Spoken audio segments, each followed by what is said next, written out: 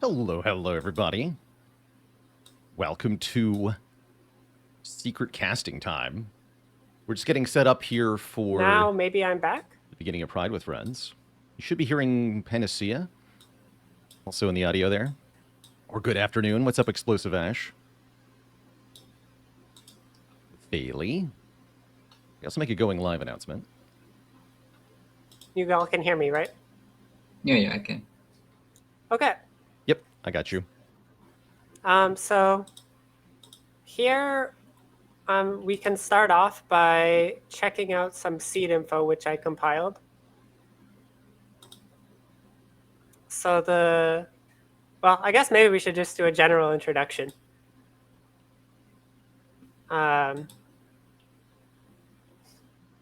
So yeah, this is an Ironclad seed competition. We have, how many people do we have in there? 10 at least. We have a bunch of competitors that are all going to be playing the same seed. And we are going to see who will make it to victory and hopefully give some strategy commentary as we go. Exclamation mark schedule. Well, you can see it right now, I think, but an exclamation mark donate to the fundraiser of the Trevor Project, which we're raising money for. It's a huge help. All donations are very much appreciated.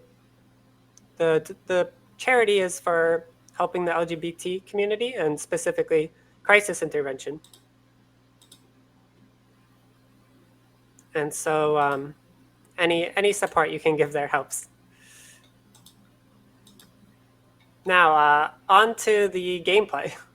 So the Ironclad seed that we have, the Niao options are going to be remove one, or let's see, I'm not sharing that, am I? Yeah, right now we're just seeing the schedule on the broadcast, I believe. In the Google Sheet. Got it. I think I am sharing. No, it's my face. Now it's just you. Okay. Let's try this. Oh, here we go. Yep. So we have a look here, and we're already getting some donations in too. I see. Just get my tracker open for that.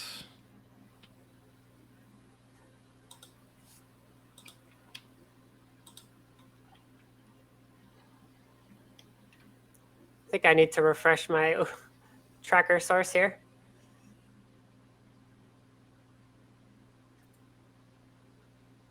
So I see the Niao options for the seed are going to be remove one, $100, a 99 gold rare colorless card, which is a choice between the Bomb, Panache, and Hand of Greed.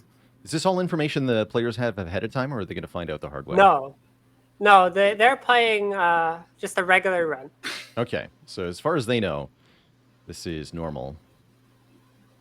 And our Act 1 boss relics are going to be Ecto, Crown, and Astrolabe. What cruelty have you inflicted on the competitors here? Yeah, and we start into Force Act 2 be pretty funny.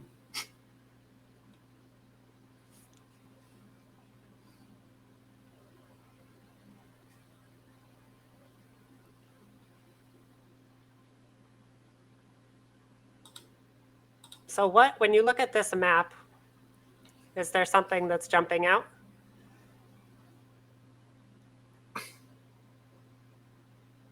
I see very few options for not fighting in early elites. So the initial card rewards are going to be really important. Oh, my mic is apparently not on the broadcast. One sec. Oh, interesting.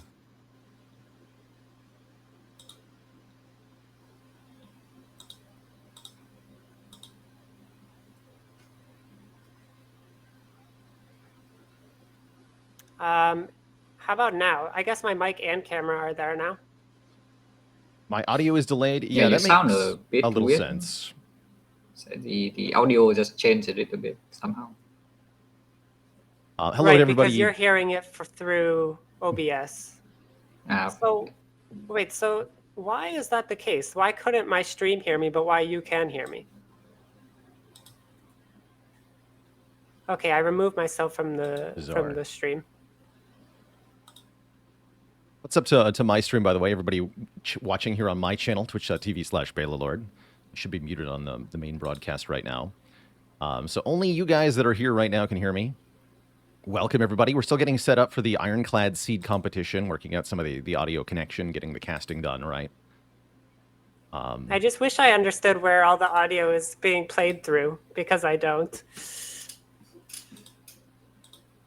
The audio is definitely a little bit of a black magic mystery here.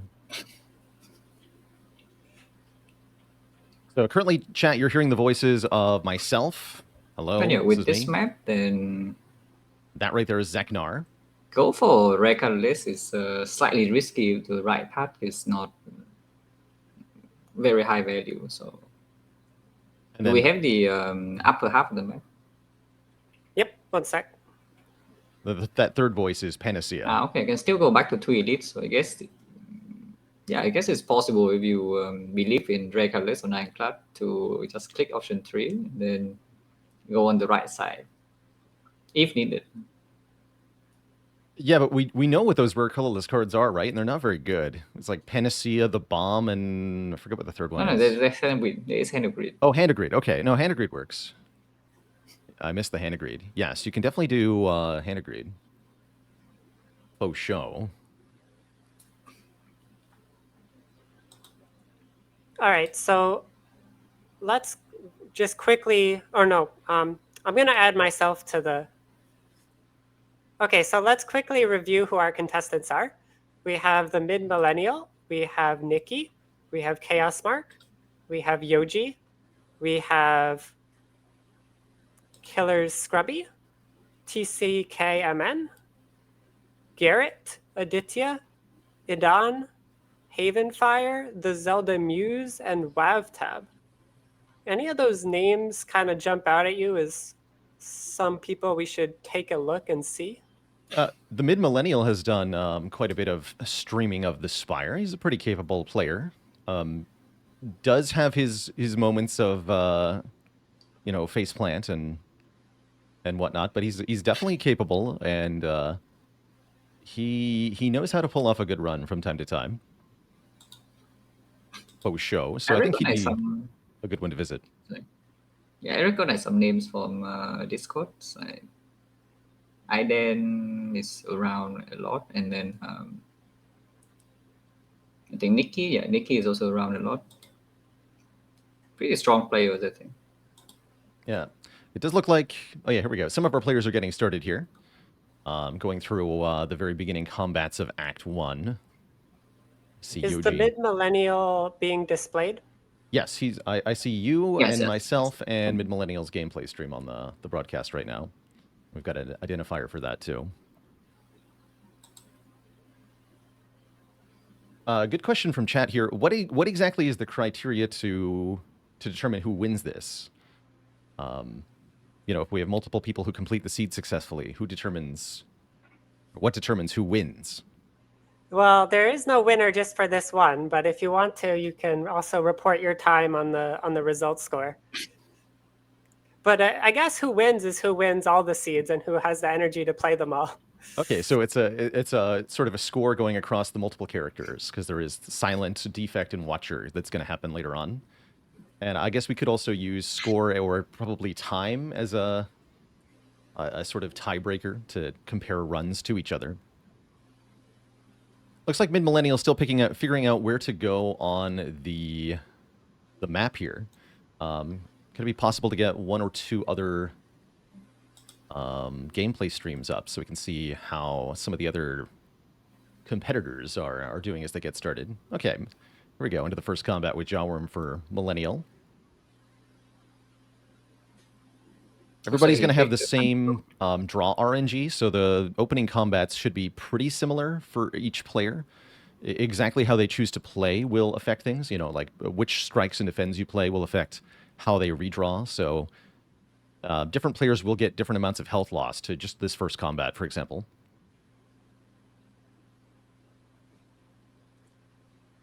Everybody's going to see the first 3 cards as well, which is Clothesline, Havoc, Armaments. I'm not a fan of that. I think if you pick the rare card list, you will see different cards here. Right? Yes, I think you're correct about that. Yes, generating a card reward should change the card RNG, and that actually can have a really big impact on a run, right? Because just from floor 1, seeing a different set of initial 3 cards can make the entire trajectory change, right? Yeah, the run would be very different pretty quickly. I think in this position, I'd be taking Armaments over Clothesline. I am a Clothesline hater, though. Yeah, Clothesline Act 1 is not very good. Ironclad is absolutely looking to get more than the base damage from strikes. You want more than 6 damage for 1 energy out of your attack cards as quickly as you can, and Clothesline does not do that. In early game, the enemy is not attacking with so much as well, so weakness is not as effective. Yeah, it's what, like 2 or 3 block on most enemies? It's not enough to make it worth the additional energy. Feed in the first shop. Now that is hard to argue with as a choice. It's absolutely hard to argue with. Oh, guys, my chat can only see me. I really messed this up. Oh no. Oh no. Okay, I'm just gonna work on that. You can keep doing you. Yeah, see if you can alter the video. Oh, Armor is into feed as well. Pretty nice. Yes, Arma plus feed is definitely a wombo combo, you might to say. And then to add a battle trance on top of it is very juicy. No potion drops in 3 fights. Yeah, 70%. Oh no, and yeah, and again, since everybody's on the same seat, I see everybody is gonna be potionless. Looks like Yoji is already dead, by the way. Dead on floor 5 to Exordium Wildlife. Oh, the first advance always Exordium Wildlife. Oh boy, this looks like it could be tough. So Ironclad has a pretty safe Act 1. I think you would and you've really been showcasing that on your stream lately, Zeknar. You've been going full Ironclad lately. So you have a lot of recent experience with this character. And therefore, tell us about how durable is Clad in Act 1? Like, what does it actually take to die in the first act as Clad? Yeah, you need to have several bad fights in a row because it's you have like more than 100 HP effectively with the Burning Blood. So like 1 bad fight will never kill you. A bad knock fight is only minus 30, maybe minus 50 if it's really, really bad. But that's only half of your HP at most. So you also need to be getting bad hallways combat and several bad at least in a row without resources. So it takes a lot. It does take a lot. I think the only things I've seen that can kind of even come close to killing Clad in 1 floor are a really bad Gremlin fight that you can't stop the wizard, or a really bad Sentries fight where you just don't have an answer to the hand full of dazed every time. Yes, yeah, a deck with low damage into Sentries can definitely hurt a lot. Yeah. Yeah, Lagavulin can get you too, but I think in general Clad's not too bad against Lagavulin as long as you don't try to greed too many defend plays. Take 40, take 50 is fine to get through Lagavulin sometimes. Yeah, it's definitely acceptable to just take a big hit in the first edit. And it looks like Mid Millennial will take down Lega probably without too much trouble. Doesn't look like they're going to get the feed though. Yeah, who had to take like 1 more hit here? Yeah, just 11, and then clothesline into Hemo. It is still not killing. He gets Battle Trance Hemokinesis, he has it. Or feed would be ideal. That's the dream.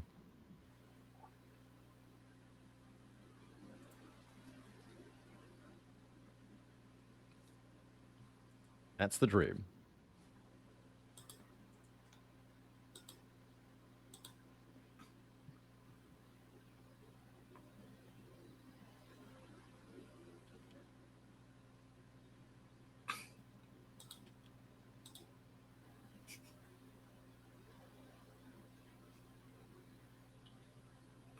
Looks like he's still deliberating on what to do here.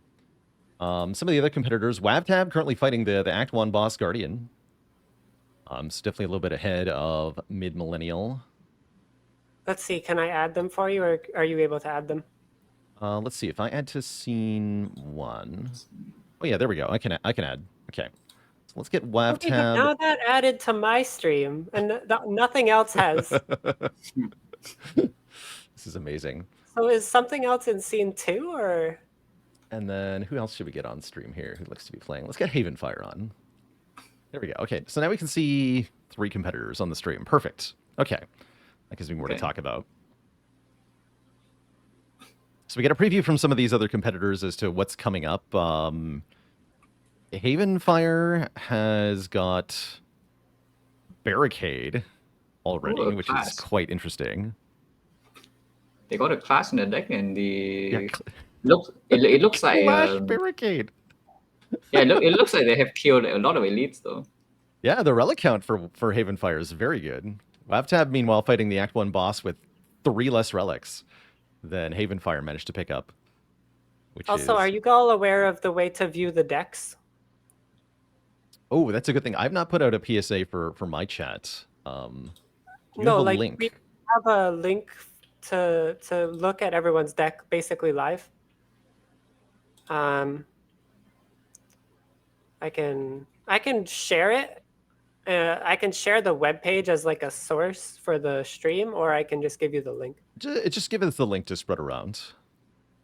Okay, I'll So put it in feel it. casting. Perfect. Perfect. All right, there. Oh yeah, this really got it in our chat too. Perfect. And then can you just put the browser source URL that you're using one more time, just like to 100% confirm that's not the problem? You got it. Thanks.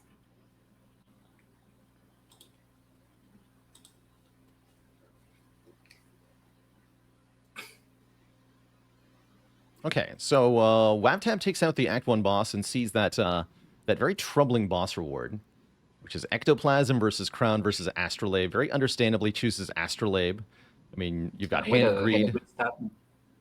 Okay, and they transform into... Oh, sorry. Yeah, that's interesting. A dropkick with... and with the knowledge we can see from some other screens, we know that Mega Marbles is coming as well.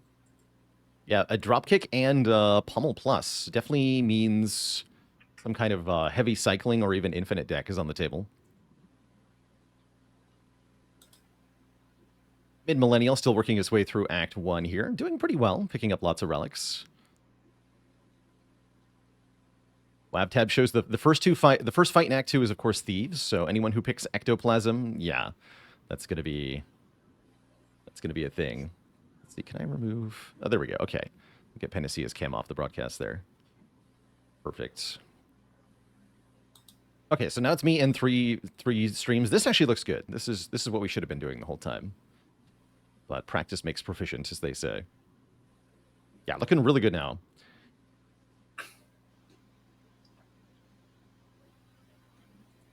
But yeah, anyone who takes Ectoplasm is going to meet Twin Thieves right away, which is a bad time. So I imagine most people are going to pick Astrolabe.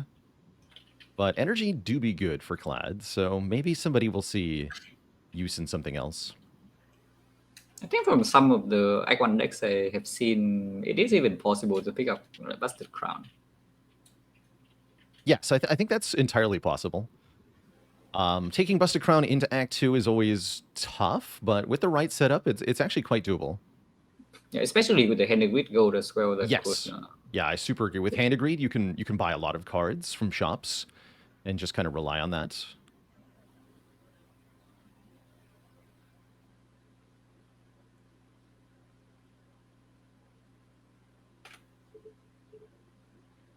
Hey, I see Panacea rated our stream here. Thanks, Panacea, for that.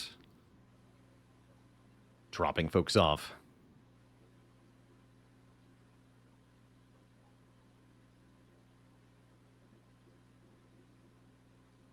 Yeah, it would be nice if the players had screen shake off. I think it's maybe too late to ask them, right? Because they can't hear anything I said. Maybe if Panacea is watching, they can give a poke about that.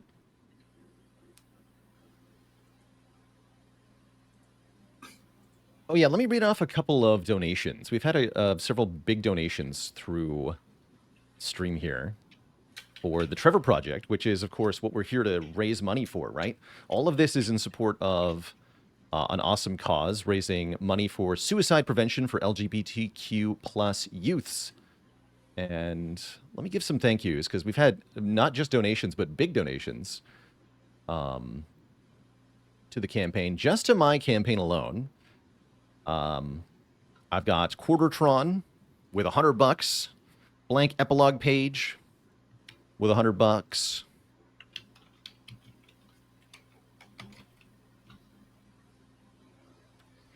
an anonymous donation for $100. Red Beardy McGee, thanks you so much for the $25. Big love to Red Beardy, one of the big organizational influences behind this. And Red Beardy says, no human is illegal. Trans rights are human rights. Hell yeah. Red Beardy the GOAT, indeed.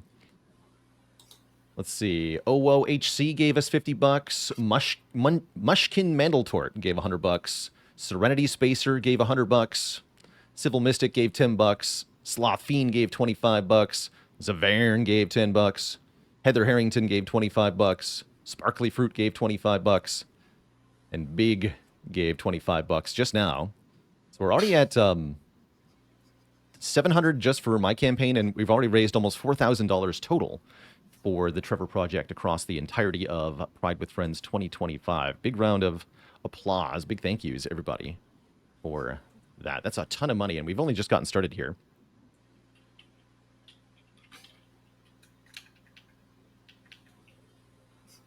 Looks like Iden has gotten some pretty good cards.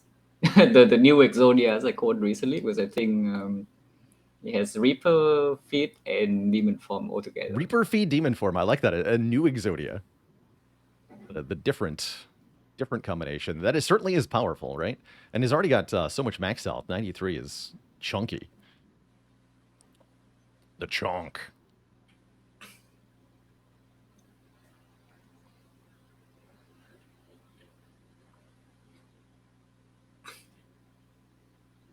It looks... So Havenfire didn't go for feed like the other ones did. I think maybe that's the difference with the Hand of Greed, seeing different cards. Also, the feed comes from the first shop, so I think because the red colors comes with the gold penalty, Oh, the people yes. checking the red colors probably would not see the feed.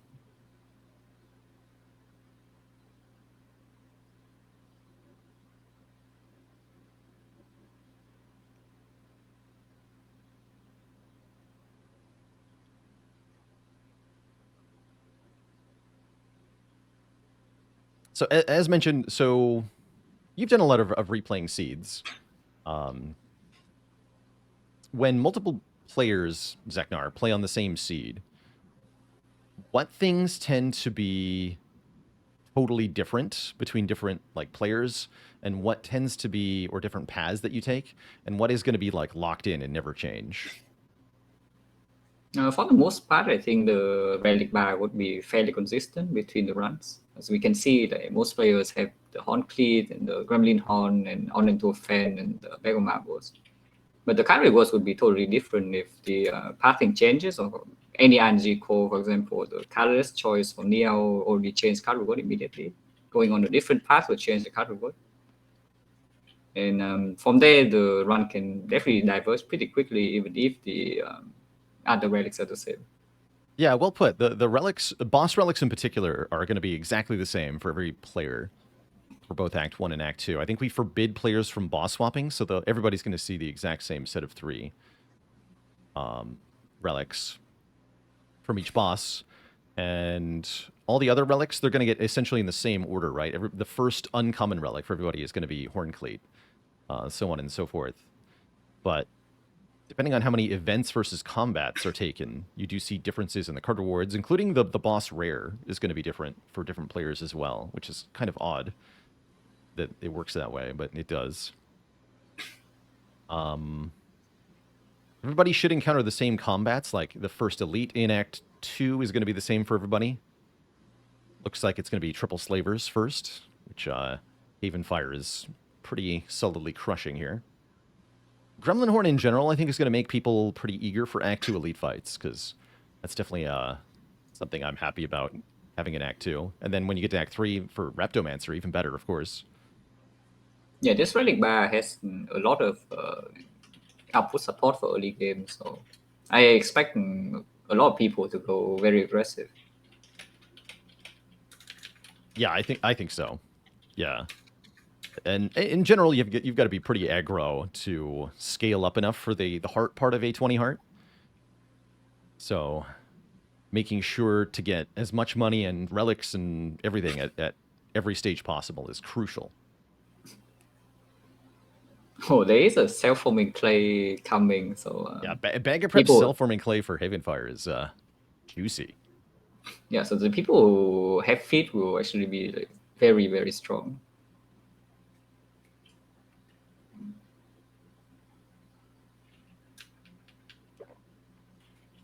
I am hiding the... Can I move that slightly?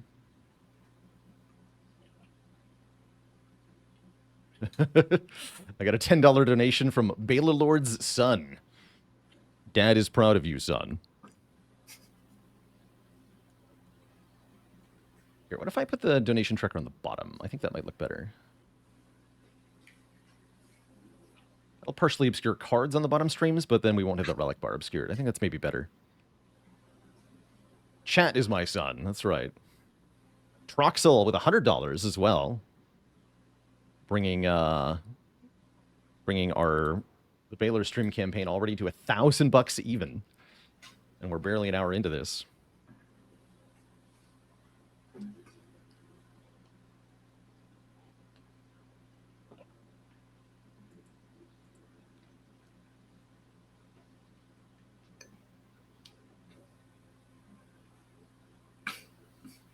So Haven Fire looks like they have Corruption, Funeral Pain, and Barricade going on with a very, very long red bar. So the run's looking great.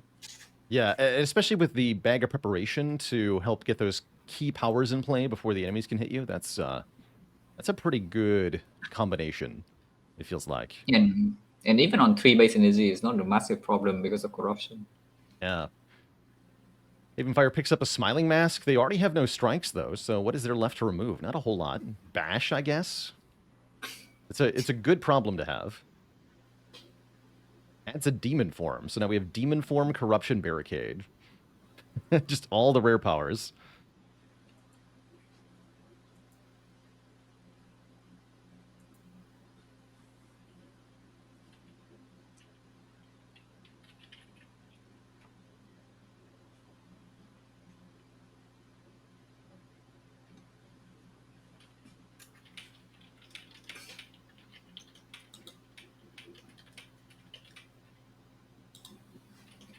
Let's see here.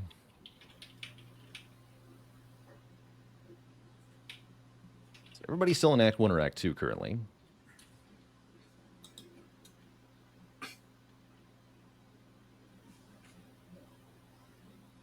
Are competitors allowed to restart if they die? I don't actually know. Prixmeyer, thanks for the Prime sub, by the way. Sorry.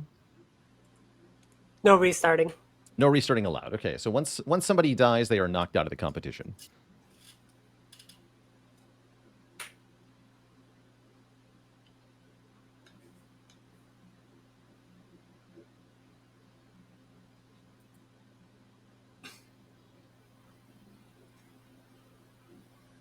Yeah, in general, it looks like people are doing well. I think you're not going to start to see a whole lot of failures for this kind of run until Act 3.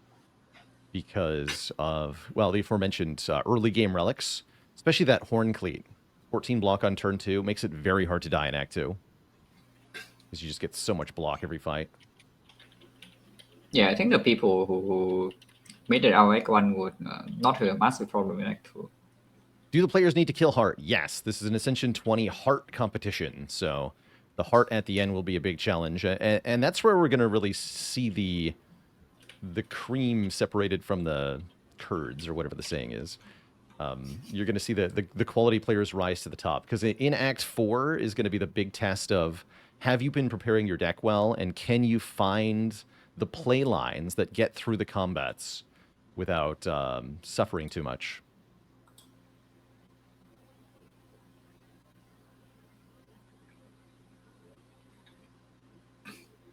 Yeah, and it's also a test of how much feeding you've been doing. True.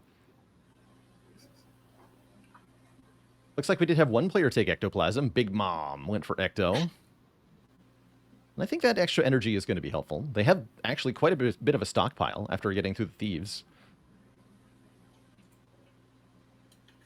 Faced with a difficult choice of, do you add a Clash or a Bludgeon to your deck?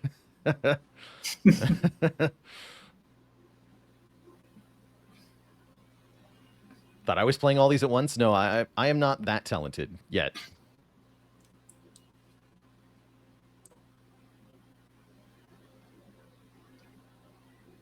Let's see. Oh, Mid-Millennial managed to find the Enchiridion. I don't see anybody else with a book relic yet. That's interesting.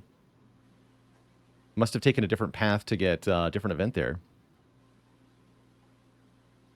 Followed immediately by the Forgotten Altar, which that was painful. But you know, when you've got 100 max HP, that ain't so bad. Yeah, there's also a second win to get rid of this decay in longer fights, so it's not as bad. It's still pretty bad. Yeah, definitely, definitely.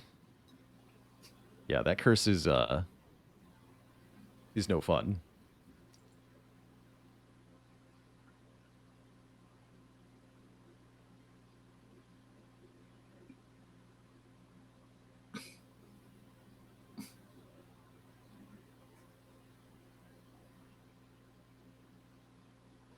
My chat has asked me for a dad joke. I feel like it's only appropriate to make one for our Pride event here. What kind of sandwich does a queer person enjoy eating? An LGBLT. No refunds. Yeah, happy Pride Month, everybody.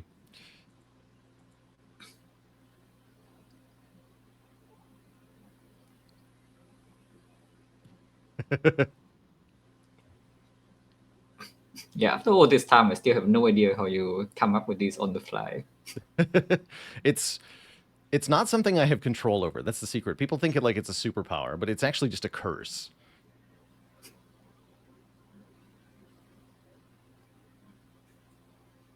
I do blame myself for watching too much late night Canadian comedy television as a child. If you know, you know that the late night TV scene in Canada back in like the 90s and 2000s was goated. Lots of incredibly good shows made by incredibly funny people who've gone on to have very esteemed careers. Eugene Levy, Greg Proops, some big comedy names. Dave Foley, yeah.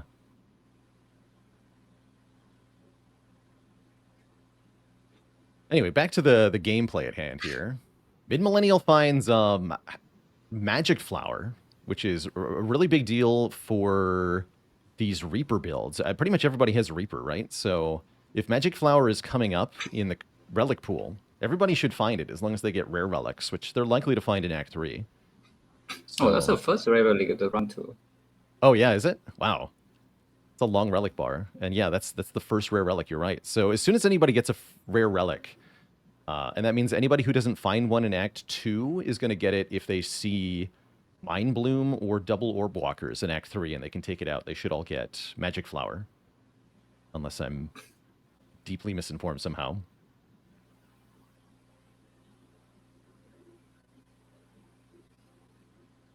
Act 2 boss relic, Slaver's Collar, Curse Key, and Final Stone. Okay, so energy galore. You imagine if the people who take Ectoplasm would have an easier time taking the Slaver's Collar. But, yeah, 3 energy in Act 4 hallways is pretty tough. Like, you roll into Darklings with 3 energy, and you're going to have a bad time, almost always. For Havenfire here, I'd be probably picking Cursed Key with a blue key already locked in. For the other players, it might be a harder choice. as to which one to take. I don't think anybody has any copies of Disarm, which would make Philostone easier to pick up. I've seen some shockwaves and very early close line getting offer as well. So Oh, that makes weakness sense. can mitigate the Philostone a little bit. Do you feel like the self-forming clay makes a big difference in the Philostone? A little bit, but at the same time, it's still bad. Yeah, I think I agree. It is still bad. Tori would be the much better relic for mitigating, for sure. Yeah, definitely. And Tori with the self-forming clay is a big combo as well. So maybe it is the second relic. Okay, Havenfire does go with Curse Key. That's what I would have picked there, too. Curious what the other players will choose. I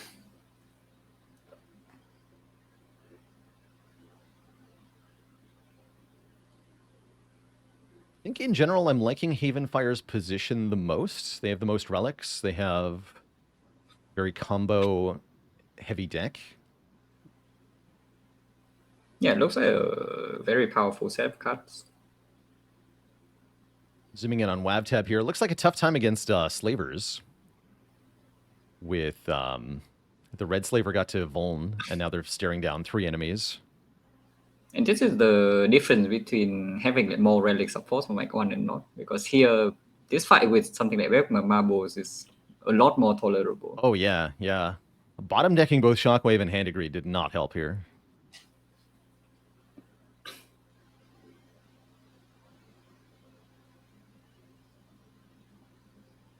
Yeah, on 3 base energy as well, already being fully debuffed, this is pretty rough. But looks like the rest of is dead at least.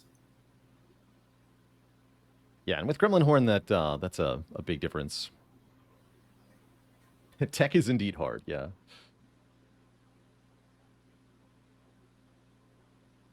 Genuinely, coordinating this many players and video feeds and audio feeds is a real challenge. So a big props to everybody who behind all of this that is helping make this a reality. So thanks to Faley, thanks to Panacea 108, thanks to Red Beardy McGee, thanks to all the organizers of Pride with Friends. And thank you, Zeknar, for being here to co-commentate this awesome event. It's very nice to see the community coming together for this event. Yes, yeah, it's what we have here is a really good community in Slay the Spire. I'm very grateful to this game for the people that it attracts, because I think it's really a quality set of folks.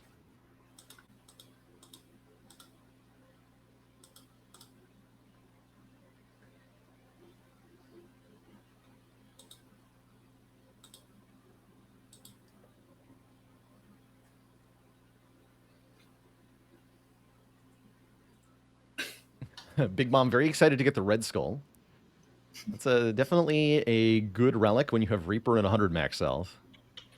And also in Red Skull range immediately. Yeah, instant 3 strength as well. So getting through those slavers was rewarded. Shop's kind of tough, having to decide between Whirlwind with Akabeko Bag of Marbles or the Pantograph. You also have Ectoplasm, so... Oh yeah, this is the only money you ever get, too. Elect to remove a strike, which is pretty valuable with Ecto, right? You don't get to do that otherwise. Yeah, and with Smiling Mask, too, is very not bad. Yes, with Smiling Mask, it's one of the most efficient uses of your money, right? So I think that's a pretty good pickup.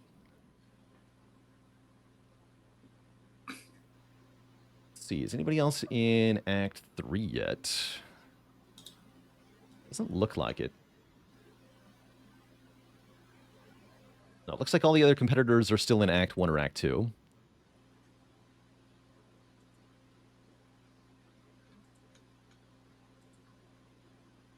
Havenfire picks up Medical Kit. I think that's a good pickup with the Feel No Pain barricade in the deck. Although with Second Wind, it's kind of redundant sometimes, yeah?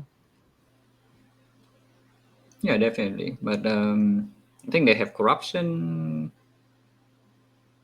They're crucially lacking the Dark Embrace that would make that really good. But maybe they'll find one. I'm sure every player here would like to pick up a Dark Embrace, but maybe that's my own bias coming through. I always want that card.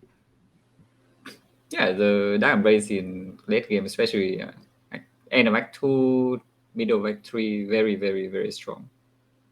And definitely the strongest draw engine. Definitely.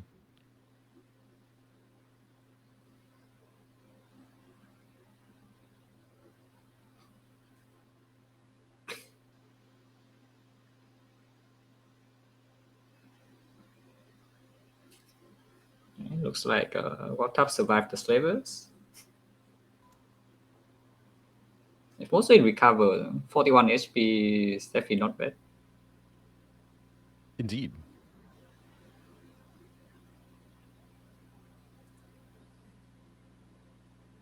So it looks like Haven now able to actually get Infinite. Just demonstrating that against Giant Head. Picks up another Pommel Strike Plus. So Haven Fire looking really solid into the end of the run here. This will be a good test. Transient. What can they do to Transient in 6 turns? Can they kill the Transient? Meanwhile, Mid-Millennial makes it out of Act 2 by beating Champ. Faced with a choice of Second Reaper, Barricade, or Offering. Mouse is over the Magic Flower. Pointing out that that works with the Reaper, of course. Yeah, very good options, no matter what he picks.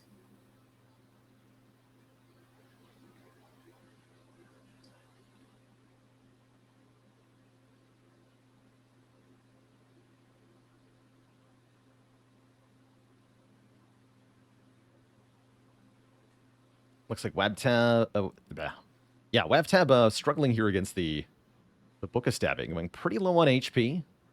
Looks like it could be tough to get out of Act 2, but maybe they got a plan. Yeah, there is a Reaper in the deck and Demon form is down, so maybe something can be done. And the book is disarmed too. Disarm definitely making a big difference here. Feel No Pain helping a lot too. But it's a good highlight of the 3 energy clad struggle. There's just not quite enough energy to get everything you want in play. Even with 9 strength, you know, you can't actually afford to do any real damage here. Uh-oh. Wait, that might be enough. Yeah, better chance draws in 1 more attack. It should be lethal.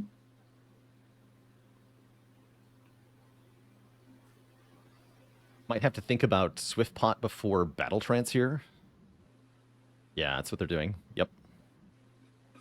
That's not great. Yeah, again, the 3 energy struggle. 1 more energy here. You could play Shockwave or Bash. There's the Headbutt or Dropkick, though. Okay. That'll do it. That would do it. I think that was a good move to use the Swift Potion before playing Battle Trance. Really had to guarantee the kill here. Yeah, can even play the Reaper too.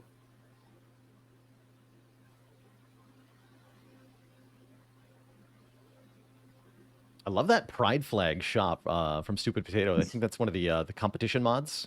Beautiful. Oh, Chrysalis. All right, let's see. Can I switch our perspective here? Take WAV tab off the main, add in view chaos mark here.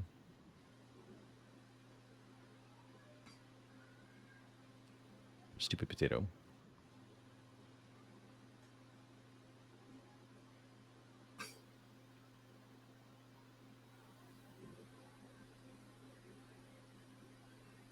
Wait, how did they get Chrysalis? Because the regular stat is I think Panache, the bomb, and Henegreed, right? Oh, this is not even from Neo bonus. Maybe they bought it. Oh, I see. Or transform the card. I have no idea what happened. But I love it. Like Chrysalis is definitely one of my favorite things on Ironclad, for sure.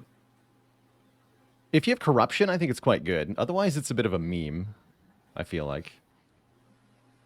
Yeah, it is very fun. No? especially with something like Zoom.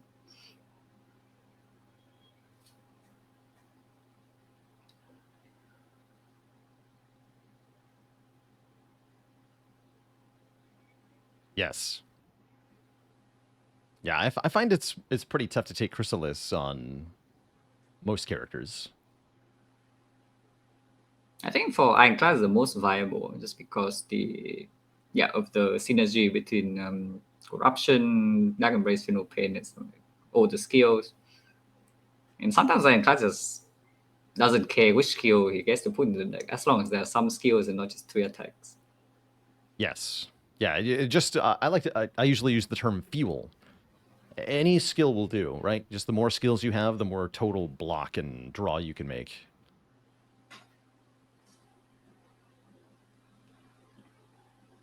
Havenfire still showing off that infinite. Picks up a body slam, which may or may not be necessary. I guess I could see that being good against maybe Time Eater. It's also a way to not need an infinite. If you can make 100 block and then just cycle a bunch, then you can kill any opponent in like 4 card plays. Give or take. Could be good against the hard too, especially with the barricade self-forming plate. If it is not block positive.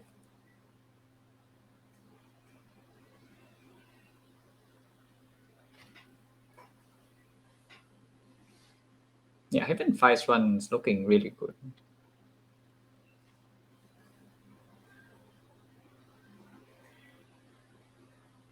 Yeah, Havenfire's deck is just so fast at this point. It really feels like there's not much that can stop it. The only downside I see is that they have comparatively little max health.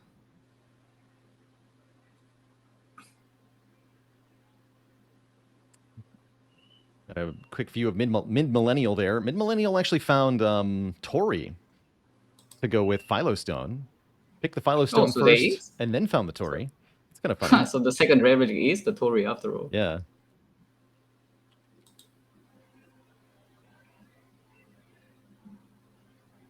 Havenfire actually never found a single relic, so not even the magic flower.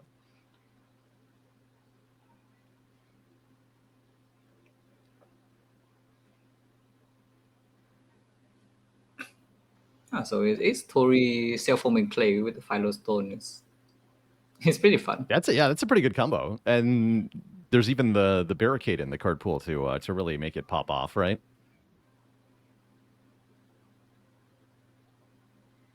Take 15 from the heart, get 45 block, and just keep it all. That's nice.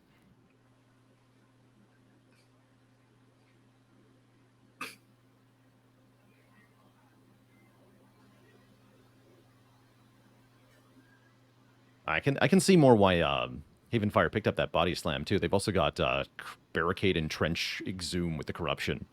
One of my favorite things. You know, play the exhume or play the entrench, exhume the entrench, play it again, and then you can slam for infinity damage. Yeah, suddenly 200 damage out of nowhere.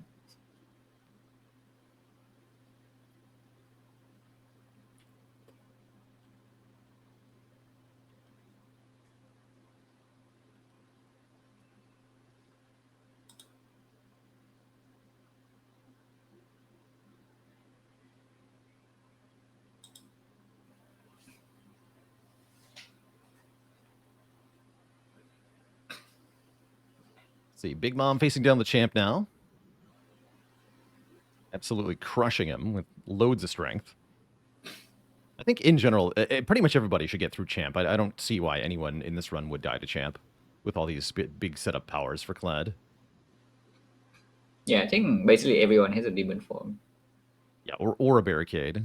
Sometimes both.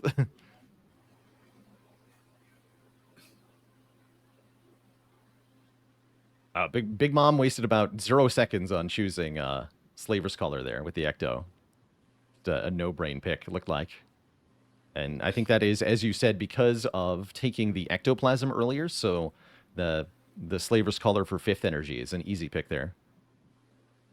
Yeah, it's much easier to handle like 3 hallways with already the 4th energy. Yes, yeah.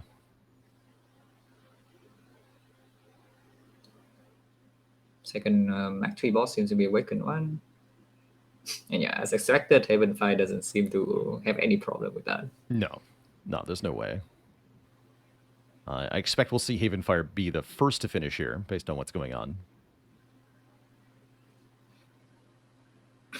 Yeah, this deck can go wrong in Act 4 because it doesn't have the mass acceleration of Dark Embrace or Offering, but there is also a Reaper, so it's probably going to be okay. Yeah, I think with the bag of prep and the potions, it's pretty hard for the draw in the Spear and Shield fight to be too bad. Maybe there's a way that turn 2 could be really terrible. You draw like burn, drop kick, a couple of crappy skills, and they're not yet vulnerable because of the artifact. That could happen, maybe. Yeah, Haunted Magma Boost can help a lot with that. Yeah, the relic quality is so good in this run that it's hard to imagine. Yeah, Mid Millennial just went from almost nothing to almost full. Gets a Dark Embrace Plus from Giant Head. Plus. Yeah, they're the only one to find a Dark Embrace that I can tell, right? I don't think anybody else has one. Yeah, and there is an Offering as well, so this deck is going to be very fast. With a bunch of, with a lot of max HP and the Tori, seems very, very promising. Looks like a pretty bad last shop for Havenfire here. The relics are pretty useless. The cards are not very good. Not that I think they needed much help, mind you. I don't think this will make a difference for them. But it Hey, is... Baylor, can I try adding you, clicking add to scene 1 on your cam? I don't think so, because I don't... Wait, what if I do this? Okay, I tried adding you to my scene, and now it's there. Do you have 2 of yourself, or are you good? I'm good. Perfect. I think I figured out most of my issues. Cool. Very cool. All right, so we go into the Shield and Spear fight for Havenfire here. Looks like a... Here, I'll take off the tracker for a moment so you can see all the cards, everybody.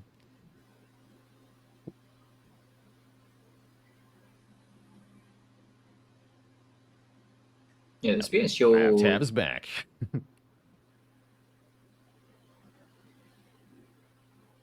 I think Reptile has a demon form, so this champ fight should not be a massive problem. No.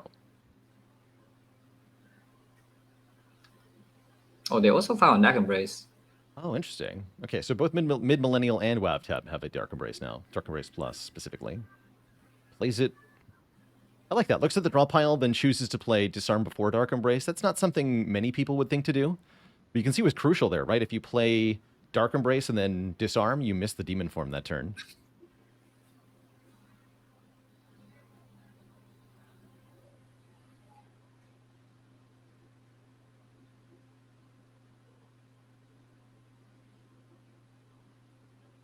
Oh, here's Havenfire. Full screen for the Shield and Spear fight. Looks like they do take a bit of a hit on turn 2. Not too much, though. And are not able to get the barricade in play, taking more damage here. Yeah, the bottom deck Corruption, so the energy was a bit of an issue.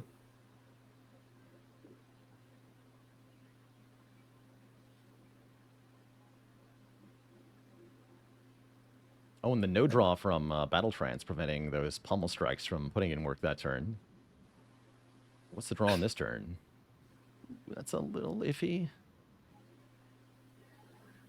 Yeah, they take another hit here. Getting lower than you'd want going into Heart. And then this turn is actually really bad. This might require a potion. This probably should be a potion. Block pot before Entrench is enough. Might want to use the Liquid Memories, though. That's what they go for. On Pommel Strike to get more cards. That makes sense.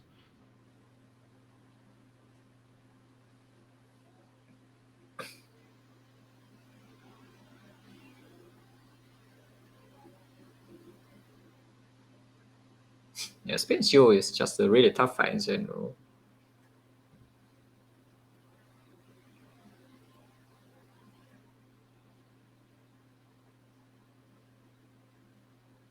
Yeah, it's a really hard fight. Shield and Spear are brutal.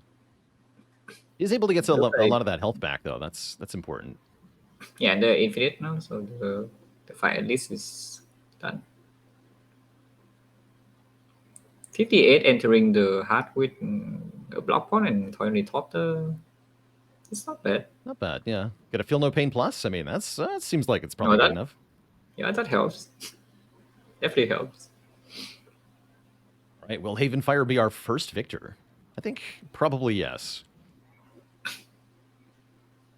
But the heart does have a few tricks up its sleeve, so you never know.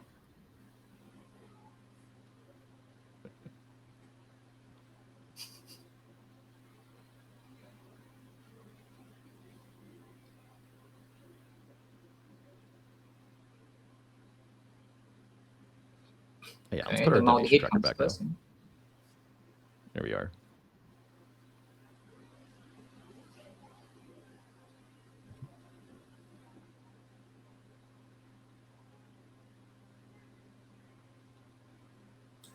There we go.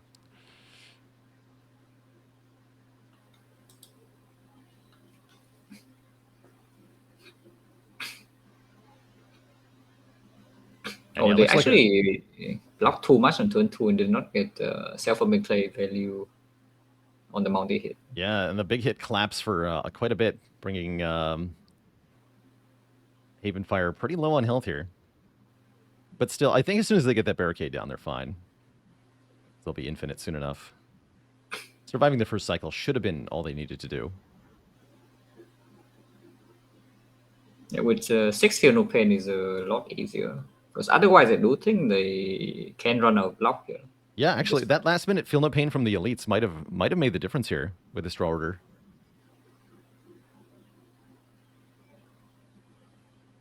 And their infinite does not generate block positive, right? It's very low block cost because of Ornamental Fan, but it's not block positive. Yeah, it's just double drop kick.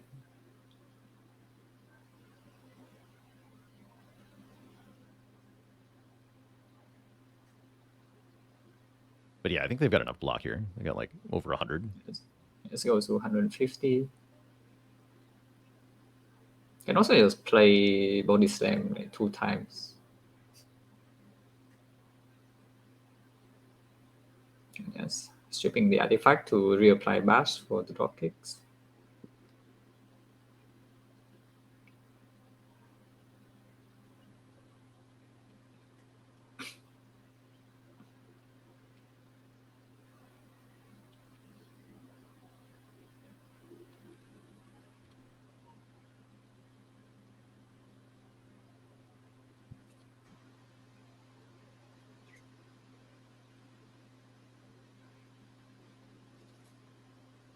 But yeah, looking like Havenfire has it here.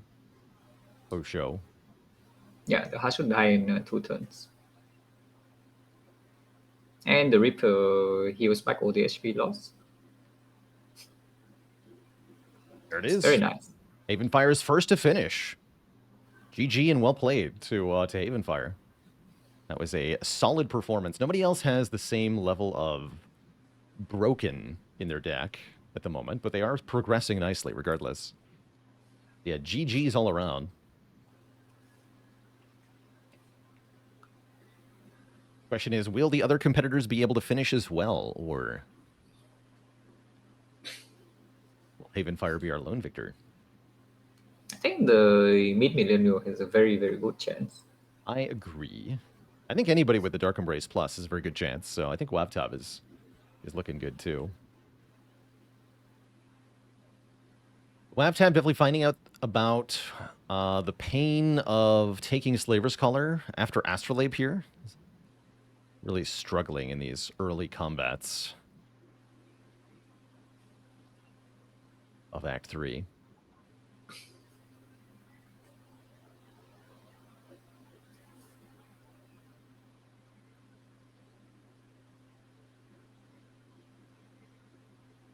Mid-millennial facing his first Act 3 boss here, so he'll probably be second into Act 4 here.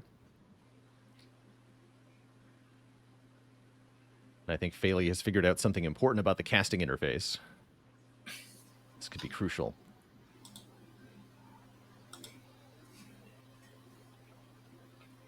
Baylor sandwich on the side. You know, it is tempting to just like bust out a sub and just kind of have a snack while I'm watching here. Because that's what I really like to do, right? I want to watch Twitch while I'm eating usually. What I'm doing on breaks. Or after stream is relaxing with somebody else's content while I stuff my face. So it is tempting. If only I had a sandwich ready to go.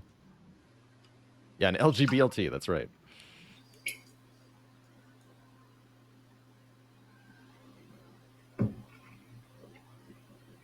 Do you watch much Twitch in your off time, Zeknar?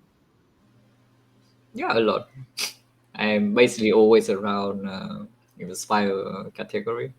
That makes sense. Yeah, I see you in other folks' chat rooms quite a bit. So I think that's really common amongst the Spire community. That's part of why I like the community for this game so much. There's a whole lot of terminally addicted folks who will just jump from Spire stream to Spire stream, being cool and friendly to everybody.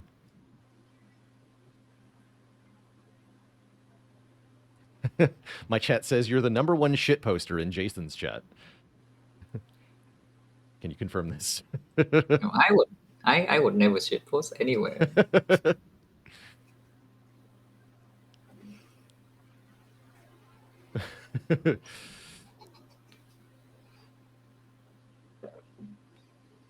Reminds me, somebody once asked me, like, "Hey Baylor, why don't you troll people as much in your own channel as you do in other channels?" Like, what? Do you think I'm going to shit post in my own channel? No, would never.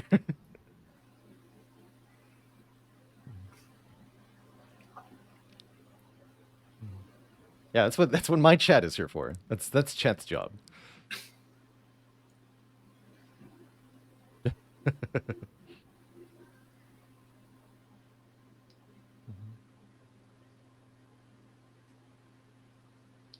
Let me check something.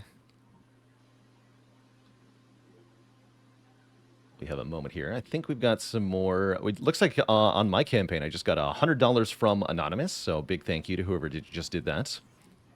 Newton Nugget donated $10, saying lots of love to all the LGBT Spire Slayers.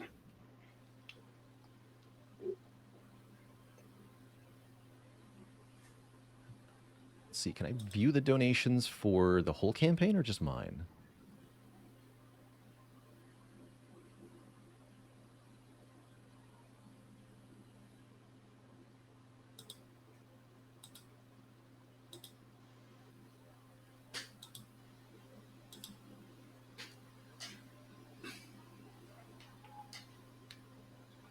It's like I can only see mine. And Apolemia donated $25. So big shout out there as well.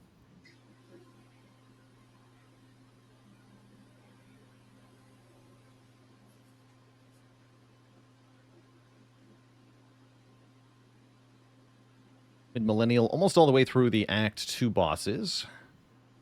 Working towards Phase 2 of Awakened 1 here. Looking at a hand with no block cards. That's kind of tricky. Yeah, with 15 strength, though, so if he wants to kill it, this turn he can. Chooses to use Liquid Memories on Reaper. Yeah, playing it safe, I guess. Yeah, I think that's not unreasonable. With 429 gold, you know that you can replace that potion at the shop. And it looks like that health is going to be necessary. Millennial recognizing he's out of block. He has to finish this fight or die.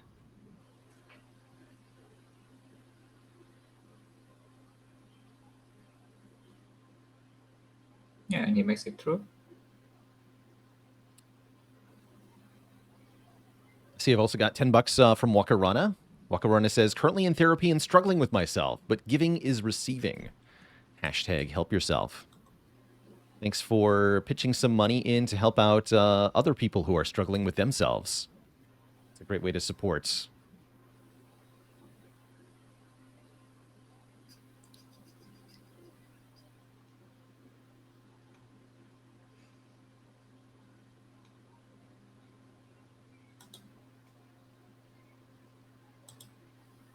All right, mid's now in Act 4, staring at the shop, thinking about Orichalcum.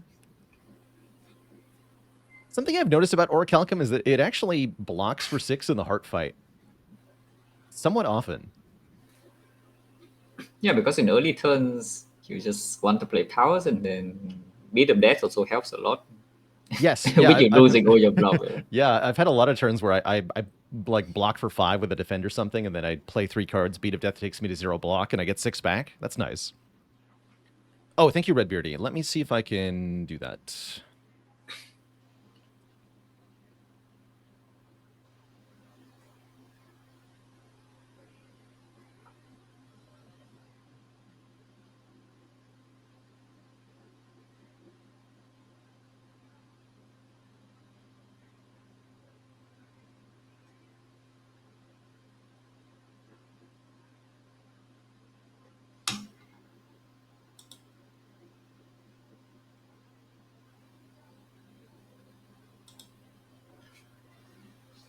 Yes, that looks like it's working. I see some point in the past, Elosive donated $250, saying thanks for working for such an important cause. Heck yeah. We've got a fever and the only prescription is more WebTab.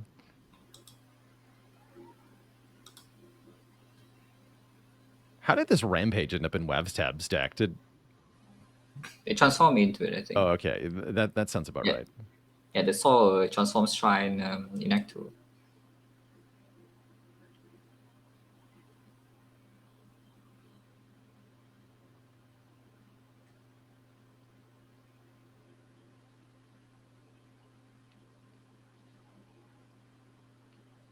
Giant Head can be a pretty tricky matchup for Clad sometimes. If you bottom deck your big setup power, like your Demon Form, you can be in a really bad position very quickly.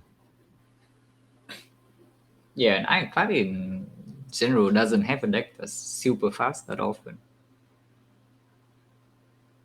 Yeah, true. Card draw sources are so hard to come by. Wow, that big heal for Mid-Millennial as he leaves the Act 4 elites. Also getting that Feel No Pain Plus that the other player saw. I wonder if... does everyone see the exact same cards in Act 4? I don't feel like that's true. Yeah, actually, I've never thought about that. Huh.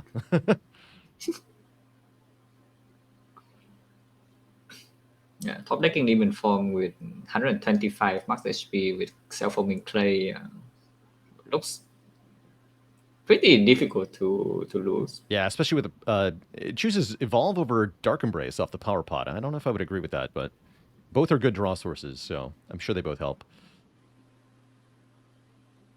Choosing not to play Corruption on turn 1, so that makes more sense to skip Dark Embrace then. Here comes that nasty Philostone boosted multi-hit, but guess what? Tori. Interesting, Mid-Millennial never got the self-forming clay the other competitors got. Oh, it's true.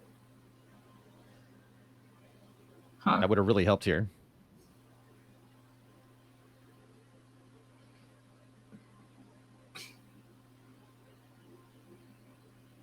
That definitely makes it a little bit more difficult because this turn, instead of getting 40 block for free, didn't get any block. Yeah, the Mid-Millennial had a ton of health going into this fight, but it's vanishing pretty quickly, and the next big hit could take another big chunk out.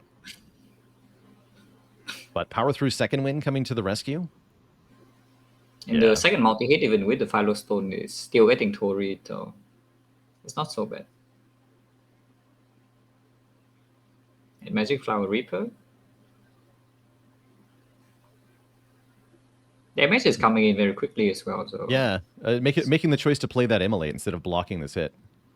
It's a calculated choice, I think. And just like we saw in the Awaken One fight, I think Mid-Millennial recognizes that he has to win fast or he's going to die. And the heart already under 200. Looks like this will be an easy W for Millennial, too. Yeah, I should die this turn or next turn. GG. Very nice. Hour 6 time. That's a pretty fast run, actually. It doesn't feel that fast because of how quickly... yeah, Haven Fire won the run. But that's a fast run. So well played to Mid Millennial, our second completed run here. GG's. Oh, the Webtap having trouble against the transient with this 3 is energy. a spooky draw. And again, here's the Slaver's Collar difference, right? Like this is bad because of only 3 energy. You can't play Feel No Pain, Shockwave, Blood for Blood, or Shockwave Double Tap, Blood for Blood. It just has to be Shockwave, Blood for Blood, I guess. Or you could Energy Potion, which I think would be a good idea.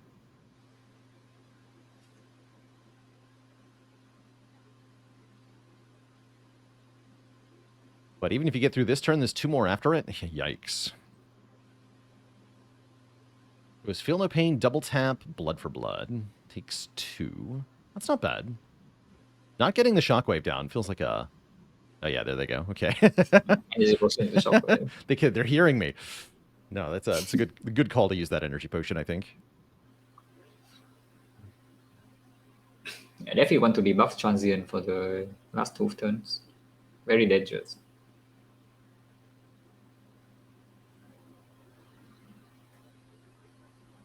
And with 12 strength, it's probably going to be fine. Oh, drawing Reaper here is not good, though. No, that's not good. Not gonna get any health back then. There's no hope for headbutt shenanigans either because of the 3 base energy. Although they do have a bloodletting, so maybe. Edon here, meanwhile, facing down Reptomancer. Or no, that's not Reptomancer. That's Nemesis. There we go. You're getting more bang as the first value in Act 3 of the Ectoplasm. Oof. It's better than getting old coin, at least.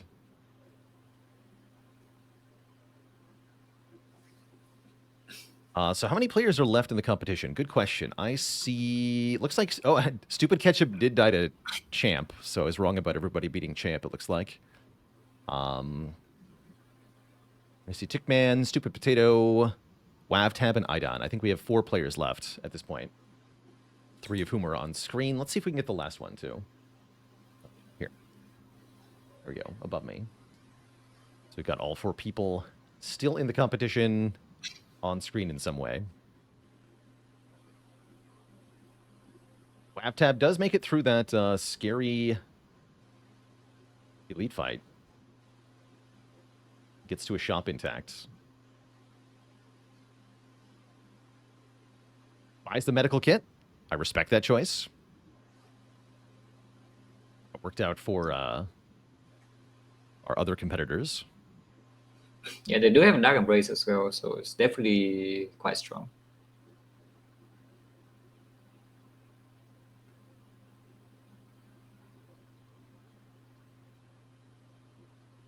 Oh, the jaw worms.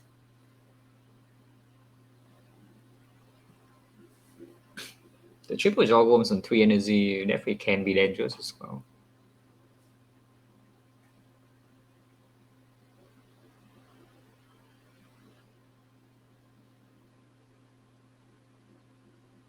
I think for me, in Act 3, probably the fight that most often surprises me or catches me off guard unprepared is Transient, but Triple Jawworm can really get you too. Idan now facing down the Act 3 bosses here. I meet her up first, of course. Looking like a pretty good open. Lots of health. I did manage to get the magic flower right before the act ends to improve the Reaper. Yeah, that's good timing.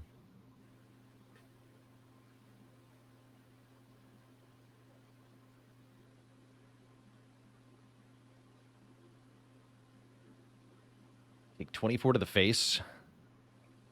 Definitely hurts to get the slime attack followed by something else followed by the slime attack in the opening of the Time Eater fight. That's pretty brutal. Yeah, the negative card draw is just really, really nasty. Yeah, 4 cards per turn on Clad is just such a miserable feeling. And this is a Ectoplasm run as well, so there are a lot more basic cards. Yes, more strikes.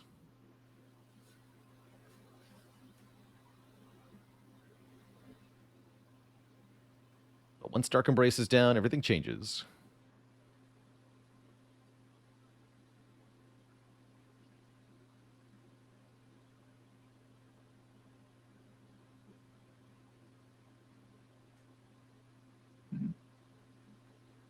Not playing the Dark Embrace. I don't know why he did that. I don't have an explanation for that one either. Does Battle Trance prevent Secret Technique? No, it's not a draw, so it's not prevented. That's a good question. For the same reason, if you Secret Technique a card with Snekawai, the cost is not randomized. You did not actually draw it.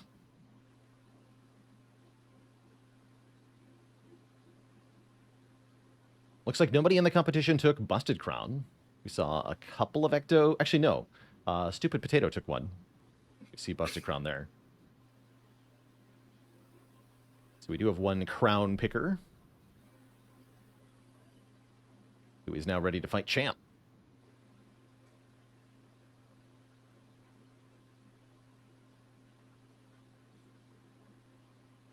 Ooh, Edon just shy of being able to kill Time Eater on this turn. That's brutal. You're going to end turn with a clock at 11. That's a choice. You have to be confident to kill in one hit. With Reaper?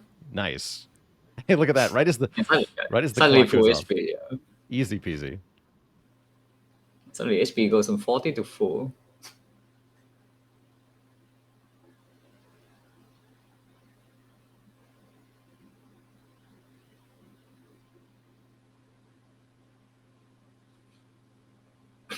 Looks like Stupid Potato has a pretty fun thing going on with the Busted Crown and the Chrysalis. Yeah, I'm really curious how this Champ fight's going to play out for them.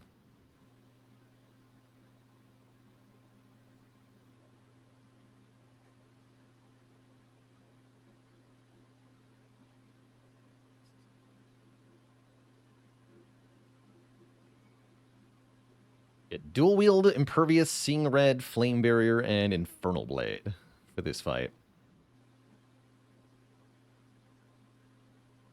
Wait. Does that mean they're going to make a bunch of drop kicks, or what's the plan here? Very curious.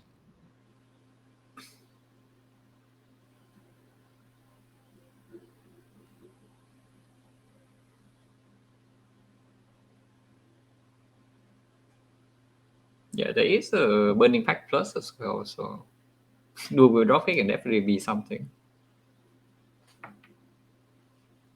I think that's what I would be trying to do in this position, is use the Burning Pact to get rid of all the basic stuff, and then make as many drop kicks as I could, and just bonk.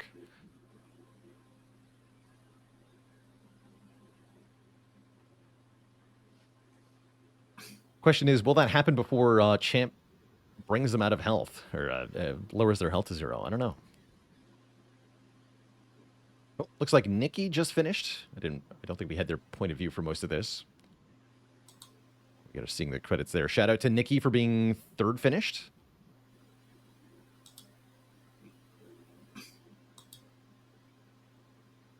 GG's.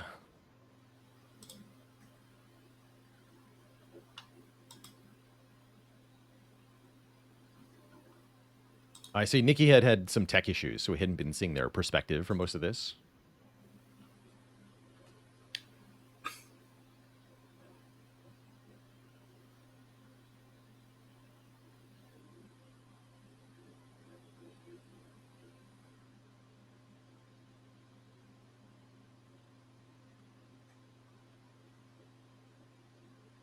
Oh, Troubleless. Oh, now we can see Drog. That's good. Yeah, I think it started late. Yeah, still in. Definitely do not remember, yeah. Early Definitely do not Act 2. remember seeing him. Laudering some slavers.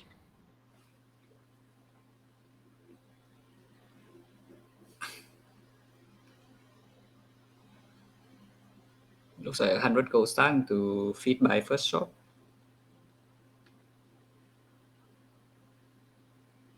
Yeah, we've seen a couple players do that.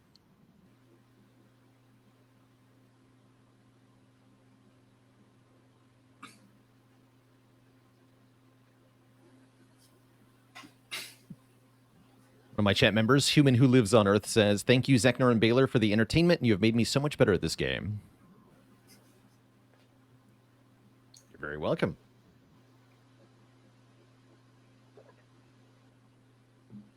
All right, Wav tab going into Time Eater. Souvenir going to help here, blocking that first drawdown from Time Eater. It's nasty. Everyone should get that same attack pattern from Time Eater. Drawdown into multi-hit into drawdown, first 3 turns. Seeded as part of the seed.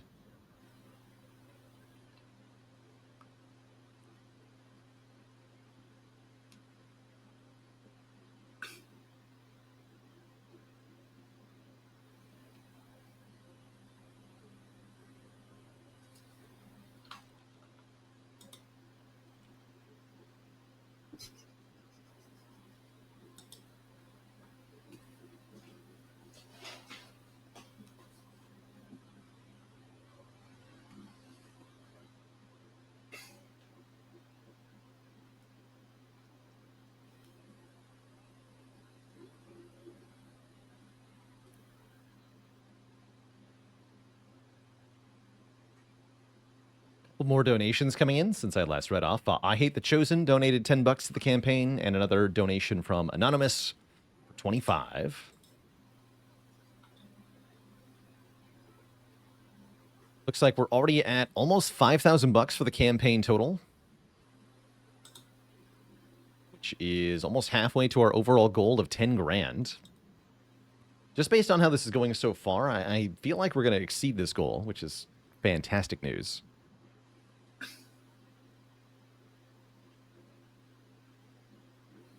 Am I going to be doing any Spire with friends this weekend? My plan is to mostly cast events. I'll be casting this, of course. I'll be one of the casters for the Silent Seed competition, which is going to happen tonight, about 7 or 8 hours from now. And I'll be casting the Bingo Blackout game with Fayley tomorrow on Sunday. I'll probably be around in the chat room for a couple other events, but I'm not planning on directly streaming Spire with Friends runs.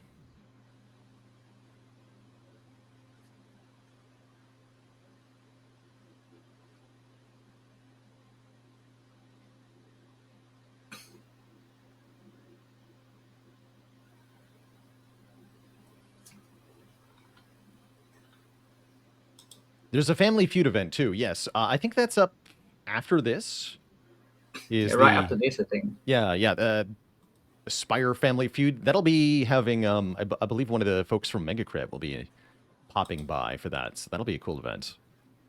Definitely going to hang out and chat for that.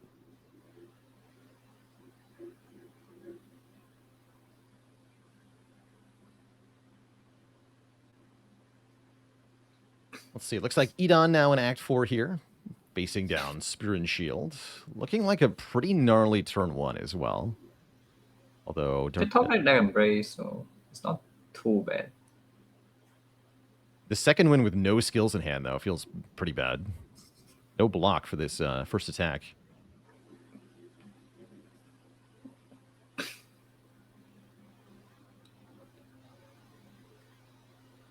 Asuki says, Family Feud will be in an hour and a half on VM Services channel. Give a shout out to that.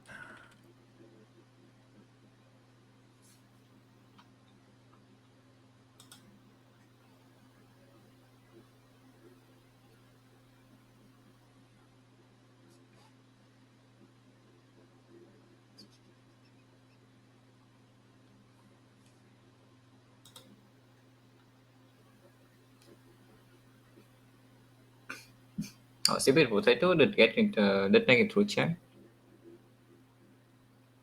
And yeah, also with the Fornesi from the Busted Crown Server Scholars a bit.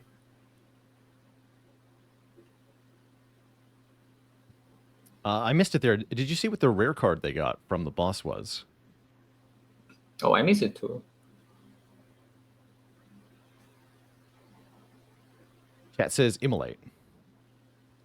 That's a good Act 3 pickup for sure. Nice Repto solve.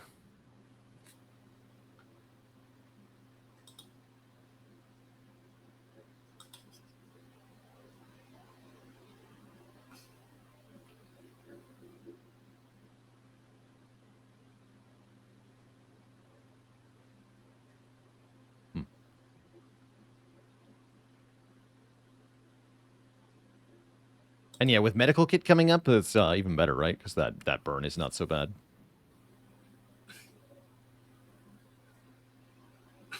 With Busted Crown, there's probably not going to be Dark Embrace though, or an Evolve. Probably no Feel No Pain Plus right before the heart either, huh?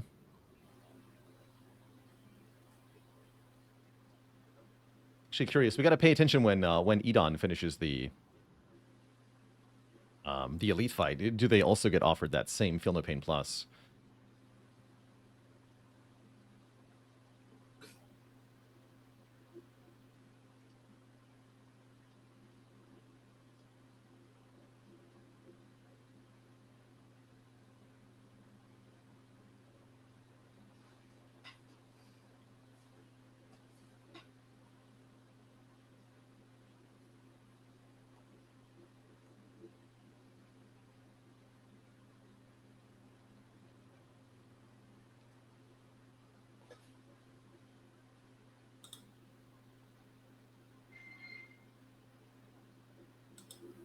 Get the Reaper and the kill.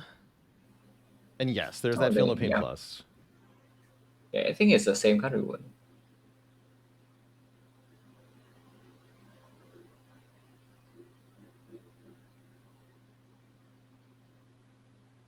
Clicks on Brutality, though. With the self-farming clay, I can understand that choice. Even if there is already a Feel No Pain, so it's not. It's okay. Oh, top decking Demon form is pretty good.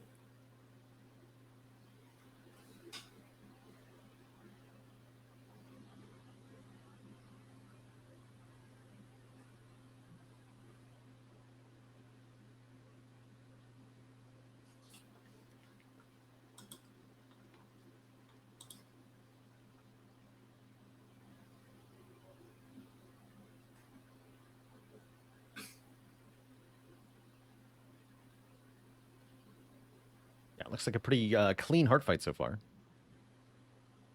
Going well.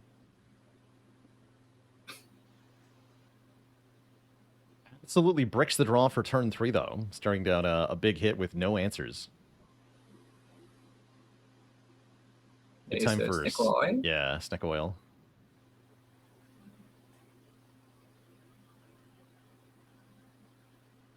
Here we go. Full screen on our heart fight. Choosing not to use the potion. Huge Reaper heal. All good, Failey. Thanks again for the behind-the-scenes support. Oh, I like the Pride Transient on Stupid Potatoes stream. These Pride mods or something else. Because it's I get it. Transient. Yeah, I transient. get it. I get it. Yes, so the trans flag there. Redbeardy says this is from the mod called Pride the Spire, which I do believe was recommended for the event.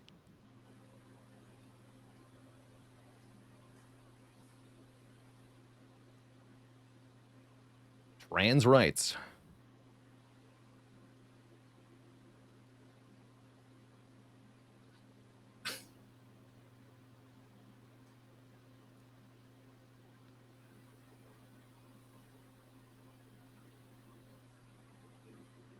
Yeah, still very healthy with the heart fully debuff and 17 strength. Looking promising.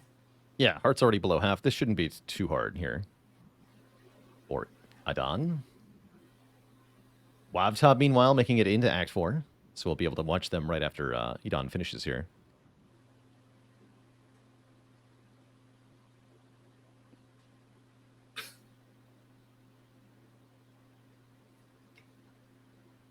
Yeah, this one should be the kill. Juicy. Even gets the feed for the swag. The swag kill. GG's. Idon fourth to finish. GG, well played.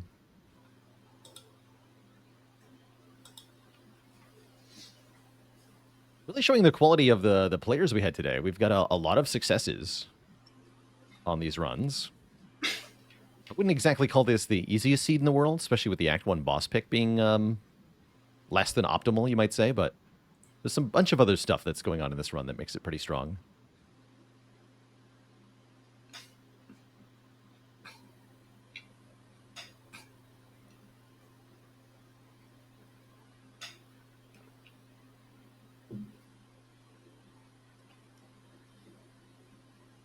Yeah, it's also cool we're not seeing everybody go for the same deck.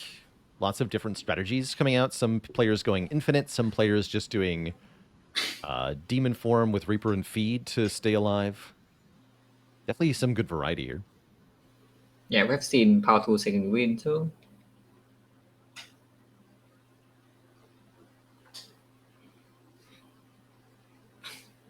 Okay, Wild Tap and Spin Shield. Yeah, They managed to set up some powers on turn 1. Yeah, looking very good here. A lot, getting a good pattern, right? Both enemies attacking, you can block it. So next turn, you're just looking at 10x4 with 14 free block from the Horn Cleat. So taking like maximum of 20-ish next turn. Yeah, and also Diamond Race Hero Pain now with the med kit, so the 2 burns are purely positive. Oh yeah, that too. Double feel no pain, so casually full block. Double Dark Embrace for WAF Tab. That's a big boost in power. The second Dark Embrace I tend to find.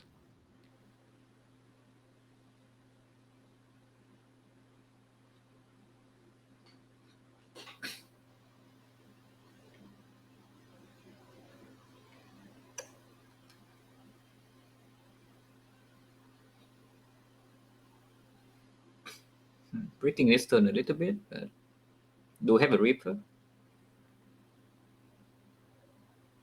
Yeah, 27 definitely hurts.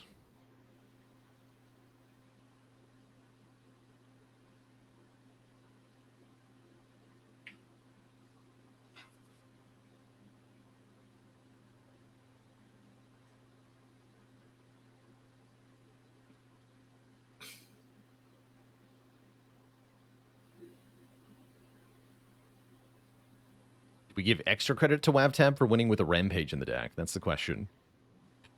Oh, they did not take it though, so it's not fair. Oh, it's not fair. You're right. You're right. It's not fair.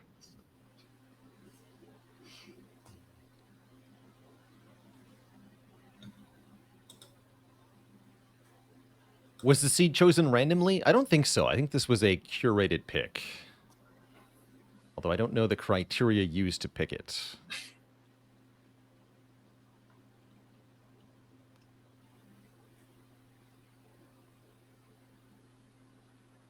All right, should be the chance to get back to full HP with Reaper here.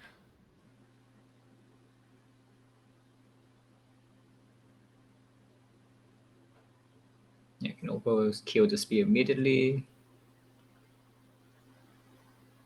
Should be able to leave this fight with full HP. Yeah, no. Oh, the Rampage. The power. Kunai, GG. Is that the only Kunai we saw? I feel like nobody else had one. Yeah, I think so.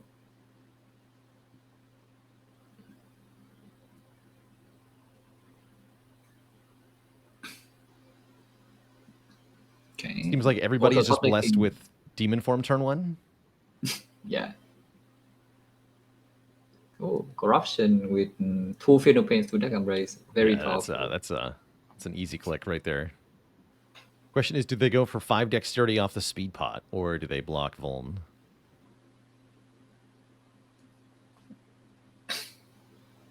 Looks like they go for the dex. Yeah, with 26 free block on turn 2, it's reasonable. Yeah, I think so, because you're never dying on this turn, even if you draw no blocks.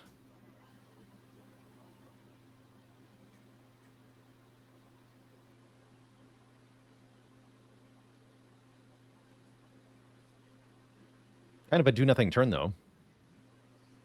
That's okay. Sometimes just waiting out the debuffs against Heart can be all you need, usually.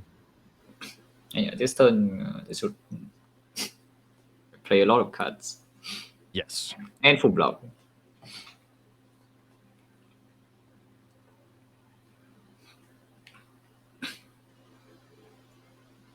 So the only concern left is whether the damage output is fast enough here. IDAN popping in chat, they said, the reason I didn't play Dark Embrace in Time Eater was they're operating on 4 hours of sleep. Okay, fair. Yeah, we did start pretty early in the morning here. I had to set an alarm early to get up in time to cast this, so I gets it. I gets it. Still well played, and congrats on the finish there. This is 12 funeral pain. That's a crazy amount of block.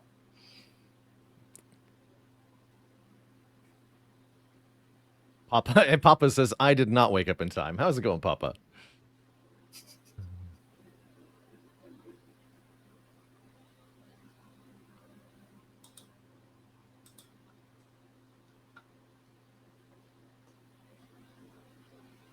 Woke up too late to join the Ironclad seed competition. Woke up too early to join the Silent Seed competition. Woke up just in time to watch Family Feud.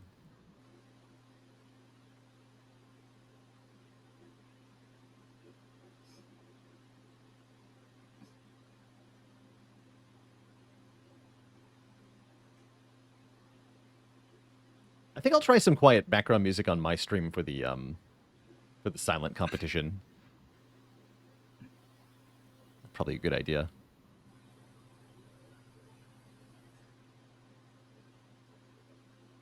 Yeah, looks like Vata should not have any problem winning this fight. No, I don't think so.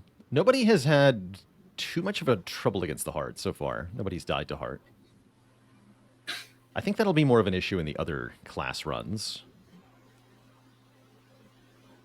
And this run has a lot of tools to deal with the heart, specifically to the Clockwork Souvenir, the self-filming clay, the horn cleat. All can help a lot. Yeah, the medical kit.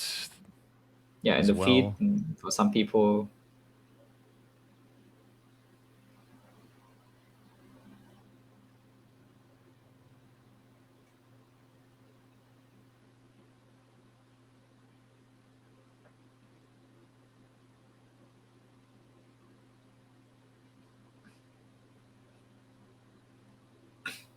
Yeah, very decisive win here. Headbutting the hand agreed. They know what's up.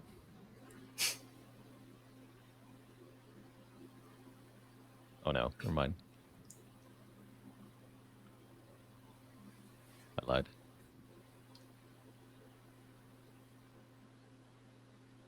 Just goes for the pummel kill. Acceptable. GG.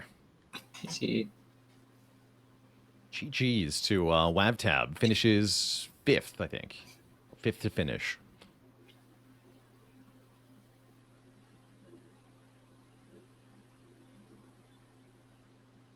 Drogulus also sporting a relic we haven't seen on other players. In fact, how did Draw get Peace Pipe without getting Magic Flower? I don't know. It was in a shop. Okay, it was in a shop. Okay, so they bought the Peace Pipe. He bought the Peace Pipe. That's buying Peace Pipe was that's Founding Mass. degenerate. Yeah. That's fully committed. Buying Peace Pipe is degenerate.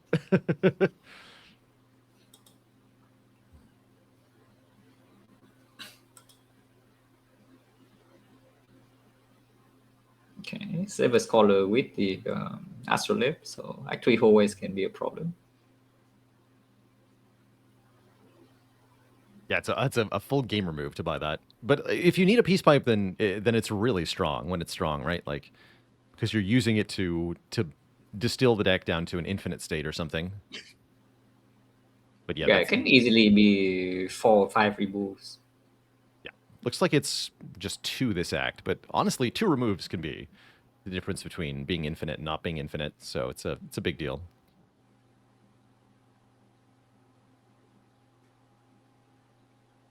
Especially when you're combining it with Smiling Mask. But unfortunately, the pathing means no shops this act.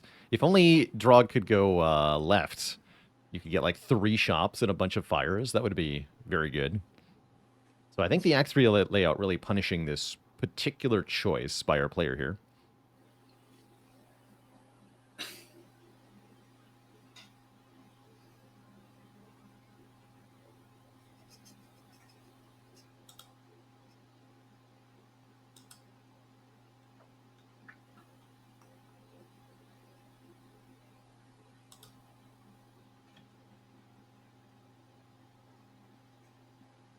Stupid potato about to go into the Burning Elite here.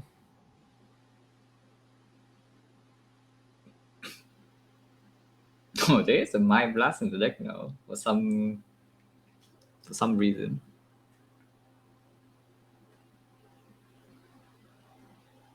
That's quite a It looks choice. like, It's it definitely a looks choice. like they. I think they clicked the Sensory Stone and pick all 3 cards. There's a Panacea, Sacred Weapon, and a Mind Blast. But why?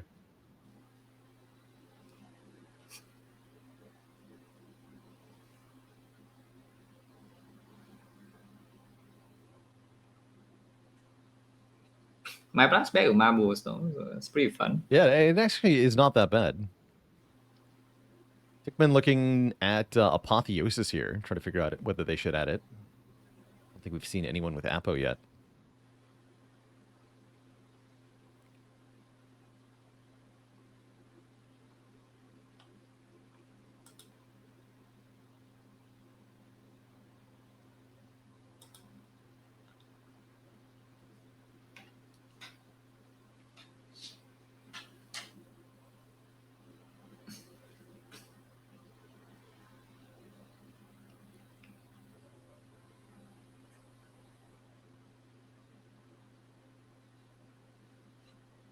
Interesting decision points in the seed. I think the Act 1 boss relic has been one of the more interesting ones to observe our players choosing. Astrolabe versus Ectoplasm versus Busted Kron. We've seen all 3 get picked by different players. Redbeardy says, looks like a couple runs might go overtime, but there's a bit of buffer time before the family feud starts. Okay. Is there a time that we should cut off the casting here? We may not have time to watch every single run finish.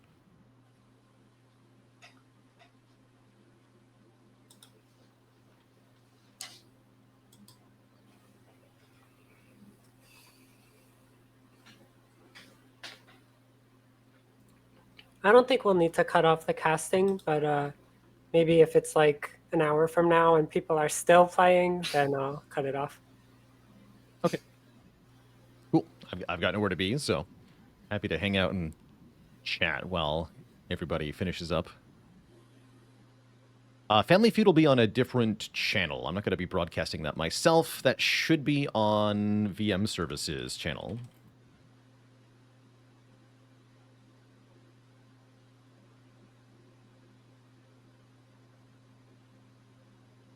I'm planning on ending this broadcast after the seed competition ends, and then I'll be live again later today. For Silent, which is... Let me double check the schedule. When does that start?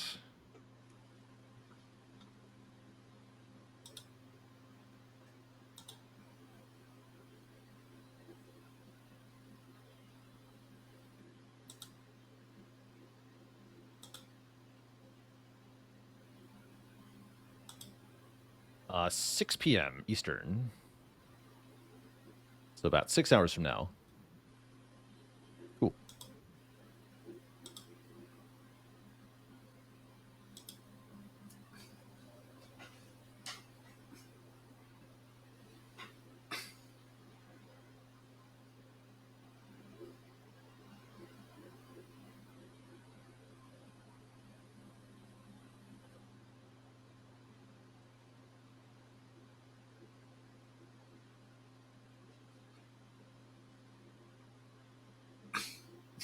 Stable title looks like the demon form is quite late.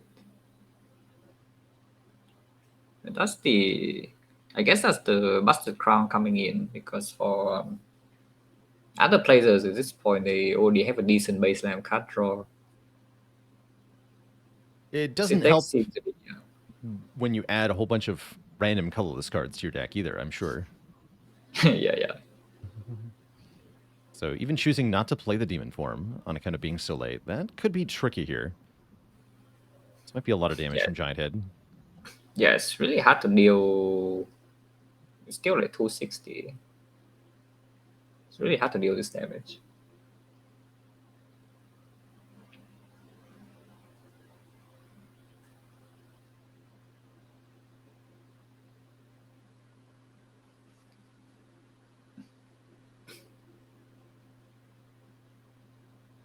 It's like Steven also getting an Apotheosis from the Sensory Stone.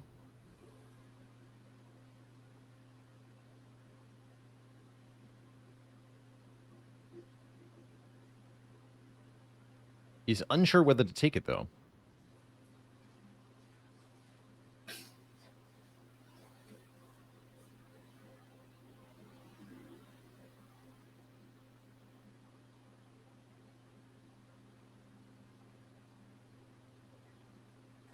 His keyboard 3 cards. Takes nothing. Wow.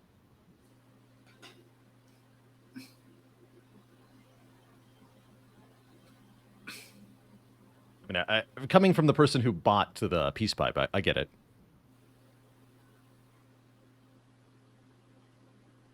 I totally get it.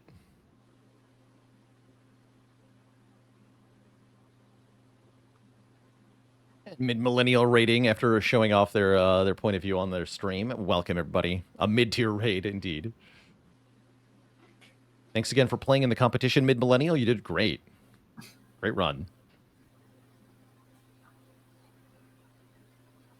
Okay, Stupid Potato does beat Giant Head. Took a bunch of damage, but made it work. Yeah, those trash card rewards really starting to catch up with them.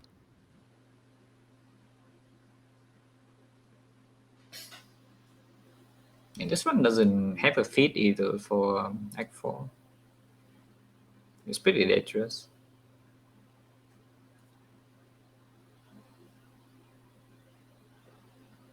It gets offered the Moai head for a heal, but I don't think with only 75 max health you can afford to give up any more.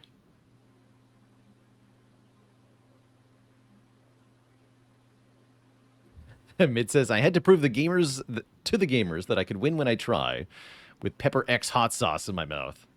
The secret hot sauce. That's the way to get the victory streaks. Just gotta take some 3 million Scoville hot sauce, just put it right on your tongue, then go play. It's the way to go.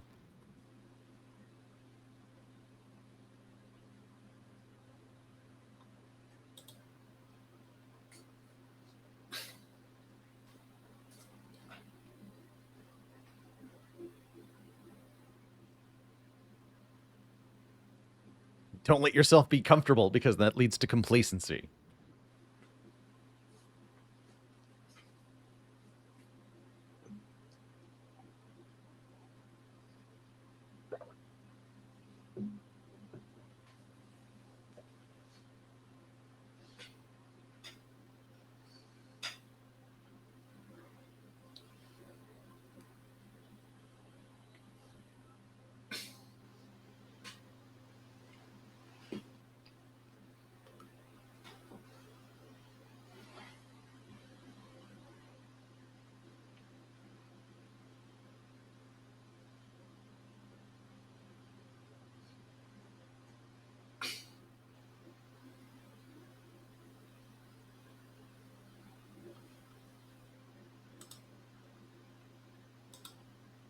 So it looks like Stupid Potato will be the next one into Act 4 here. Yes, that definitely can have problem against the boss gauntlet, though. Yes, I think Stupid Potato is most likely to die out of the 3 we have left here. Yeah, it's really the long-term downside, the Buster Crown showing up here. Yeah, you can see a kind of a night and day difference between the quality of the deck for Stupid Potato and the other players here.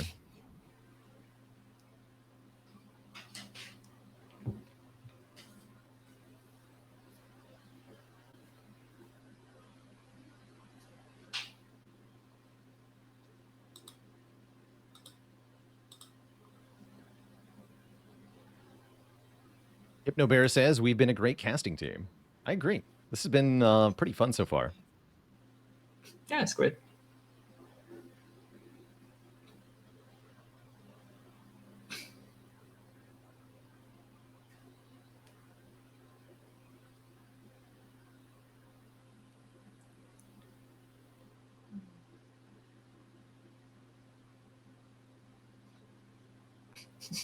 And staring down the 46 damage from Jawbones. Yeah, they're not looking like they have a lot of answers here. It's an uncomfortable looking spot. Got your powers. You got a, what, 10 block? Oof. Ouch. Can the players hear the commentary? I hope not. No, that'd be cheating. No cheating allowed.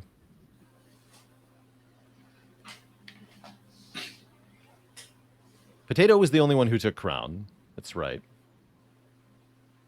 Looking at how things have gone, it feels like that was the wrong pick from Act 1. I almost am never happy with an Act 1 busted crown, so... Yeah, Feels crown good. is one of the few boss relics I would say is usually worse than skip in Act 1.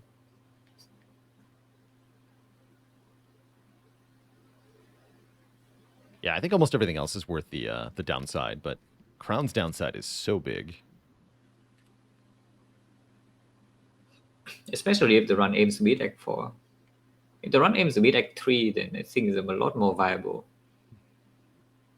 Yes, yeah. Chat's pointing out I've got like a busted crown win streak going on or something, but these are all end of Act 2 busted crowns, which are totally way better than end of Act 1 busted crowns. You've already got a finished deck by then most of the time, or close to.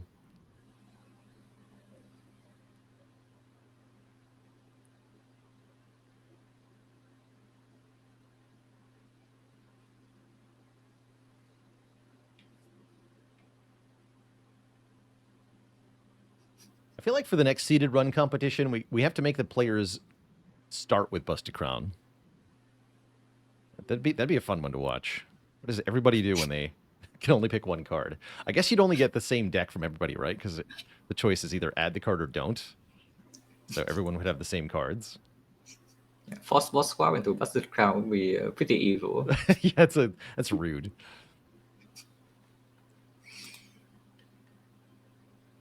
Rude. Mid Millennial says, "Give me a busted crown swap, and I'll get you 5 floors max."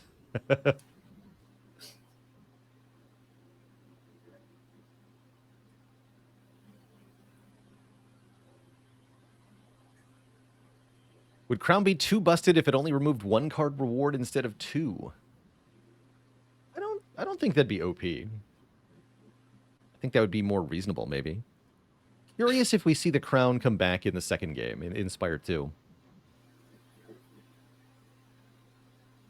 Yeah, I think if it loses 1 card reward, it would be still, I think it would be like above average, but it's not an amazing energy relic compared to Fusion Hammer, Coffee Reaper. Yeah, I was about to say, I'm not taking it over Fusion Hammer or anything, right?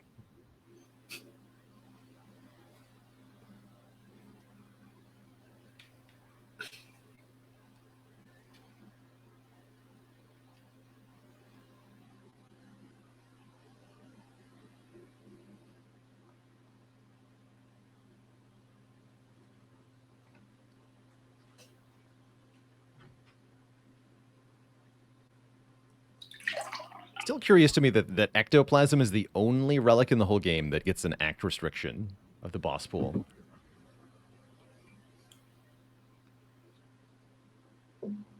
Yeah, that is a bit weird. Because end of Act 2, Act 2 would be pretty strong, but it's not like game breaking or anything, so it's just kind of strange.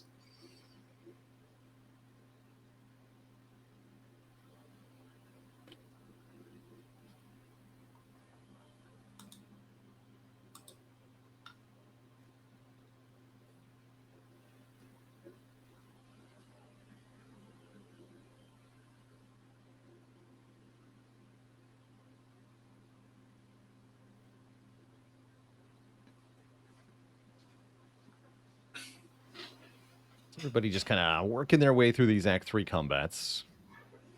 Some real brain twisters for Tickman and who's that? Stupid Potato, that's right. And Drog's in the bottom. Yeah, Potato seems a little stuck here, figuring out what to do against Writhing Mass.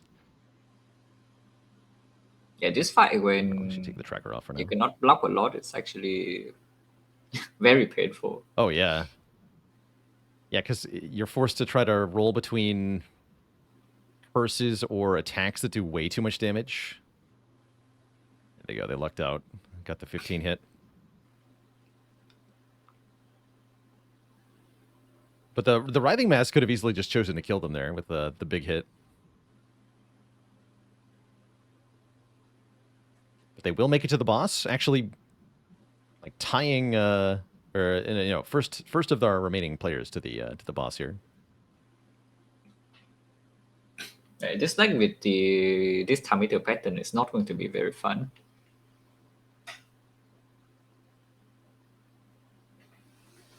No.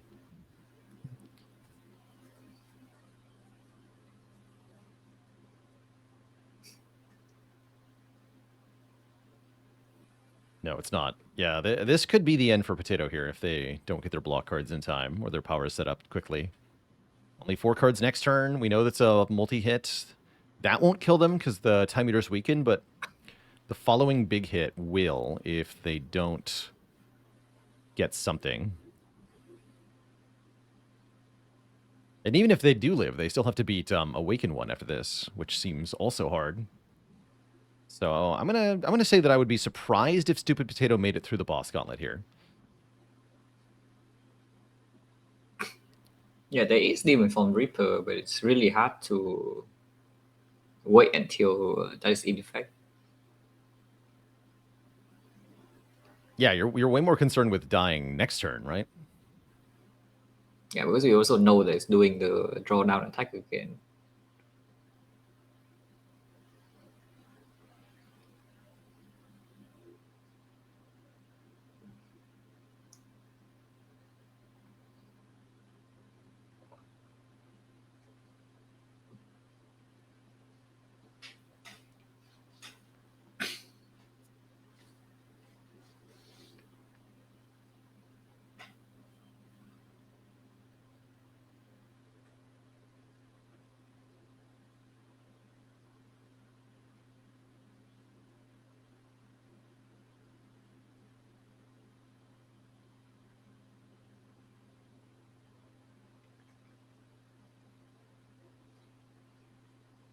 At least block the second drawdown with the Panacea.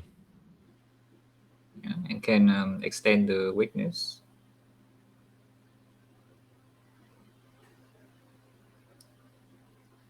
Even from East down and Tamito is still vulnerable, so at the very least, it's the Liquid Memories and the Reaper play next turn. Yeah, ideally having as much strength as possible for that Reaper play.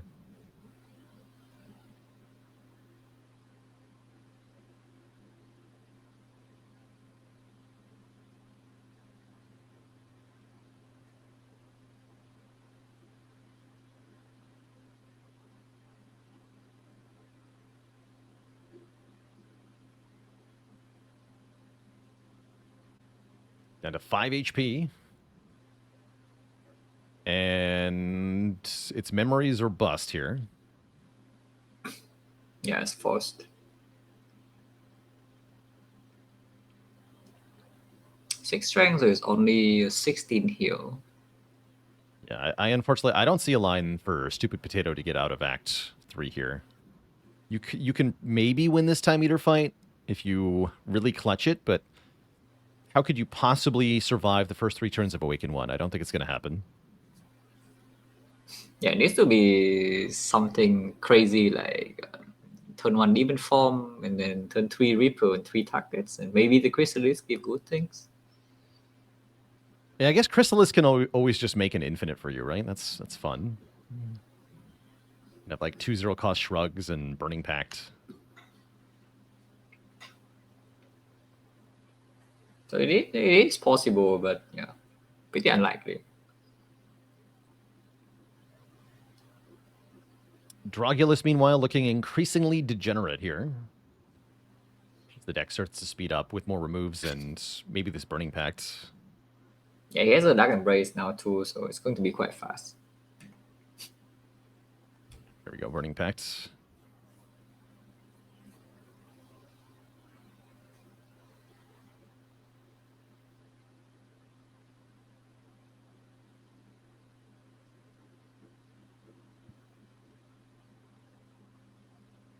Why the best players commentating instead of playing? Well, we want it to be fair on the other people, right?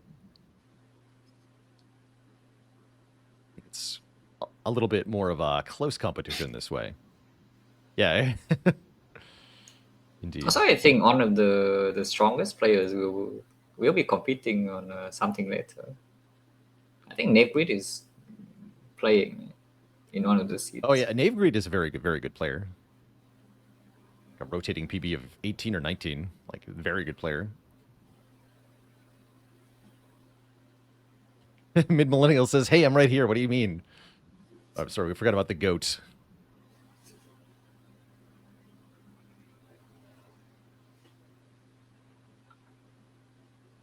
It looks like Stupid Potato is gonna fall flat at Time Eater here. There's just nothing doing with no block in the deck. Does their best, but it's not enough. GG. Do see one late game death for Potato. And then there were only two.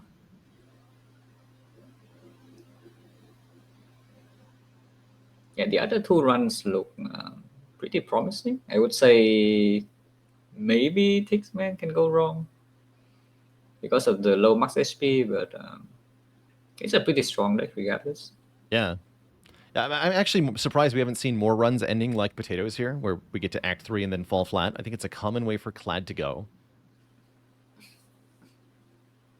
Oh, blaming the Chrysalis. Is that what we're doing here? That looks like what we're doing here.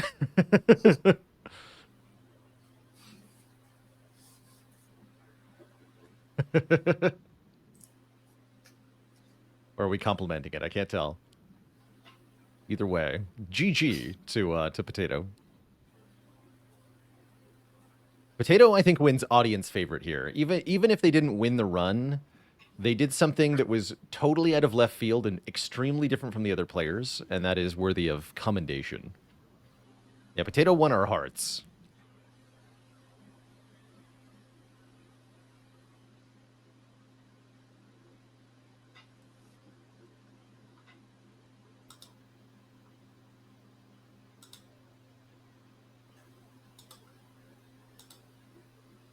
It is arguable that Chrysalis was the strongest card in that deck. So you're saying it was a bad deck.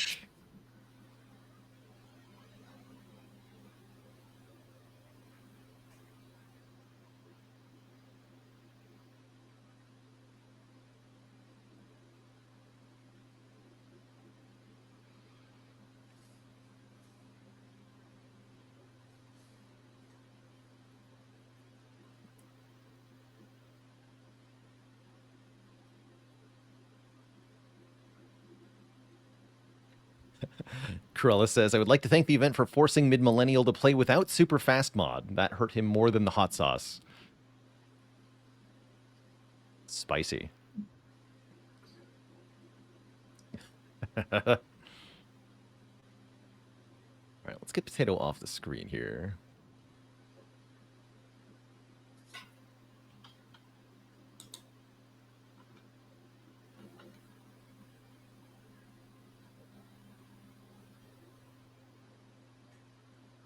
Yeah, Mid-Millennial playing on super extra hard mode, having to be alone with his own thoughts for more than 2 seconds while playing.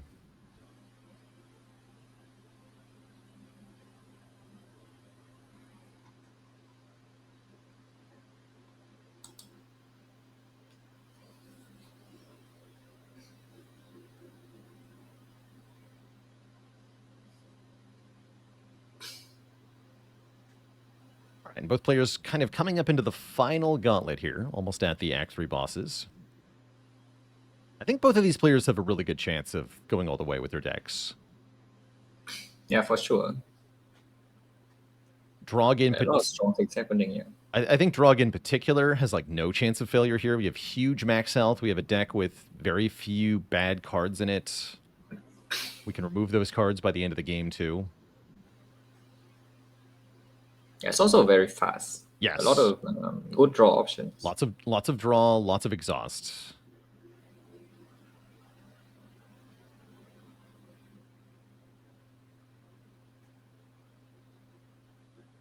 Oh, the bingo event's going to be played with Super Prismatic Shard. Oh my.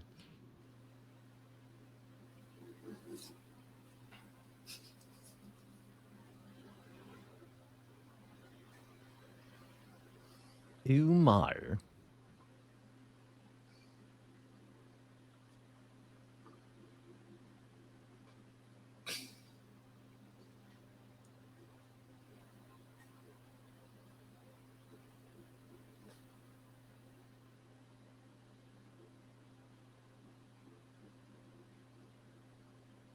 What's a super prismatic shard? It is a prismatic shard that affects everything. So it should affect shops and generated cards and everything else the prismatic shard doesn't normally affect. Relics and potions too. Oh, relics and potions. That's cool. So you can get relics from the other characters. That is cool.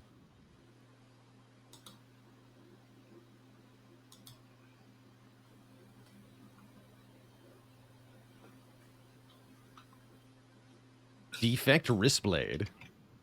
The Claw build.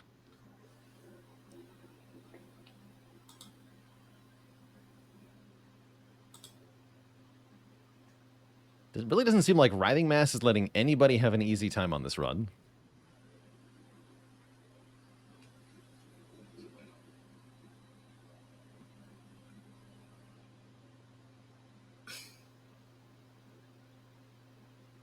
Oh, potentially getting...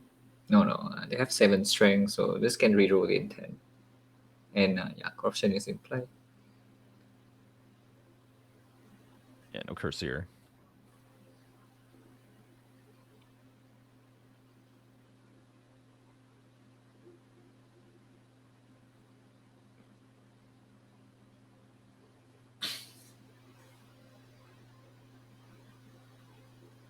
Travelers actually lost a lot of HP to Retomancer.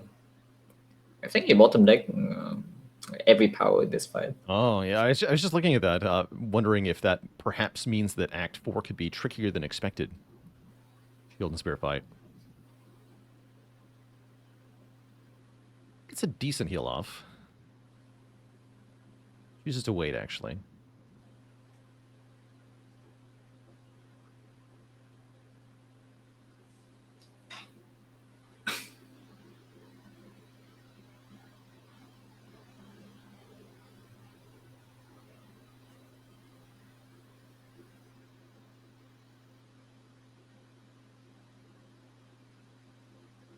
Yeah, once that Burning Pack starts working, Drog's deck is very, very good. 3 Pummel plus, Drug plus. A lot of draw.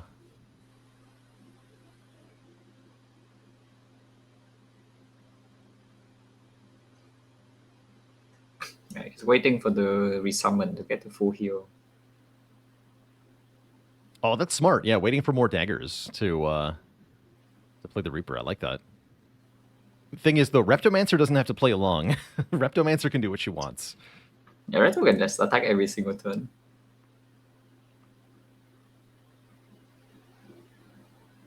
So if she doesn't want it to happen, it won't happen. Chooses to take 3 to keep the plan going. I respect it. But yeah, the cursor expressing frustration. The weakness is also running out, so he will be bleeding HP if he keeps staying here. Yeah. I think it's probably, and the Hourglass is also subtracting health from Repto each turn too. So the potential heal gets smaller and smaller. I think I would probably just take the Reaper feed here, but Drog has a plan, and they're sticking to it.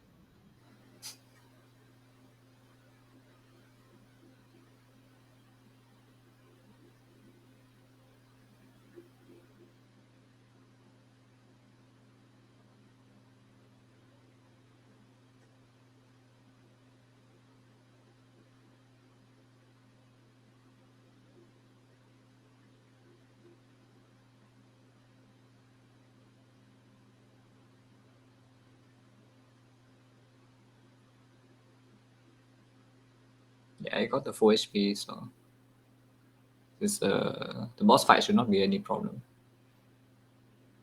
Yeah. Yeah, 154 is more than enough.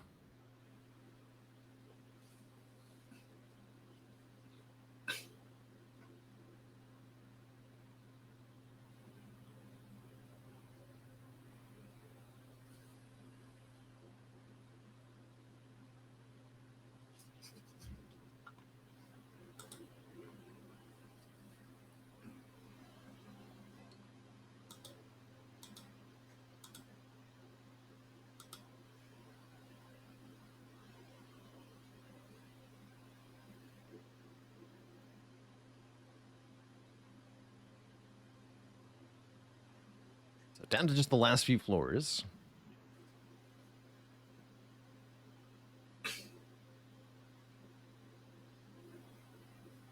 Let's see, any donations since I last looked?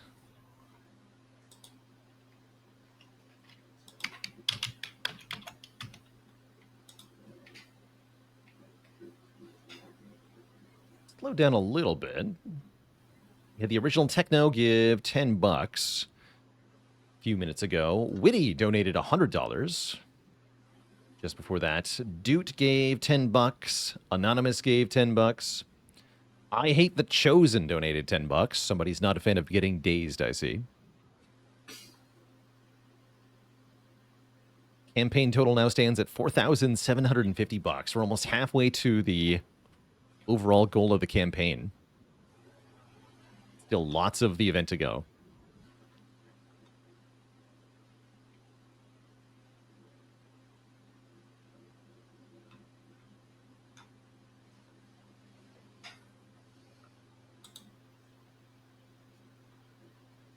And yeah, we'll put the tracker back on screen. We know it's Drog on the bottom there.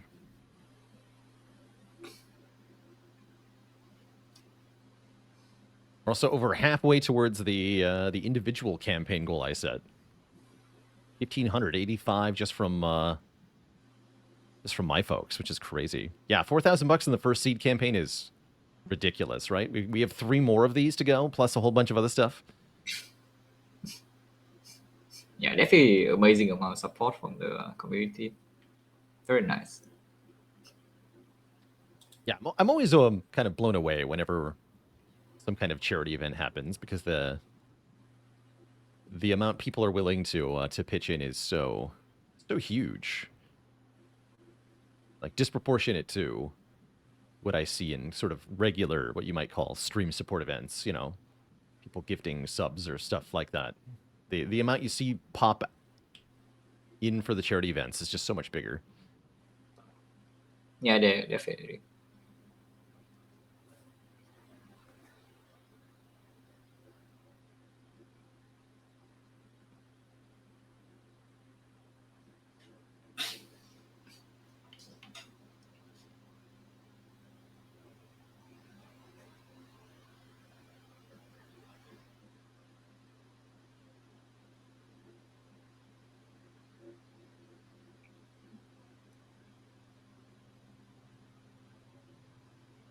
Yeah, it looks like Drog has no problem with Time Eater here. Does lose some health, but with 150 HP, it shouldn't be an issue to lose a bunch.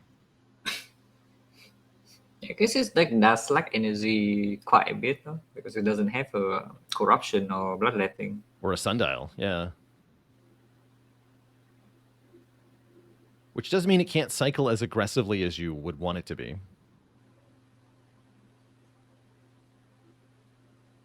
Does pick up the kill here, though. 130 HP into Awaken 1 seems good. Actually gets the feed, so even more than that. Is this the highest max health we've seen out of anybody? I feel like it is. I think so, yeah. I mean, most likely we'll get more from this fight. I honestly would have been tempted to play the Reaper there turn 1 with Ekabeko, Bag of Marbles for just the full heal and good damage on the minions. But respect not playing it right away. There's other stuff to do.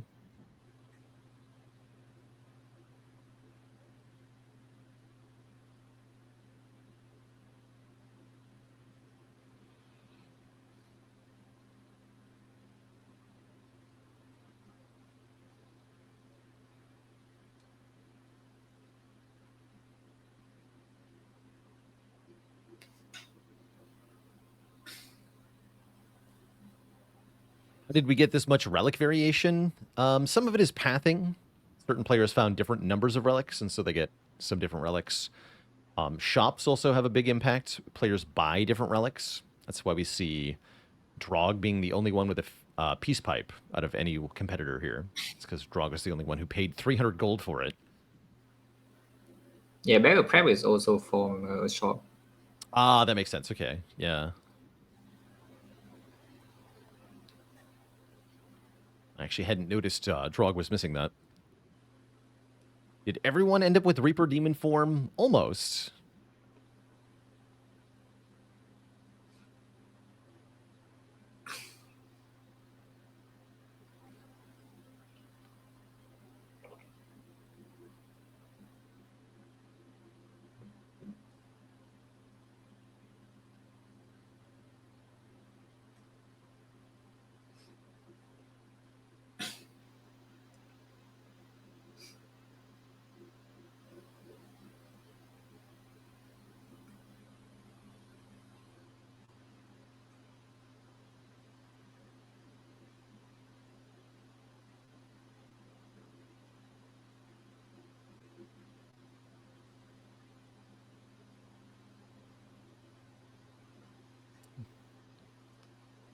Lots of card upgrade choices for Tickman going into the bosses here. Kind of hard to pick. I might upgrade that True Grit in their position, but I could easily see doing armaments. Or even just a card draw, the Burning Pact or the Pommel Strike, maybe. I could say upgrading a power to either the Dark Brazier or Corruption, so you can play both on the same turn. Yes, that's pretty important. When you've got an Exodia kind of build, making sure you can afford to play cards drawn together is a big deal.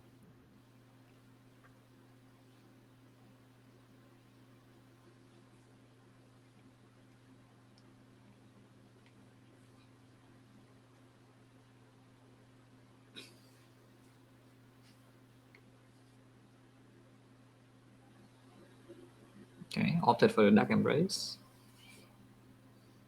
It's Barricade from Enchiridion into Time Eater. That's going to help a lot.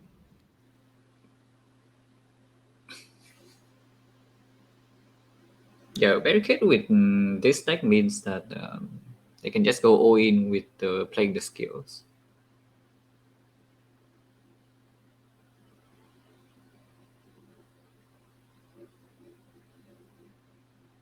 Looks like a whole bunch of money just came in. Wait, what happened here?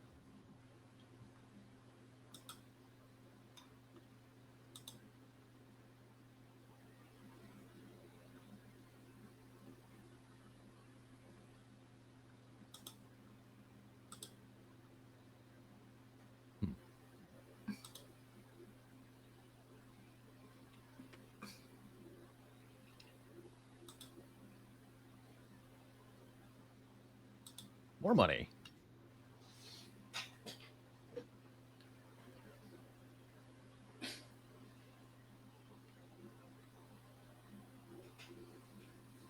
Oh, here we go.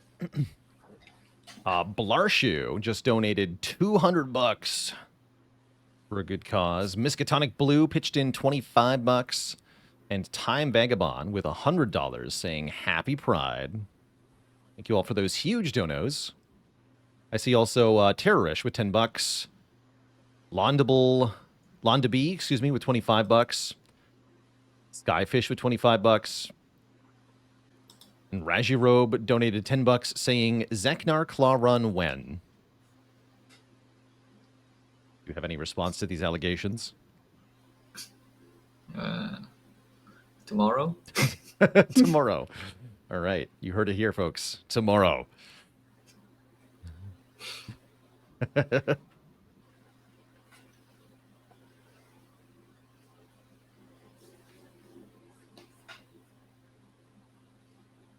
Does Drog take the medical kit? So that's what I'd be eyeing here. Yeah, that's the med kit, the power potion, and remove probably. Yeah, power pot over strength pot. That's what I would do.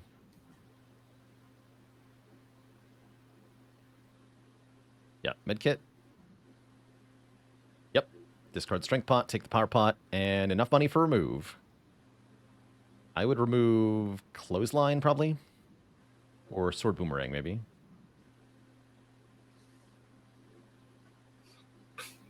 Yeah, clothesline.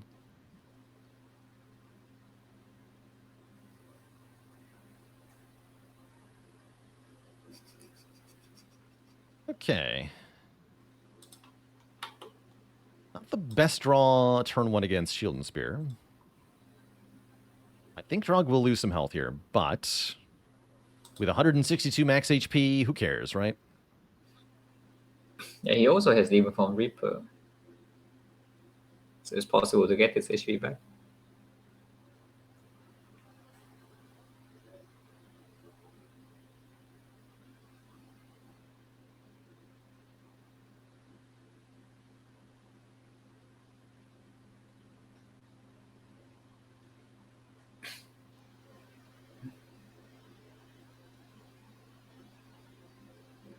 I like that line of thinking, seeing they can't really play the cards in the draw pile and choosing just not to draw at all, even missing out on some damage to do it, because they don't want to draw Dark Embrace or Feel No Pain that they can't play. Turns out they would have gotten Offering into Dark Embrace, Feel No Pain, though, so the hindsight says bad idea.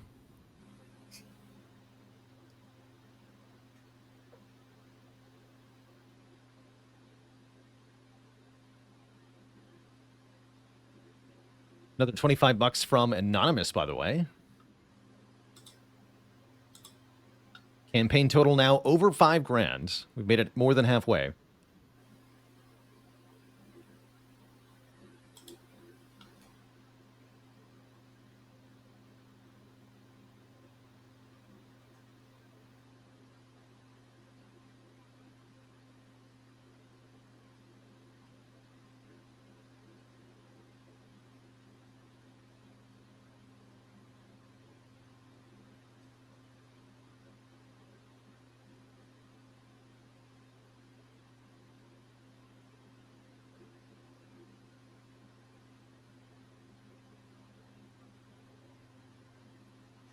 We'll have to raise the stakes, chat. That's right.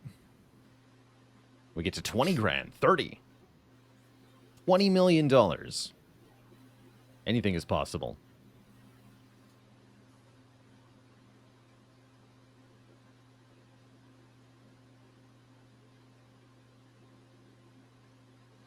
Can I see any donations I might have missed? I was just looking at that. It looks like I can see the donations to my campaign and to the campaign at large, but donations made to other people's individual campaigns I cannot see. So I can't give, like, shout-outs for those. It looks like TCK is playing pretty slow, so I wonder if we should give Zeknar some time in between the events and just cut off when Drog is done. I think that's reasonable. I am cool with that.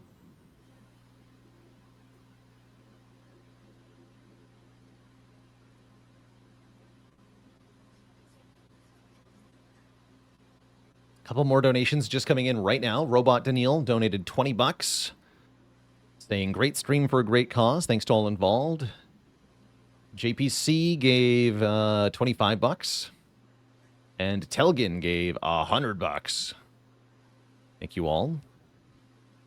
Again, overall event total now at $5,400. Over halfway to the overall goal. Good stuff.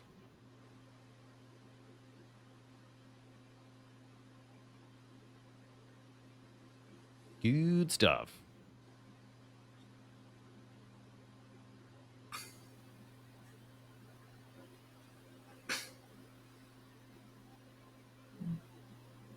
Getting 30 HP back from the Reaper. Oh yeah, 100. There's the magic flower at the very end, and yes, that the same 3 cards for everybody: Brutality, Havoc, Feel No Pain Plus.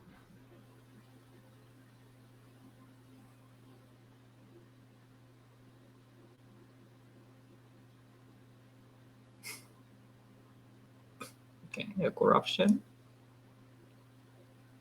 Corruption in this deck is probably weird, though, because it doesn't actually have that many skills.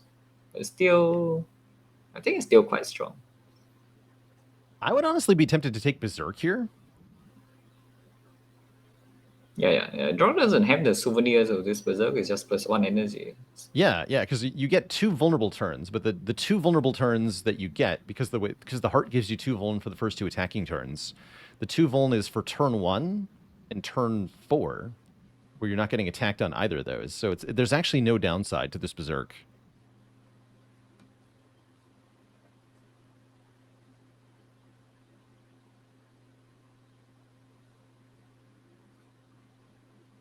They also have armaments, so they would even skip the Volna on turn 4. But again, it doesn't matter at all.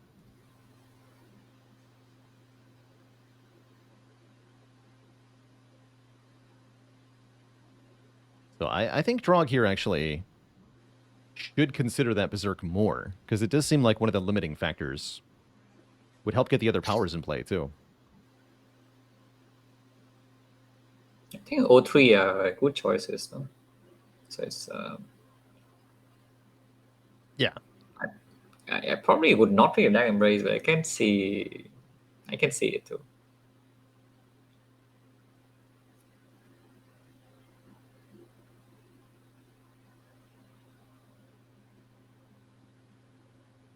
Yeah, there's so much HP that I don't think it matters too much what you choose here. I think all roads lead to victory here for Drog.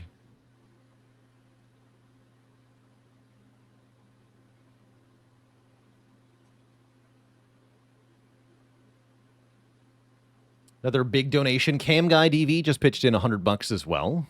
We're now at 5,500 total. Almost filling up my entire sub goal in one go here. To the moon, chat.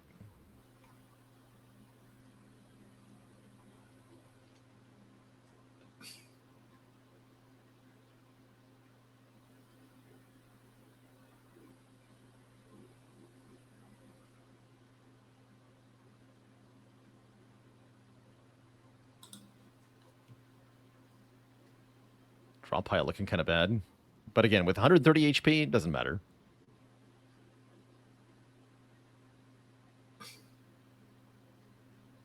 Yeah, also with 10 Fear No Pain, this turn might look bad, but then suddenly he full blocks. Yeah. Three ethereal cards in the draw pile, too. Even better. What's the win rate for those participating? I feel like we've seen a lot of wins. There are more players than we were able to feature on the stream. Some of those did lose quickly. But I still feel like we're at half or more of our players have won their runs, which is better than I expected. You know, I wouldn't expect the A20 heart win rate of an average player to be 50%, right? So our competitors have done very well. Yeah, I think we have seen 6 or 7 wins, maybe more. So that's around half, which is very, very respectable. Yeah, respectable indeed. True enough, these are not average players. They are filled with pride.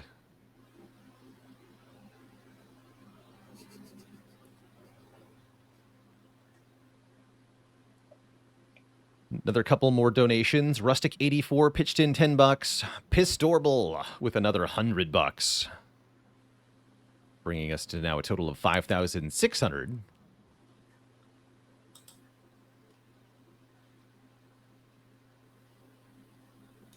And yeah, looks like Drog will be decisively crushing the heart here.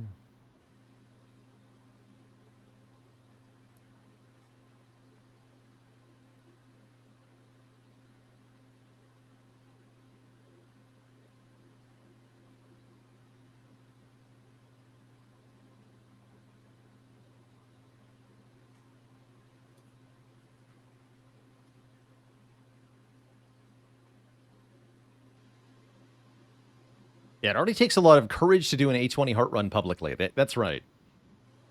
And sometimes that doesn't go well. Everybody is familiar with the dying on floor 6 experience, even the best of us. Sometimes it happens on camera. Anyways, GG, Drog takes the W there. Finishes out the run. Excellent.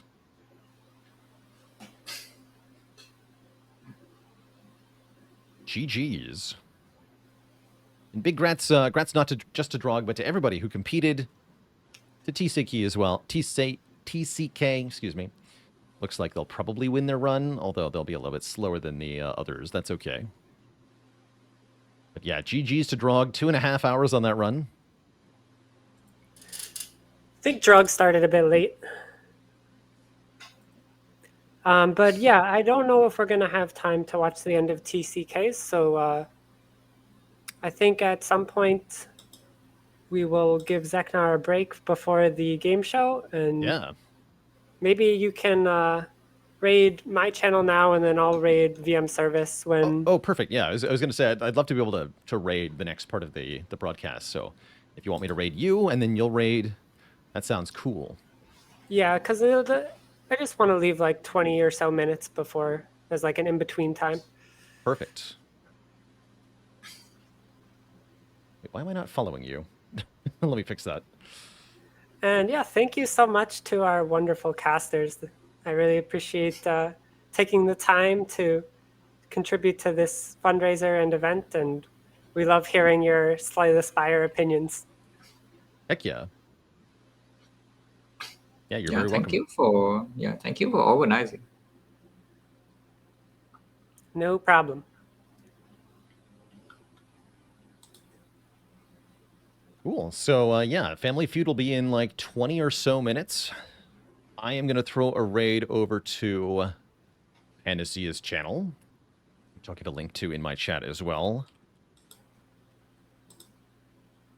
I'm going to disappear for a little bit here. I'm going to go get some lunch and stuff. I'll be hanging out in chat during the Family Feud and watching, but I'm not directly playing on that.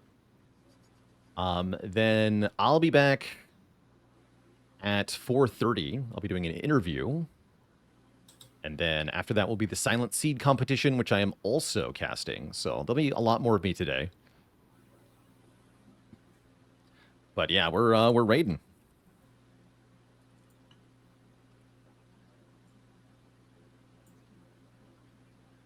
We are raiding.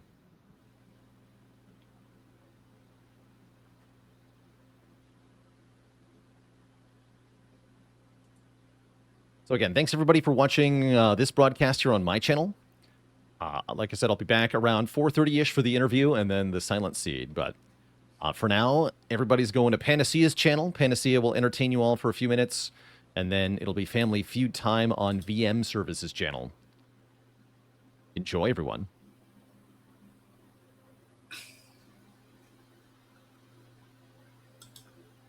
After seeing these very delightful new options.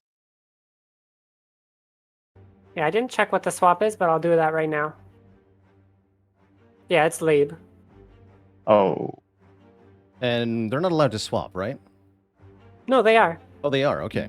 the no swap was the speedrunning. Oh, that's right. No swap is for the speedrunning competition, That's so we right. don't get box swaps. Yes, that makes sense.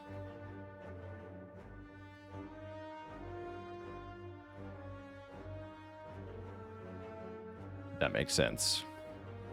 All right, so people are starting to get started here in our Seeded Spire competition. All, of course, part of Pride with Friends, raising money for a good cause, the Trevor Project, preventing suicide in LGBTQ minors.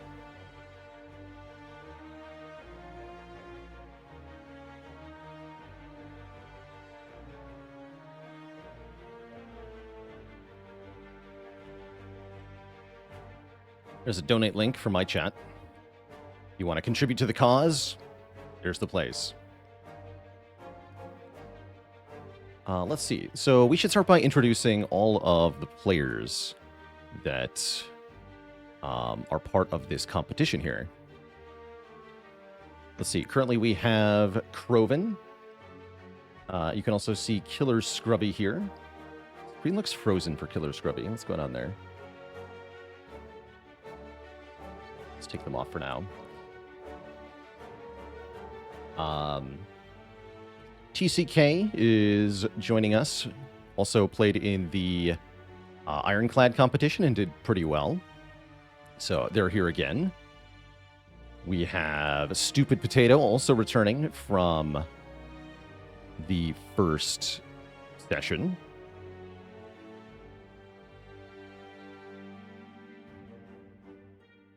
I'm curious if they're going to be able to be a fan favorite again or not. Who else we got here? We have Black Zero is the one at the bottom there. You can see the name fully. Black Zero is very, very good at silent. I'm not familiar with too many of these players myself, so if any of these names ring a bell, please feel free to. I know a weigh couple in. people. I think Black Zero has like a 13 streak on silent. And I don't know what Kroven's PB is, but I know it's 2-digit. So very, very, very strong players. Cool. We've also got I don't Nikki. know too many other people.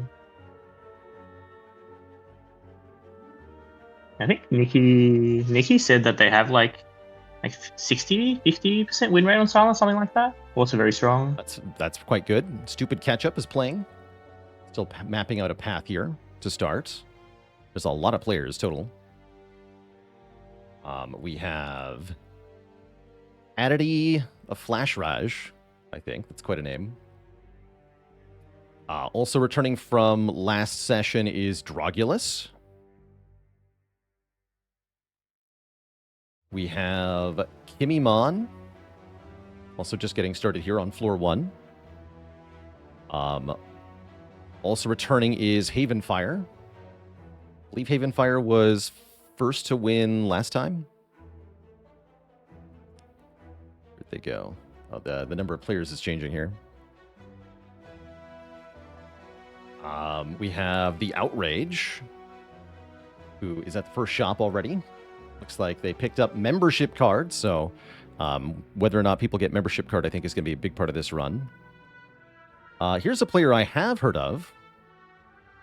Paparazzo 18. Although, no, they're not currently broadcasting. Actually, Papa might not be playing, I'm not sure. We do have Killer Scrubby here. Killer Scrubby also looking at that first shop. They've got a Prismatic Shard in this shop after getting the Astrolabe to start. Interesting.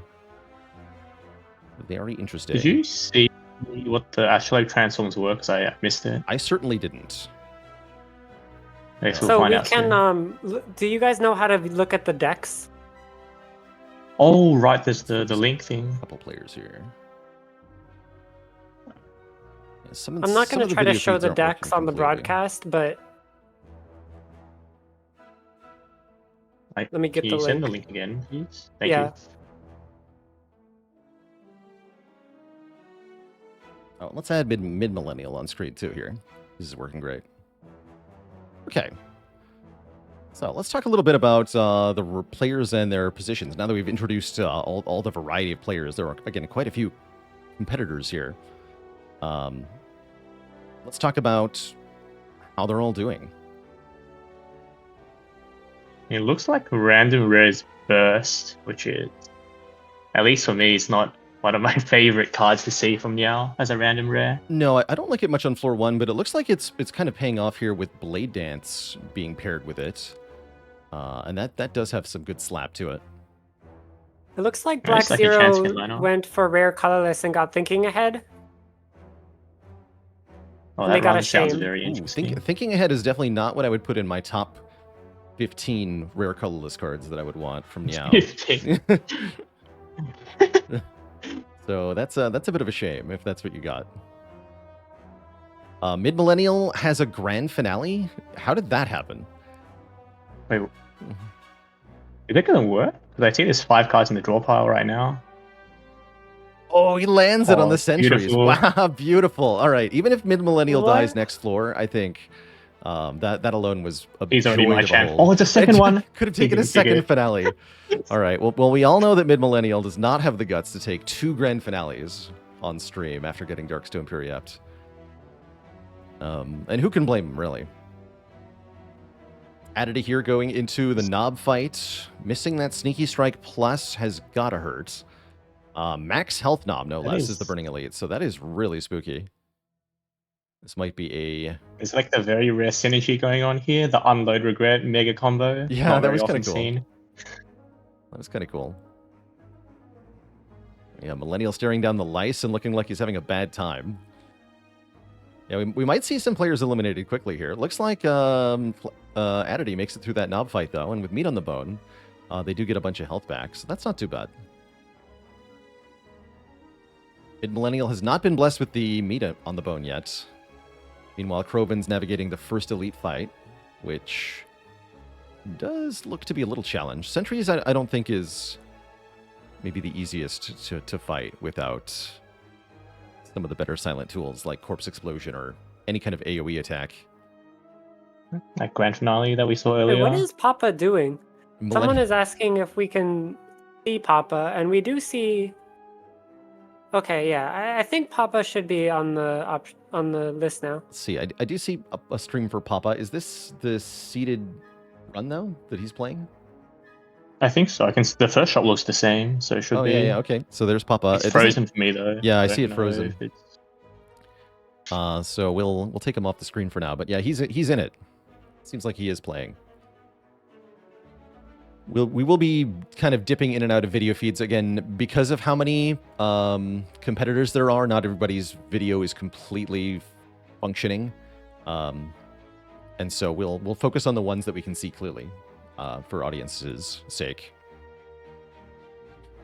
Mid Millennial actually manages to make it out of that lice fight with 1 hit point, by the way. So I'm definitely rooting for him at this point, just for the scrappy underdog, right? Well, the grand finale is not real. We got tricked. It's from the Metamorphosis. Oh, it was a Metamorphosis finale. We've all been lied to. I can't believe this. He still played it. It counts. It counts. It's true. It's true. Still my winner.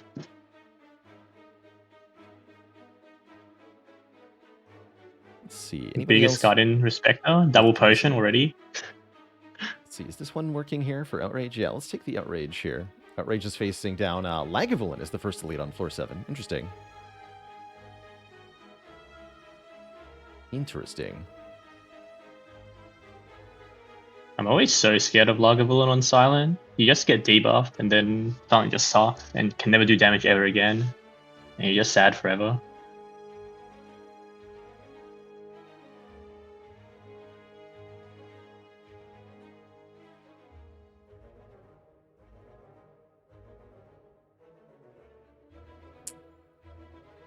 Is that the worst event ever? Actually, somebody I might want watched to the... ping the Outrage. I think they may be playing with a mod that changes their RNG because I'm seeing different relics and different first shot for them. Yeah, Velmio asking the same. I think they're playing with a mod, perhaps, that is changing something. Something's wrong. That's for There's sure. no RNG fix in the mod thing, so that's probably why. Yeah, it's just no RNG fix. Oh yeah, they're supposed to have RNG fix. That would explain the entire difference. Yeah, yeah.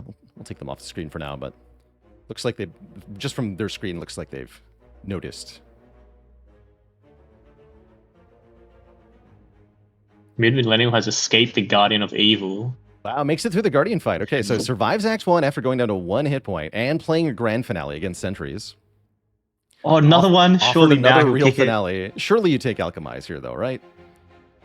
Yeah, Alchemite's like the only way I see to even make this run playable from this spot, because the deck is it's like a Metamorphosis, which is not my favorite Act 2 card of all time. No. And no potion and no relics. Yeah, no relics. Notably, not getting the meat on the bone that the other players have. Oh, now the Dripper's extremely scary. Yeah, it chooses not to take. Because otherwise Dripper. you have the meat and Dripper. Meanwhile, Adity just kind of clicked on Dripper there with the meat on the bone. Those looked like some cool cards, though. I saw Deadly Poison plus, Concentrate plus, and one more. Dodge and roll. Dodge and roll. Interesting. I feel like that's going to be not good enough. So no offense to Mid-Millennial's play, but I do expect to see him struggle or fail in this act. I always believe in Alchemize to carry the worst silent of all time into something, See as who long as he else is- doesn't die to the first fight. Let's see. It looks like we did have a competitor drop out here. Chaos Mark. They just had the defeat screen for a second there. Let's see, how's Stupid Potato doing? Stupid Potato finding a Corpse Explosion in Act 1. That does seem like a card we haven't seen on the other competitors.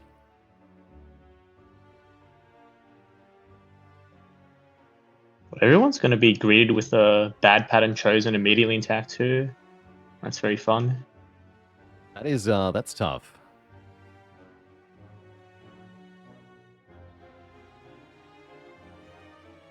Yeah, fighting Chosen at the start of Act 2 is always a tough time.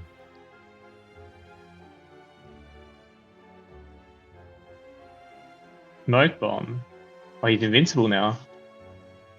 Oh.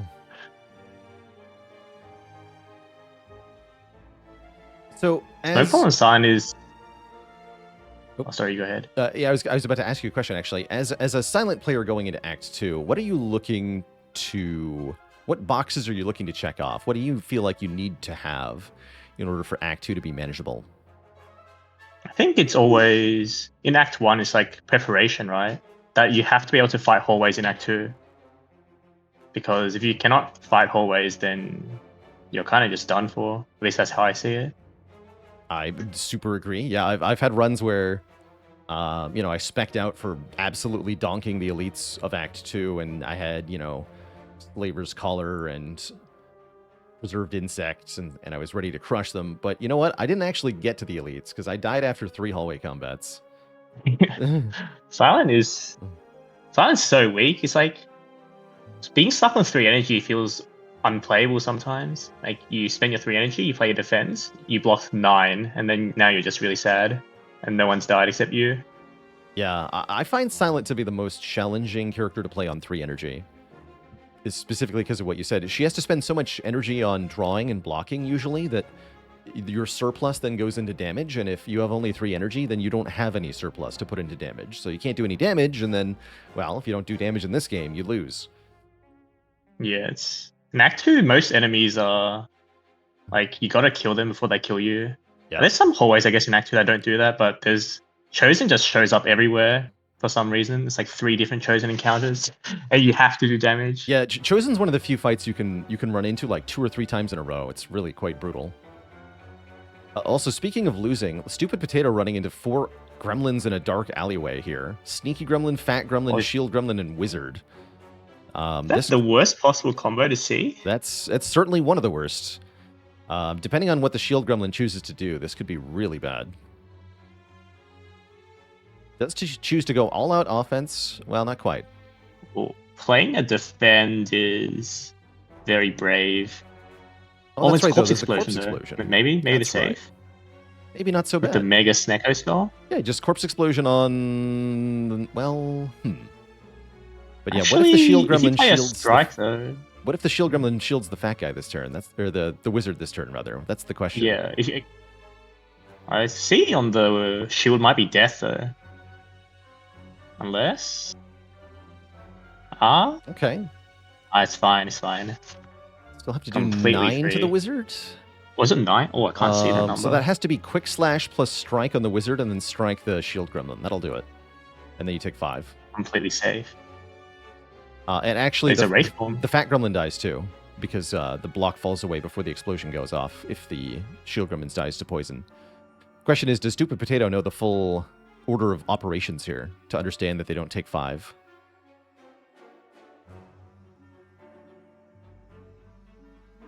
Focusing on top for a second, Mid-Millennial is facing down 3 Slavers here.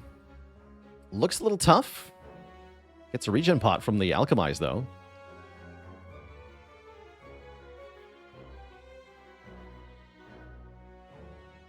Oh, the Adrenaline's so good. This goes from the worst turn ever to something completely fine. Yeah, completely fine is maybe a bold statement, but not dead. Just want to show 1 or 2. Wait. Oh, yeah. And death for Stupid Potato. They did not see the line that won there. They did not navigate that correctly. Again, that would have been totally fine with Quick Slash Strike Strike, but I don't think they understood how it worked, or they couldn't find that line somehow. So, rest in pieces to the Potato. Looks like a few other players have perished as well. Nikki, can't get them on screen somehow, but Nikki has perished to 3 lice in Act 1, looks like. That is a very unfortunate enemy to die to. Let's get Dragulus on screen. Still going nice and slow here back in Act 1 against the Knob. Is anyone else nice and far into their run?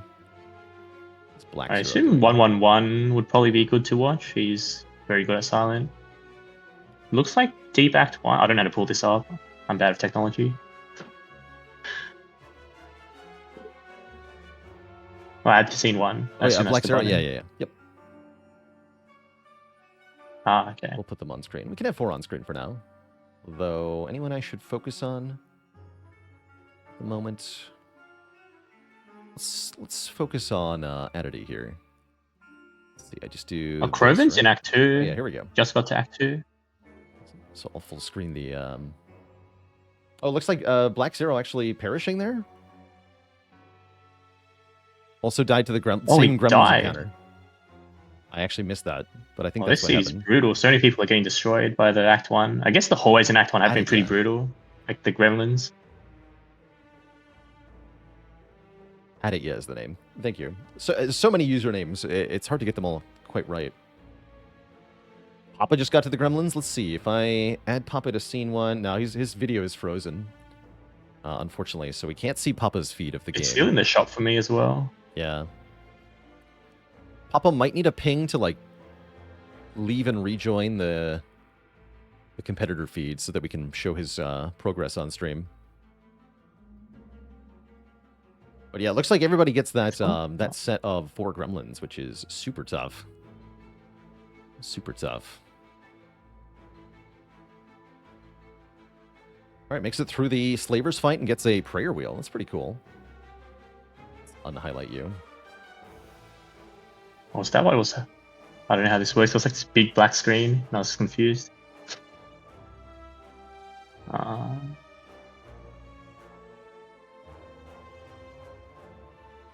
So what makes for a bad combination of Gremlins, asks one chat member. What do you think, OPM? What makes a particular set of Gremlins tough to deal with? It's got to be... Usually it's a combination of like a big threat coming and an immediate threat coming, right? Like the big threat, a wizard. Like, oh god, in 3 turns, I'm going to get my face blasted.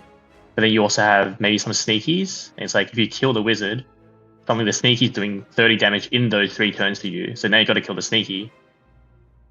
So it's like multiple threats, and well, you're in Act 1, so you usually don't have the tools to handle that. Yeah. Most of the time. Yeah, it's a challenge of targeting priority for the most part. You have the sneaky gremlin threatening immediate damage, the gremlin wizard threatening long-term damage, the fat gremlin threatening to prevent you from stopping the damage. And the same with the There's shield also gremlin. a very silent specific threat, which is the dagger spray card. Often you pick that card, maybe you think, oh, I can solve AoE fights, right? You pick a dagger spray, and you walk to gremlins, and suddenly there's 2 mad gremlins. You play dagger spray, and you're taking 8 more damage. Yeah, now. they do 9 damage now. Good luck. And they're not going to die either, because they're like massive. It's like Yeah. 24 HP or something. Chunky. They can be chunky. Yeah, usually I think the angry gremlin is the easiest gremlin to get in any configuration, but there are particular Yeah, I think circumstances so. where they're mean. I think Silent specifically, it feels like devs just hate Silent to make them mad, because does anyone else get destroyed by the mad gremlin as much as Silent in Act 1? I feel like everyone else is kind of, you just ignore it. But Silent, you see it and you're like, my dagger spray, it doesn't work. I can't think of anything on different characters getting destroyed by the mad gremlin like that. Mid-millennial now facing down the champ. I think he's our first competitor to reach the Act 2 boss, if I'm seeing this right. Armed with the power of the boot, Alchemize. surely nobody can stop him. The boot is actually so real in the champ though. It gains metallicize, the boot goes through. You're weakened, the boot goes through. Very powerful. A grand finale from the Metamorphosis again. Will he play it again? That is the question. He could do it right now with the Gambling Brew. I don't think it's the right time to do that. But we have we have the finale back. This is huge for Mid-Millennial. Will he be able to get through the champ with the finale? I haven't seen somebody solve the champ with a metamorphosis in I think ever, but this could be it. Because how else did the champ die without metamorphosis? My favorite thing that Metamorphosis can do is on defect, where it gives you multiple copies of zero cost all for one, and then you just instantly have an infinite You just combo. go infinite on the You spot. just go infinite right away. Like, this card is normally terrible, but there's a chance you win the fight immediately. Yeah, it can also make free meteor strikes for defect. It's kind of a cool card. Do you ever pick this card from now when you see it? Because when I see it from now, I just ignore that it exists. I do not take it, no. I don't trust Metamorphosis, and I don't trust Chrysalis either, after it gave me Actually, no. Yeah, Metamorphosis I don't trust after it gave me multiple concludes on Watcher plus a signature move. Oh no! I've never It was even like- considered that as a thing. This is not cool. Well, there's also signature move as well. Yeah. Coming with Yeah, concludes. conclude signature move. I was not happy. Oh no, oh champ's no, coming the in. execute. Oh no. Oh, well played, mid-millennial. You tried your best. But the champ is the victor today. Wait, do I have... If only grand finale could have been played. That was a good try, though. That was a good try. All right, we'll Making it this far after that atrocious Act 1 is pretty impressive, because the position walking to Act 2 was like, you play the Alchemist and you hope you get out. Yeah, I'm actually impressed he got all the way to the boss there in Act 2. But yeah, my prediction from earlier definitely coming true, unfortunately. It was pretty close though. Maybe like one finale goes off and one good finisher turn and suddenly the champ dies. How do we remove the highlight thing?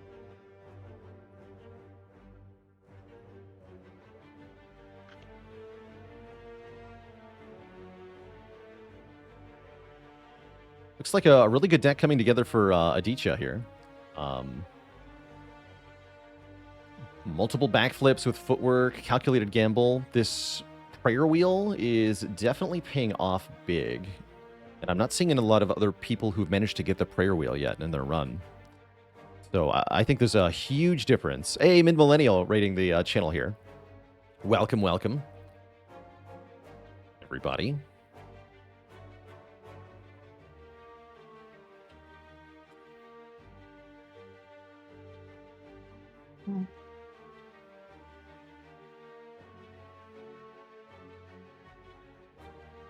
Is your scene like a very, very large black space? I don't know how to remove this. I am not seeing that on my scene, no. I've got Aditya in the large camera, and then there should be two small ones for Krovan and God, Drogulus. technology is too hard. Or maybe... maybe the link is wrong. Yeah, make sure it says scene equals 1. It might be because I'm not using the Codecaster link. Here, I'll drop this one more time in the chat for you. Oh wait, it's fixed for me now. Oh yeah, okay, cool. I don't know how this works, but sure, that's great. Mid-Millennial said, what a doozy, hated that right from the start. You did good, buddy. You played well. We loved your grand finale against the Sentries. And we loved that it showed up again in the champ fight, even though you didn't win the champ fight. It was a good try. I'm just disappointed the real finale was not clear. True, yeah. That Maybe could have that's been. why the perishing occurred, because the real finale offered immediately after it wasn't taken. Maybe. Right, here comes Execute against Aditya from Champ. But look at that, totally blocking it with no problem. That said, there will be more. Can the deck keep up the defensive posture?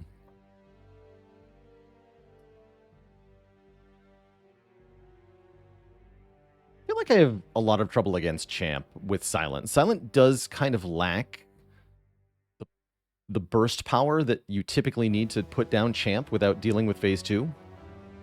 So you're almost in some runs forced to block it. Silent has like a lot of...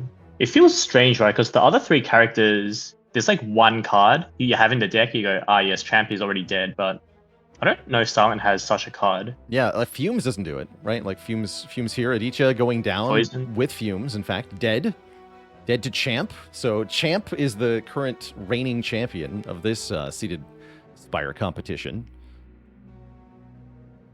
It's tough way to go. Whoops. And Drogulus is looting the Dead Adventure and gets Act 1 Prayer Wheel. Hold on, this is huge for Drog. That is huge. The earlier you get the prayer wheel in a run, the more power it has, because you can find more cards, find more upgraded cards, and just in general build a better deck here. So I think that's pretty good. Let's see. We have feed for Papa. No, we have a different still image for Papa, unfortunately.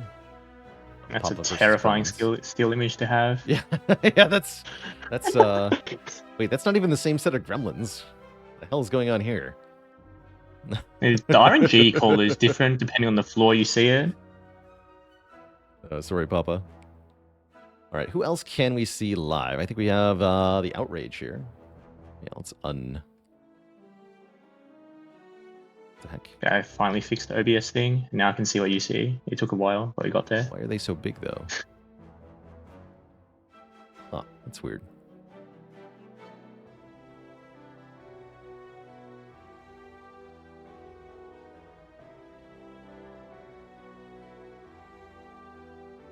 I just saw it transmit to a Wraith form. Kind of a good card.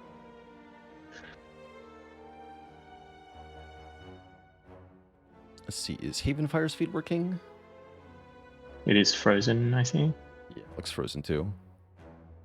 It's only about 5 or 6 players now still in the competition. It looks like everybody is getting their butt kicked, I'm going to be honest. The seed seems hard. This is more what I when we had the Ironclad seed competition, it felt like more than half the players won, and I was really surprised by that. This is not happening this time. Everybody is dying. Last kerfuffle. Different character. Thanks for 59 months, by the way. It's reflexive. Didn't mean to do that. Anyway, yeah, Papa's fighting sentries without finale, says chat, and then dies on floor 13 to those Big sentries. mistake. So even Papa's dead. Again, a really tough seed. Yeah, almost everyone is getting destroyed in Act 1. That's like the ideal silent experience. You're just bad in Act 1 and you die. I think my current favorite for well-positioned player is Drogulus, and maybe that's partly because they're still very early in the run. But getting that prayer wheel in Act 1 is such a game changer here. Proven's position is looking very strong. I think I saw like 2 Adrenalines in a Wraith form. And the deck is quite small as well.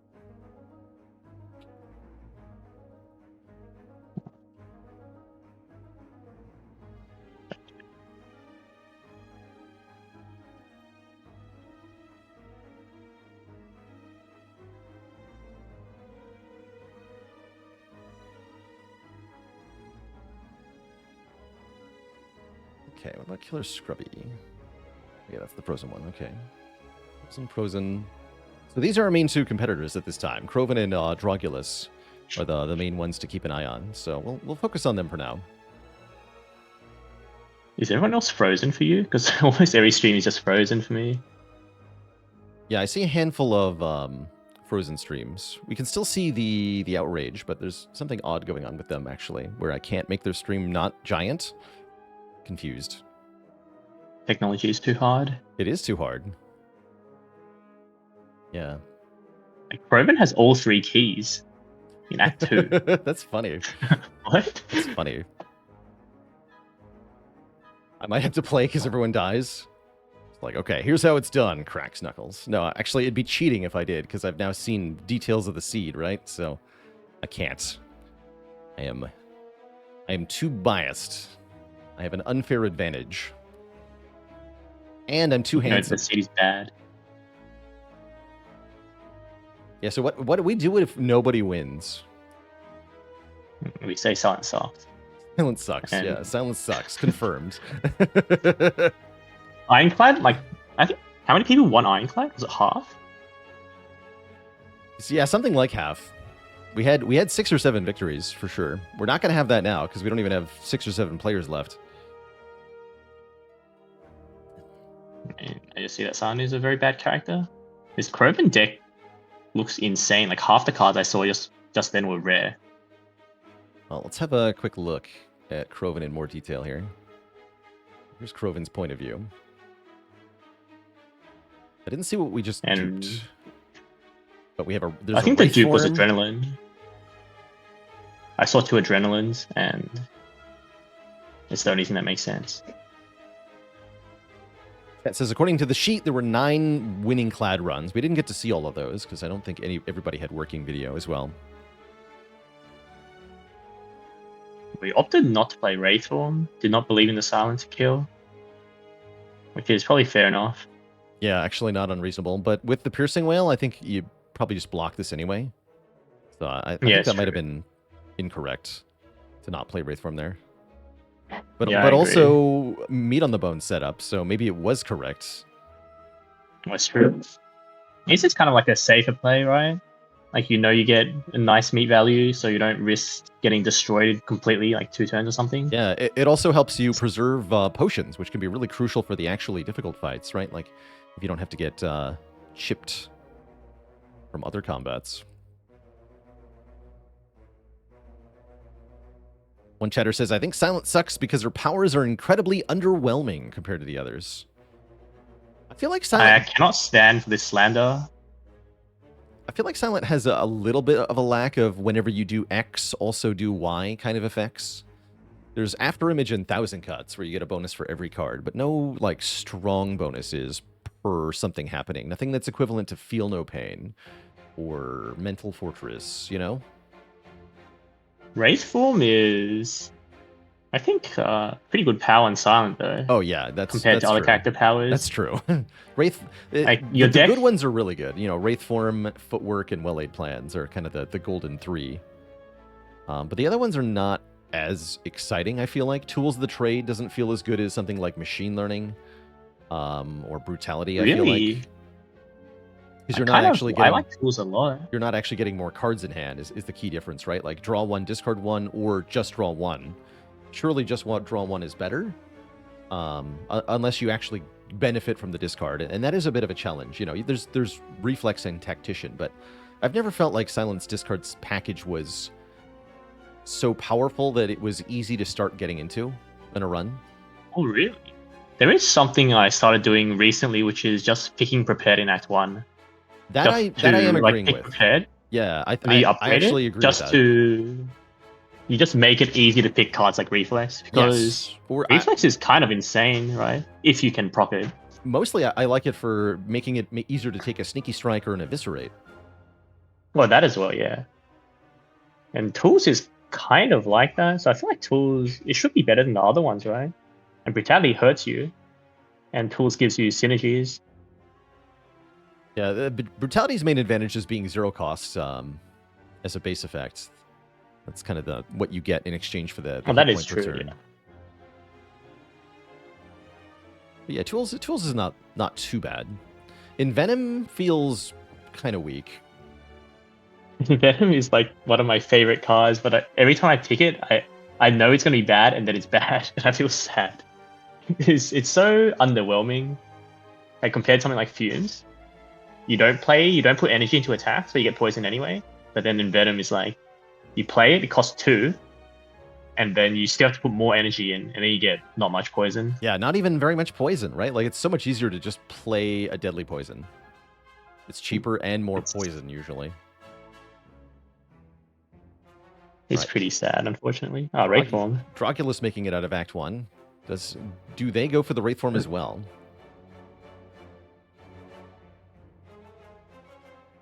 Let's unhighlight. So, will Croven be the first and only so far contestant to make it past the champ? That is my question. Well, no one has made it past the champ. Holy crap, sounds really bad. Champion is literally gatekeeping Act 3 for everybody here, and will not allow any competitor past. This deck is not super amazing into champ either. Without retain, you cannot line up the Wraithform so easily. No. Double Corpse Explosion turn 1 is a good start, though. Especially with the Fumes to keep that poison going up and up and up and up. I think there's a lot of poisons there. I still think that potions are going to be required for getting through this fight. How would you approach this fight? Like, are you thinking that you have to block and execute? Or do you just try and do as much damage as possible and maybe face tank it instead? There's a burst in this deck, right? I think you opt the skill potion when you draw burst, and you find out if you get a catalyst or not. That's a pretty good plan. Fine catalyst plan. Yeah, because catalyst would solve that you could burst would solve this instantly. But Yeah, it's pretty without interesting. retain, I'm kind of scared of this fight. Yeah, I'm also very scared. I think Well, it looks like he's saving the adrenalines. the for other later. option would be maybe use the dex potion and try to block the execute. But without more than 3 decks, it's not going to work, and it's also not going to work if Champ chooses to buff strength. There's actually no card draw as well in this deck. It's like a singular backflip. Everything else exhausts. Yeah, no Pretty spooky. acrobatics. Didn't upgrade the calc gamble. That's going to sting. Does seem like a real challenge. Drog does settle on that Wraith form eventually, by the way. After much deliberation. After pretending to think Drog already he has picked a the best Wele card. plans, right? Did I see that correctly? I think they do. Ah, I'm still rooting for Drog more than anyone else here. any reason? Again, that the first or the earliest prayer wheel. So the most time to use it to build something true. overpowered. We should see if Drog makes it far into Act 2, they should have a ton of upgraded draw cards. And a solid plan in general. Well, he already has way more draw than Krovan has, and he's in Act 1. Yeah, yes, there is a in the Wele back plans too. in that deck too.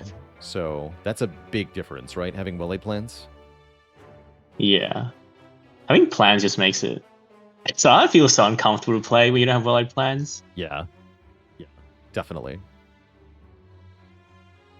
Especially against the time meter enemy, everyone's favorite boss in the game.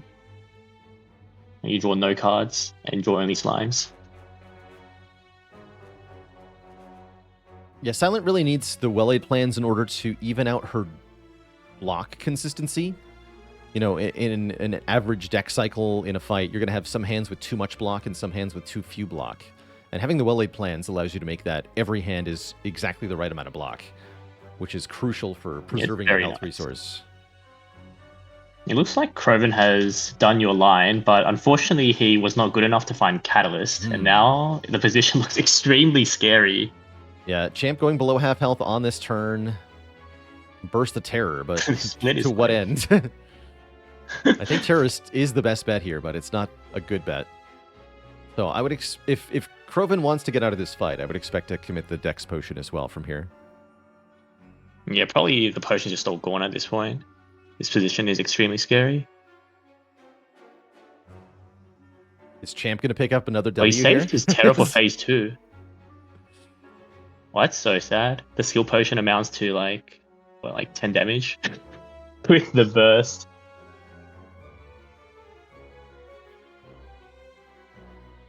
He will not be frail though. Oh, drawing Terror there is extremely bad. And drawing Neutralize also not great. It's pretty good damage, though. Champ goes fairly low, but with all the poison gone, how do you keep up the damage? Wraith Form definitely Late Sweep helps. should be fine, right? Wraith Form definitely helps. I think you have to hold the Wraith Form, right, in this spot. The damage is too low. He's not afraid, no dex part. Afraid, yeah. I want to draw attention real quickly. The Outrage is also fighting the Champ here. Oh, the champ. They've got a potion belt with a Farina bottle in it as a possible execute solution. That's kind of cool. There's the flex spot as well. With I see 2 Blade Dancers. There's also Terror. Oh, there's also Accuracy. This should be pretty strong. I imagine Yeah, they would this just looks walk through quite the champ, no solid, problem here. especially Or with the that finisher. finisher. Okay, I'm pretty sure the champ's done for here. Yeah. Let's go back to Krovan for a second. I want to find out what happens here. Looks like this might be winning for Krovan. Next turn is Wraith Form. Yeah, now should you be play fine this then, Wraith because next Form. turn's the Because then the execute. Fumes just kills. So Krovan should get Very out of easy. here. Be our technically first to beat Champ.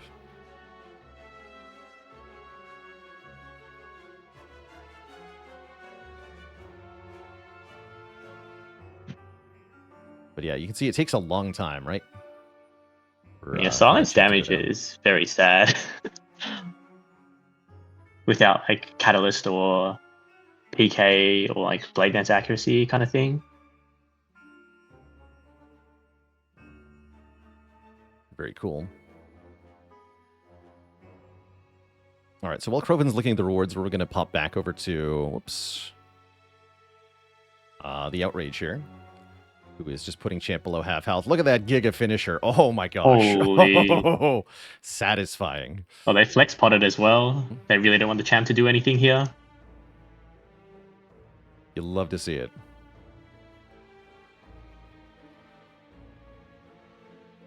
And another finisher on the following turn, too. Brutal.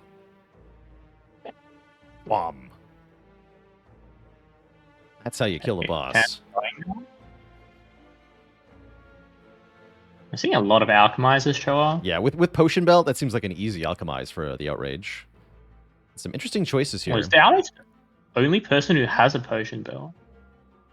I think I saw it in the first shop. So that means they didn't go to a shop in Act 1. They were rich in Act 2 to buy it.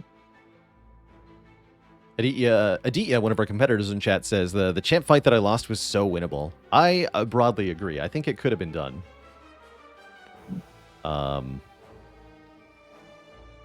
But you're not the only one to perish to failing to see a line. We had somebody else die to gremlins in a totally preventable manner as well.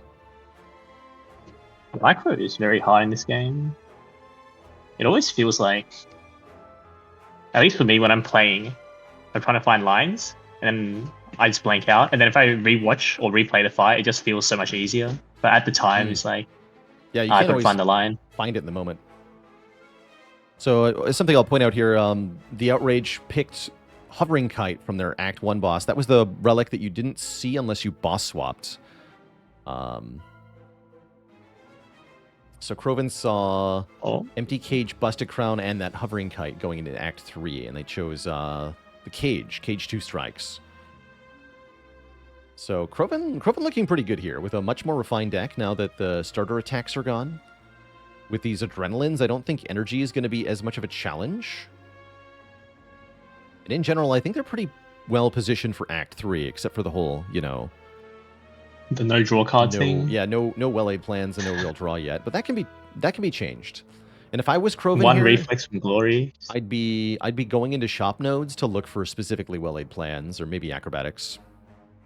Papa rating us. Welcome, folks from Papa's channel.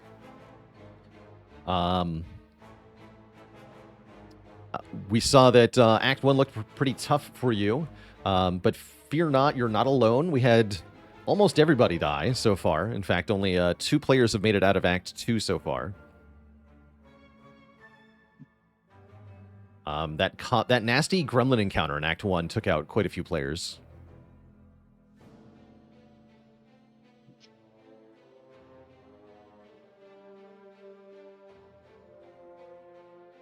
Let's see, how's Dragula's doing here? Dragula's still putzing through early Act 2, only on floor 18. We may not be able to finish the entirety of this run, and that's okay. Slow and steady is a good way to play Inspire. Did Drog finish the Ironclad run? Because I had to go to sleep, but I saw that he was on like floor 7 and everyone else was at the end of Act 2. Yeah, I believe so, yes. I think that might have been the after show, essentially. Right, how's the... Whoops, I keep pressing the wrong button for the Outrage there. There we go. The Outrage is down to just the Fairy, but again, with the Alchemize, that's not so big an issue. But, Slaver's Collar moment right here.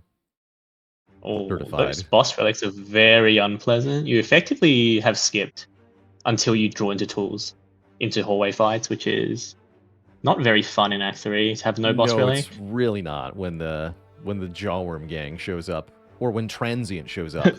Actually, that's probably the fight I'd be most afraid of right now for Outrage, is Transient showing up and ruining your day. Is Transient that scary with the very high damage? I guess you have to draw into the accuracy first before the damage is actually there. Yeah, it's less the the Shiv hands are great, but if you draw defend, survivor, acrobatics, and you've only got 3 energy, and yeah, oh boy, it can be bad then. So let me just double check. Krovan, oh yeah, Krovan now has the prayer wheel, so everybody's got that prayer wheel now. The legendary acrobatics card is in the deck. I think it's probably looking pretty good then. Sometimes a bit of a sleeper relic. Like, it is deceptively powerful in what it can do. Is it? Do people underrate the relic? 'Cause I feel like every time I see someone with the prayer wheel, they're like pretty happy. because now they see cards. Yeah, but they're not happy like they would be if they got a incense burner or a fossilized helix Ah, on yeah, floor it's 1. true. But they should be, because it is that good. Sometimes whenever I get Prey early, I just don't skip cards just to have the biggest deck ever, and it never fails. Just having cards, I guess, is just good in the card game. Yeah, exactly. Having cards in the card game is certainly good. I've never seen anyone with like 60 plus or 70 plus cards ever lose, so I don't know what that means, but it's never lost Do that. from what I've seen. I've never seen a losing deck with 70 cards. You know, I didn't think about it, but you're right. I don't see a lot of runs that lose with 70 cards. Sure don't. All right, let's see. Kai feels so sad. Hopping into a shop, offered membership card, but it's kind of expensive, right? Would you pay all your money for the membership card in Act 3? Is it still positive? Because if it's positive and the rest of the shop is not so amazing, then I could see it. If you feel strong at the moment, because membership card is like pay off later, right? So if Yeah. you don't think you're going to immediately die, then maybe it's something. Because what else does the shop have? Like a whale, a remove. That's about it. Well, it looks like we wanted to buy a power potion over the membership card, which is an interesting choice for sure. Definitely not what I would have maybe initially expected. With the A little option to bit pack strange into with another two shop, alchemizers. I think I would have bought that card maybe. Madness, everyone's favorite event. This could be an interesting energy cheat for a really desperate silent, but I don't like it here very much. This spot, it does make you go infinite. I think. Does it? Maybe without a gamble, it doesn't.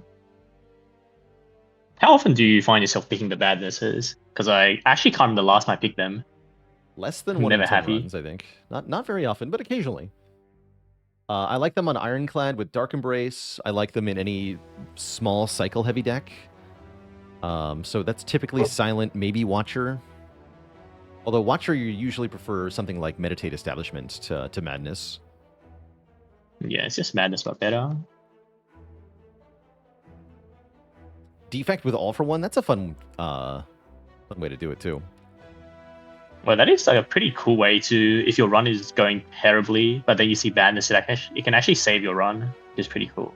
You don't say that about the Madness event. Yeah, I've definitely had 1 or 2 like Ring of the Serpent silent runs with 3 energy that were carried by Madnesses. Oh, that's also a case. That's a very rare case. That Yeah, relic it's a very rare very case. sad. Yeah, very rare. Very rare, I agree. Whenever I have Ring of the Serpent, which is unfortunately too often recently, and then I walk to Time Eater, and Time Eater just draw downs, it's like, you've lost your boss relic now, because Time Eater said so. He's still so Yeah, sad. that's brutal. Looks like Kroven's running into Transient here, which means that the Outrage should also run into Transient once they take enough combat encounters in Act 3. If I understand the RNG correctly. So I'm curious what that Yeah, matchup's the gonna fights look are all like. in a queue. Or not the fight, the encounters. Yeah, same as the relics, right? Like they're sort of in a fixed order. You get to determine how many you encounter from that. But there is some RNG stuff, like how Exordium Thugs is an encounter. So let's say maybe somebody fought them on floor 4 and they saw a Slaver's Lion, but somebody else in the same seed fights them on floor 8 or something, and they see like Cultist Lice or something. It can happen. Let's see, our Asuki asks, are Havenfire and Killers still in it? I believe so. Havenfire's stream is, I believe, frozen, though. There's a lot of frozen streams. And Kind of Killers unfortunate. also somewhat similar. We have an image of them facing Giant Head. So they appear to be in Act 3. Let's highlight that real quick. Yeah, here's Killers. So, frozen. Looking like they're winning Giant Head. Looking pretty solid. But yeah, I can't... The Boot Flechettes. That's a legendary combo. Oh, yeah.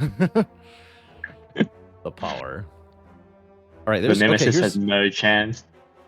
here's Kroven versus Transient, the matchup I wanted to talk about. And yeah, you can see that this is not looking good, right?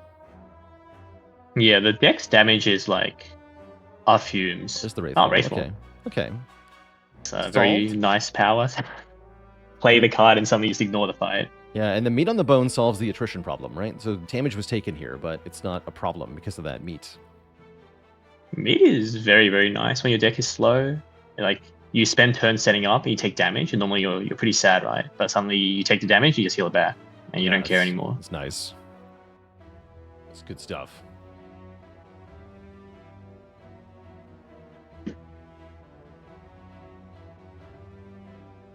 Let's see, looking like the outrage. We found well-laid plans and tools back to back. Wow.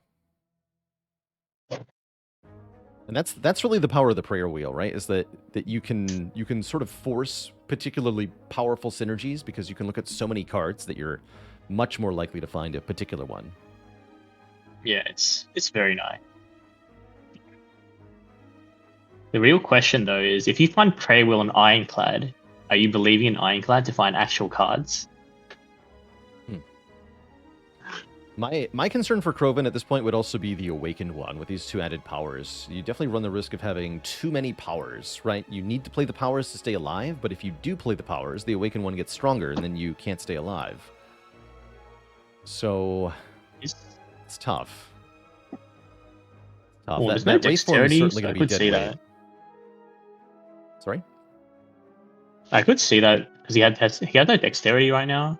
Maybe the Awakened one can hurt? But usually I find that if you have weak chain on the Awakened one, it doesn't do that much to you. That's a interesting position to be in against a Writhing Mass enemy. Ooh, yeah. For a potion immediately. Yeah, glugging to avoid the curse. Very reasonable choice. Now can't avoid all the damage, do not wish to become big. But once again, that's where the meat comes in.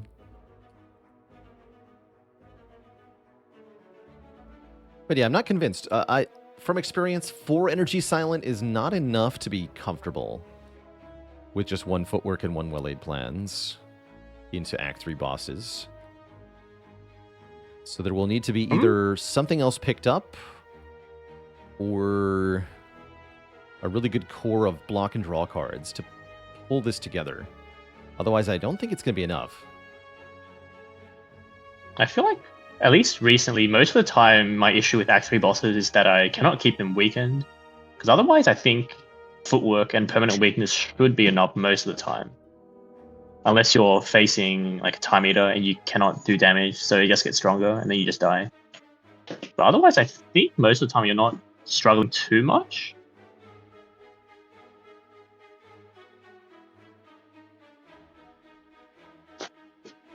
Yeah, it really depends on how many powers get played. Like, it's a question of, do you play Fumes in the Awakened one? Yes or no? I think most of the time I go for no on that one. It doesn't...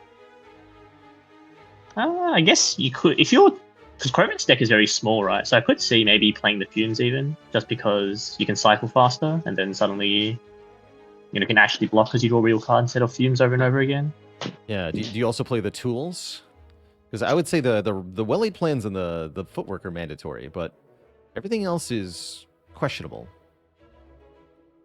in terms of whether you can tolerate the additional damage output from the boss or not. Let's see. For sure. If you play, let's say, hypothetically speaking, you play Fumes and well-laid plans and tools and footwork, which you probably shouldn't do. That would give the Awakened one a total of 10 strength. So 10 strength? So it's 12 times 4 weakened? Yeah. Well, your defense only block for 8. The leg sweep only blocks for... let's see, with 14? Yeah, so double leg sweep only blocks for 28, incoming 48. If you line up the Happy Flower and add an extra defend, you're still only blocking 36. It's pretty tough to block the multi, but I think Krovan has the tools. There's a blur inside the deck, right? And there's also burst, so he can prepare ahead of time, maybe with the burst and the blur. It's still going to be tricky. Usually I find that for Awakened 1, having 1 single deflect in the deck just helps a ton. Because it's 0 energy. Yeah, block. 0 energy blocks help a lot with footwork. Wow, the Outrage looking very strong now. As they've gone into Act 3, we've picked up tough bandages. And they're now fighting double orb walkers with a full set potion belt and an entropic brew. So it seems like they're going to get even stronger. So big compared to everyone else. Yeah, everybody else putzing around here with 1 or 2 potions looking like an absolute fool.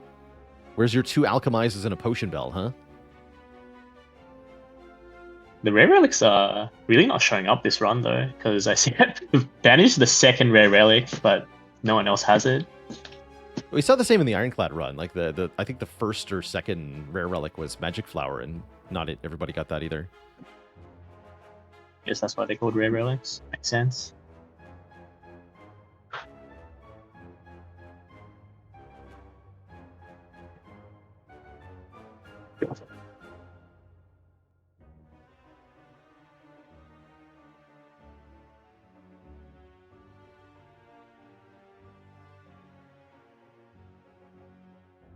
So what would you be looking for to add to the deck to like finish preparing for Act 4 in these players' positions?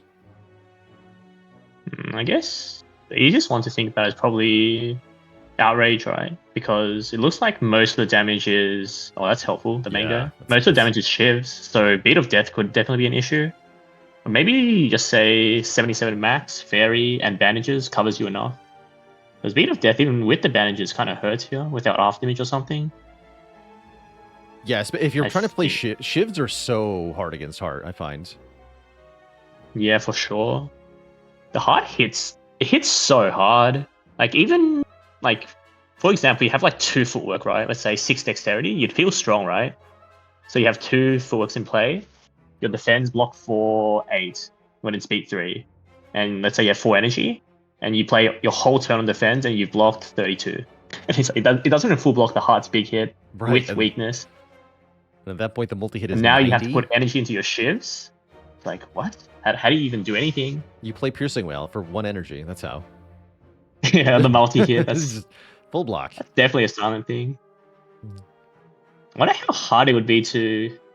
like, how much would Silence win rate draw without the Piercing Whale card? Because something you can't cheat in Act 4. Or Act 3. Like the whale trick. I feel like the devs gave the heart the multi-hit specifically to help out Silent. Silent has Malaise and Piercing Whale and Caltrops. Like, all of these things just dumpster the hearts multi-hit. And nobody else has the same toolkit. It actually feels like Silent walks into Act 4 and just cheats. Like, everyone else, like, you see the multi-hit, oh god, I'm terrified. But Silent's like, I have a common card that costs 1 energy. And you just ignore it. Yeah.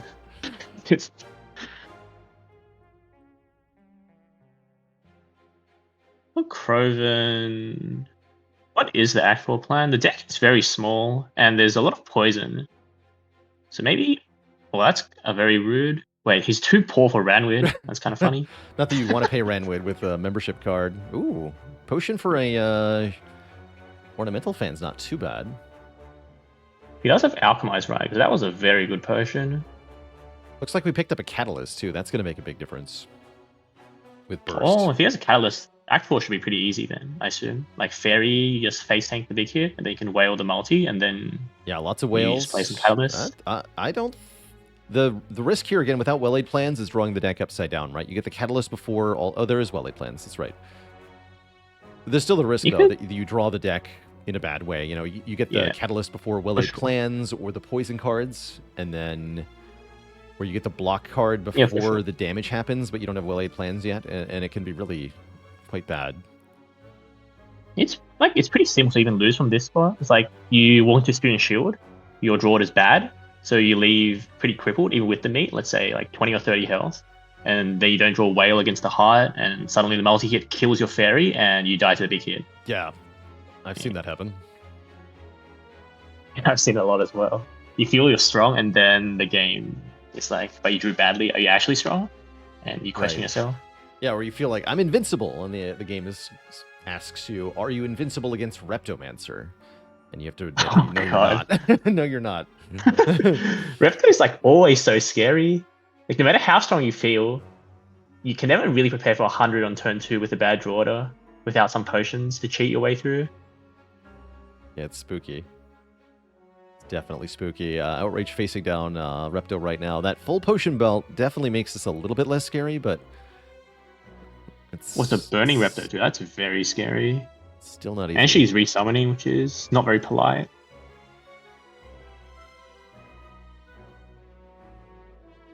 Definitely taking chip damage here, and this turn looks mega nasty. Ouch. Well, that is What do terrifying. you do here? My potion's like, oh, Piercing Whale, the 1 energy block, how much is that? 30 for 1 Yeah, energy? 30. Seems 30 with an reasonable. unupgraded common card. Card is mental, man. What do you think about Piercing Well early in Act 1? I think... Because you know it'll be good later, right? Yeah, they're normally good later. 1 or 2 is okay in Act 1. It's really good against like slimes and gremlins in Act 1. Nice to have against Hexaghost and Guardian as well. Notable Yeah, for that's true. being effectively bonus block when you're vulnerable. It's always positive against Knob to play for 1 turn. So if you're killing Knob next turn, it's nice on Knob. So it's got a lot of use Do you cases. want to draw the Piercing Well though? Because I feel like recently, well, my micro has changed a bit into like I want to farm as many elites as possible in Act 1, and I just don't want Piercing Well in my deck because the Gremlin Knob is so scary. It's like you draw a Piercing Well instead of your damage card, and Yeah, now you're the not- Knob you're- doesn't die. You're not hoping to draw it or anything, but it's better than nothing. It's, you know, whereas defends aren't exactly positive block most of the time. Yeah, that is true. It's mostly I'm wondering about Skip versus Piercing Well. It's been an interesting thought for me. At least I think it's interesting. Like you see Piercing Well maybe floor 1 or something. Like, do you pick it or do you skip it? Sometimes I think I'm skipping now. If there's not many hallways and there's an elite force coming up and Gremlin Knob is scary, I'm like, I don't want to draw this card. I can definitely see the rationale there. I think I'm pretty happy with 1 whale in Act 1, but probably not more than 1. Yeah, more than 1 is definitely very weird. I can 1 is probably still good, I assume. Yeah, Guess Outrage Act just 2 is good unable in to every stop the elite. bleed here. Repto every turn getting a little bit of damage. And each turn there's 1 more wound in the deck too. And Repto is still at complete... I Repto's would like to still point this out. full health. Repto is at full HP. It's like turn 5, right? I don't think she'll last long though. There's 2 accuracies in play now. I'd assume she's probably done for very soon.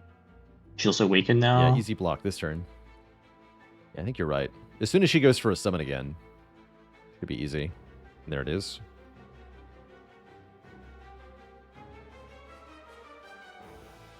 Well, the deck has only Blade Dancers though, so... Oh, maybe she just dies this turn. That's a lot of It's damage. not- Weakened though, so Not maybe that not. much damage. I don't even think it's 100. Oh, that's very weird then to lose the Blade Dancer for the resummon. I'm slightly scared, but it's probably fine. The deck's not that big even with the wounds. Until she makes more daggers to make more wounds come in. I assume the deck gonna is be probably stable though once Death by the a powers are thousand in play. cuts kind of deal. Who can stab the other person enough times? But, Yeah. Staying on top of the daggers there means should be easier now. Yeah, Blade Dance with Well-Laid Plans as well. That looks fine. Yeah, it looks fine now. I agree. Proven's in the boss. Proven is in the boss. Let's The focus on Proven Donuts. I feel like Donuts is one of the Boss music. most underestimated bosses in the game. I feel like most people say, you see the Donuts, it's one of the easiest bosses. But on Science specifically, I find the Donuts to be very tough a lot of the time because Silent can't block without weakness unless you're insanely strong, and you cannot weaken these guys. Like Yeah. right now, he has 2 leg sweeps and they're not weakened. 3 artifacts on 2 separate targets is challenging, and then even when you remove all those artifacts, you have to split your attention in weakening one or the other. It is Yeah, very hard to keep up with. I agree. you just cannot keep both of them weakened, really. I think And Donu and Deco this are time actually already- one of the more threatening bosses on lower Ascension levels. They don't really change that much from A1 to A20. Oh, I actually don't know much about Low Ascension Donuts. Is there going to change? I know Awaken 1, the strength is doubled, and Time Eater gets the slimes. Yeah, but the only real What changed difference the for donuts? Donu Deca is the plated armor. That's like irrelevant. Really it. It's, Okay. it's pretty much nothing. I've almost Yeah. never seen it be relevant, but yeah, the Awaken one of the Time Eater slimes are evil, just evil. It's actually so unfair, though. Yeah, it 'Cause literally yes. Watcher has a card, It right? is just The it's Vault not, card. It's not cool. Time Eater is rude. Vault is one of the best cards on Watcher, right? You play a card, so it costs 1 draw, and then you draw the extra cards. So it's like plus. You skip 4 cards with draw. Right. So it's like plus 4 draws, right? And pay 3 Time energy. Eater does draw down. You lose 2 draws, and you get 2 slimes. So the Time Eater has played Vault on you. Yeah, it's minus 4 draws. Yeah, and that's if you get rid of the Every slimes other the first turn. time you draw them. Yeah. It's brutal. It's So absolutely it's like, brutal. what? Minus 4 draw, minus 2 energy. Could be worse if you don't play the slimes the first time. What is this? If Why Time have they Eater done was this to really us? smart, they would do every combat just going big hit, debuff, big hit, debuff in a never-ending cycle. Never multi-hit until they have maybe 10 strength or something. Just slaughter the It's actually players. so mean. I still have this memory. This is from like 2.5 years ago, I think. I had an Ironclad run, and I had like 2 or 3 disarms, so I thought, Time Eater is very easy, right? And it just never multi-hit me, and I just died from full. I can't believe Time Eater's done this. I never underestimated Time Eater after that. It's harsh. We all have tough stories about that guy. He is a jerk. I imagine for Krovan, though, Time Eater is probably not that scary, assuming he doesn't draw the worst order ever. You just play some Catalyst while he plans, and he just dies. Yeah, the burst catalyst plus is really showing off now. Just slaughtering these two. 160 poison easy. Corpse explosion cleans up. I'm surprised these Wraithums are not upgraded. Like, neither of them are upgraded. Speaking of the Time Eater, So here's actually a fun little secret, is that against the Heart, you don't need your Wraith form to be upgraded if you just play it on the first attack turn of a 2-hit pattern, right? The third turn of Intangible is just going to be the buff turn. oh, it is true. Doesn't matter so much for the Act 4 elites, though? Because those guys are Those guys, also very scary. Maybe even scarier. they also have a For this deck. sort of 2 turns on, 1 turn off pattern, but it's not as strict as the Heart, and yeah, you really appreciate Yeah, the extra it's turn against mostly- them. Turn 1 Wraith from draw. Like, you face 33 maybe, and then you want it to block turn 1, 2, and 3. Yeah. One of my favorite things to do with Wraith form against Heart is play it on turn 1 with an artifact or orange pellets and just block that whole first cycle. Oh yeah, that's always really nice.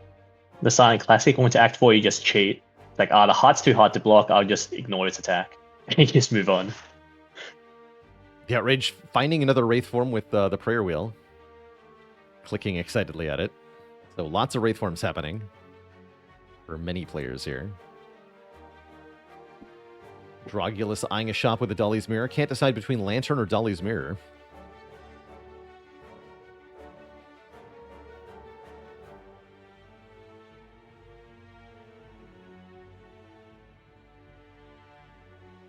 But it should be, as you said, a pretty easy win for Krovan here against the Time Eater. Let's quickly pop over I imagine to the run is... the Outrage also stepping into Donu Deka here. Ooh, Sweet. Terra does not work in this way. The donuts have so many random things that you usually don't think about, but then they show up and suddenly they matter, like the artifact.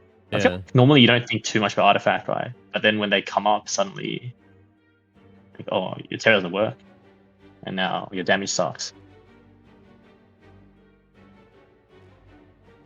And the front load damage is also very big. It's like you only have 4 energy, or I guess 5 energy sometimes. The kite. But you have to spend the energy on powers, and then you get hit in the face. Yeah. So Krovan does make it into Act 4, no problem. The Wraith one's finally There's a Wraith upgraded. form upgrade. Probably don't need much out of this shop. Could buy an Entropic Brew if you wanted, but 1 gold off buying the Reflex Tactician. cute. I'd probably buy Orichalcum or Remove. Actually, with all these Wraith form in the deck, I think I would actually buy that Orichalcum. Genuinely. Over the remove, he has bandages as well. Well, that's a good point about bandages, right? Bandages, tools. No, yeah, you can remove here. Imagine this deck is just draw into plans, draw into your poison, and slam a Wraith form, and Catalyst goes off. And you Yeah, win. yeah. It's just So, it's just play the Wraith form, play the Catalyst, which is I mean, it works. He does remove. No, It the certainly unload. works. No, unload. Unload Card is so bandages. good. We could have had No. unload bandages with both Reflex and Tactician if he had 1 more gold. If only you dreamed We harder. were so close. So If close. only, if only.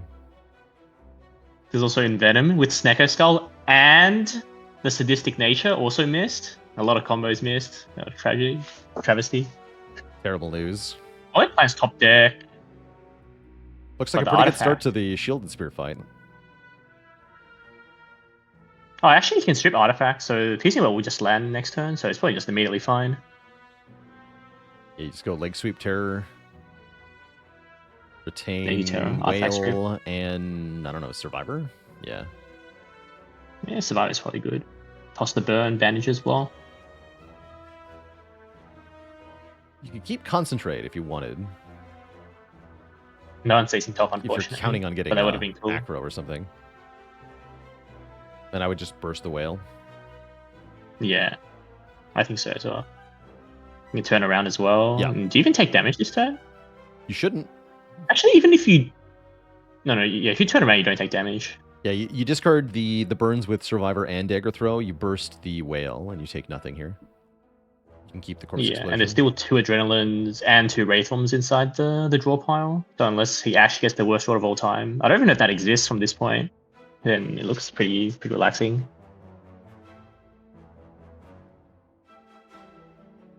Drogula's picking up, or keying the boot. Don't think we didn't miss that, Drog. The boot will remember this. What? I'm no longer cheering for Drog to win. I hope he loses after that disgusting move. I cannot believe this. Unacceptable. Is there a Nemesis in this run? I didn't see any Nemesis. No, I saw Giant Head and Repto. I Uh, don't think I did see Nemesis.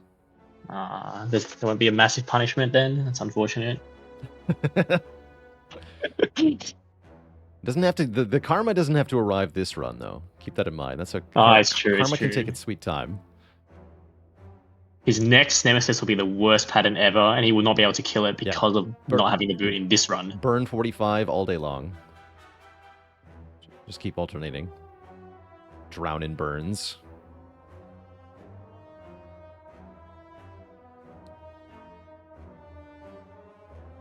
Another person in your chat has said that they keyed the boot and they have died deservedly. Yes. That is good. Do not key the boot. Yeah, that's your proof of the divine right there.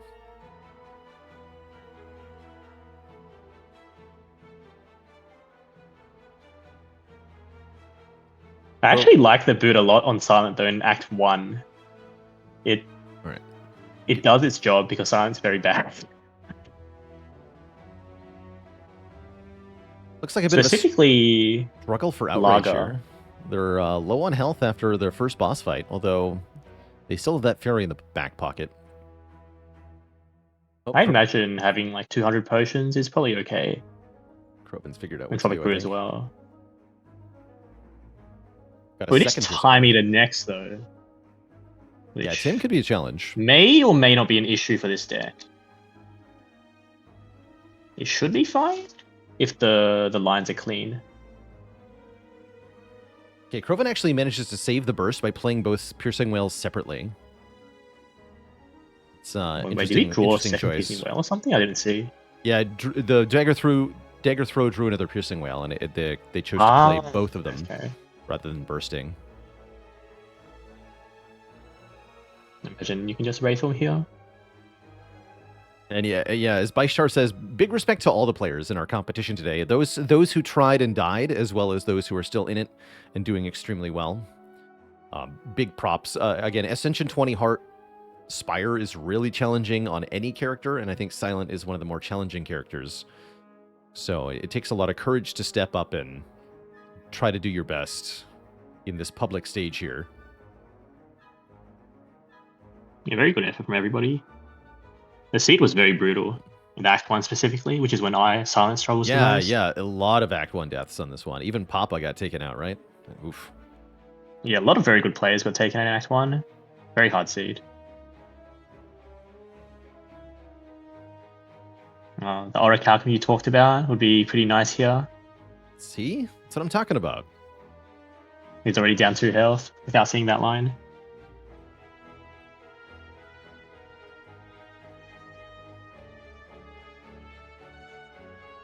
Let's see, how's the Outrage doing against Time Eater here? 10 health. I guess he was very low from the previous fight. Yeah. Lost a little bit more Don't have footwork down, so this 32 from Tim is looking like it could claim the ferry. Maybe you could use the weak pod. Oh no, we're already on 11. Yeah, I think this might be the ferry getting used, because the outrage can only play one card here. That's brutal. That's ouch. All right, the ferry goes. Still lots of potions, though. Do need to be a little bit careful here to not waste too many cards and make the Time Eater too strong to handle. We're using a whale, there's... I don't know how many whales they have, though, so maybe it's okay.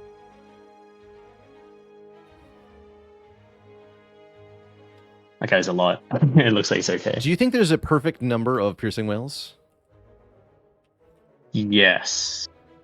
For the heart, anyway. It's 4, right? Yeah, I agree. It is. Like It the is 4 first is the sweet cycle. spot. Yeah. I agree. Okay, looks like Krovan makes it through the elite fight here, and is going to be the first one to face down a heart.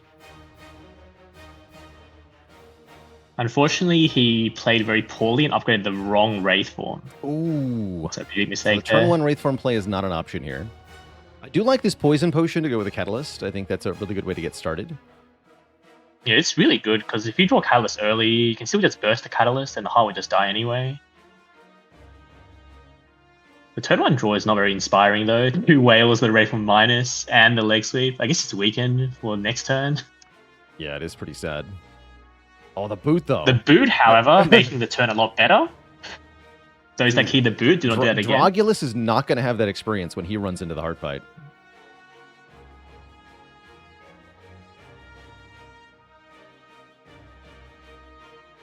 But yeah, looking Wow. like the block is really short here. You do expect that from first cycle into heart. Oof, Calc Yes. Gamble into statuses and the die. Ouch. Like, blocking the big hit against the heart is just... it's unrealistic. Yes, Unless it you're is. It is absurdly unrealistic, strong. right? Because it's only 45 damage base hit, but then your vulnerable makes it 67, and you're frail, so your block is worth 33% less. So to block 67, you actually have to block for 100. You have to make 100 block even to fully stop this attack. It's crazy. And then Actually there's also crazy. beat up there. Yeah, plus beat up. So you think about, like, you play defend, and how much did the defend block for? 1. It's like, what? Okay. Oh, this turn is looking a little bit suspicious. Ooh, might have to play the Wraith form here to stop the multi-hit. Do This you is Wraith from here? serious danger of running out of hit point to chip damage with this line. Even What with is the fairy. actually pretty bad. Like, would you Wraith from here, or not? Well, if you don't Because Wraith I form, think you're the losing the gamble's fairy gone. right away, right? Do you... Or maybe the HP is too low afterwards. Well, that's very scary then, because the first Wraith was also gone. The tools is not drawn, the other poison's not drawn. Even if you do play Wraith form, you're taking like 15 damage here. 17 even. It's very, very scary. And suddenly you have to ship the hard artifact as well for next cycle, and the damage will be very behind. With dexterity chipping down by 1 per turn, I feel like the Beat of Death is going to be killer. Playing that defend, I think, was maybe suspicious. He does have whales, though, I think. So maybe it's okay if he can strip the artifact somehow. That would be the way to Okay. victory. Assumes. You can still face tank the big hit with the fairy and then whale the multi. And then you can Wraith from the third cycle, maybe. First Catalyst is here, but look how much poison the heart has on it. 0. Hey, It's a work in process. Mhm. It's gonna be 7 I think soon. I need Thank to you, step Snecko away Skull. for a while. So when you all are done, you can just leave the call, and I'll just have my stream still going. Okay. Sorry Okay. about that. Hope everything good. is okay on your end. Yeah, we got it though. Thank you. Oh, there's no piercing at all. This is like really, really scary. The draw is exceptionally bad. Yeah, it's tough. Even the speed and shield fight going well, and this position has occurred. It's kind of crazy.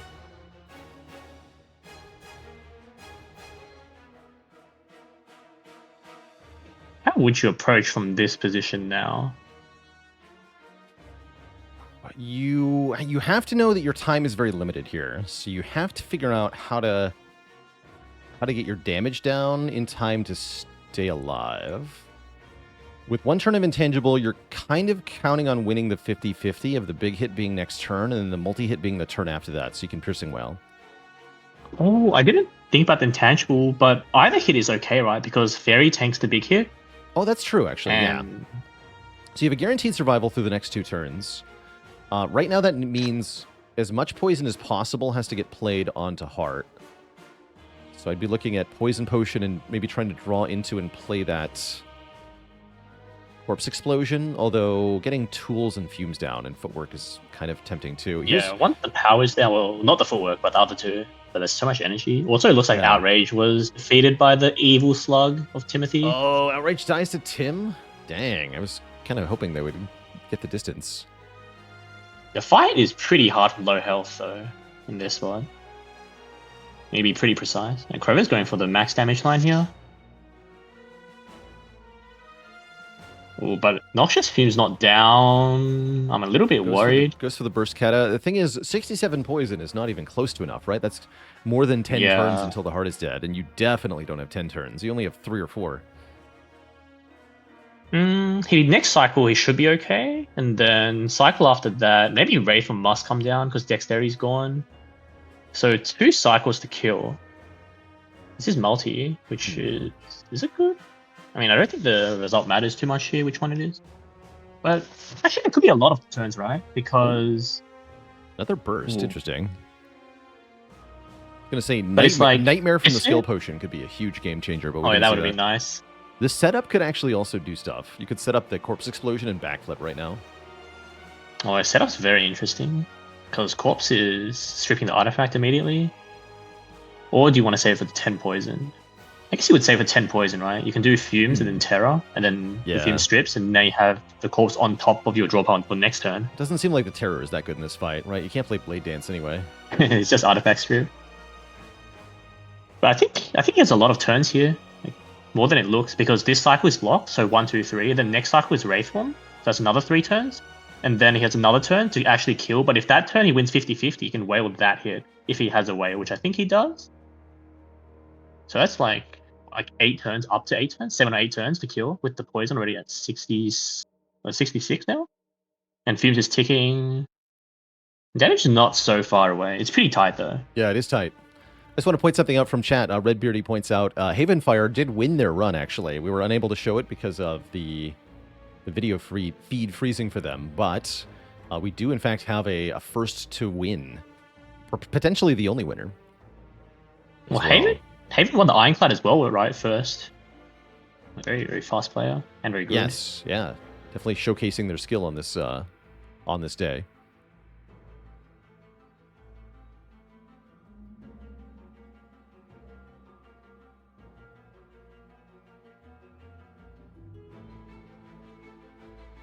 It's got to be CE, right? And 75 poison. Yeah, you can That's lose. tough. You kind of have to lose the fairy here. Dex is already negative, right? The blur is only blocking for 2, so Yeah. it's doing nothing. Yeah, I don't see a realistic way out for Krovan here.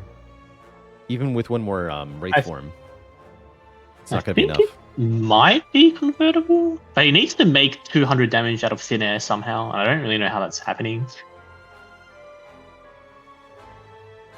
Maybe there's a solution somewhere. I think it was necessary to play the Corpse Explosion 1 or 2 times before playing the Catalyst. 60 was just not enough poison. Yeah. I haven't done the calculations, but maybe it's probably true. Like 60 is a bit too low, even though the poison damage adding up over the 2 turns that you miss is a lot.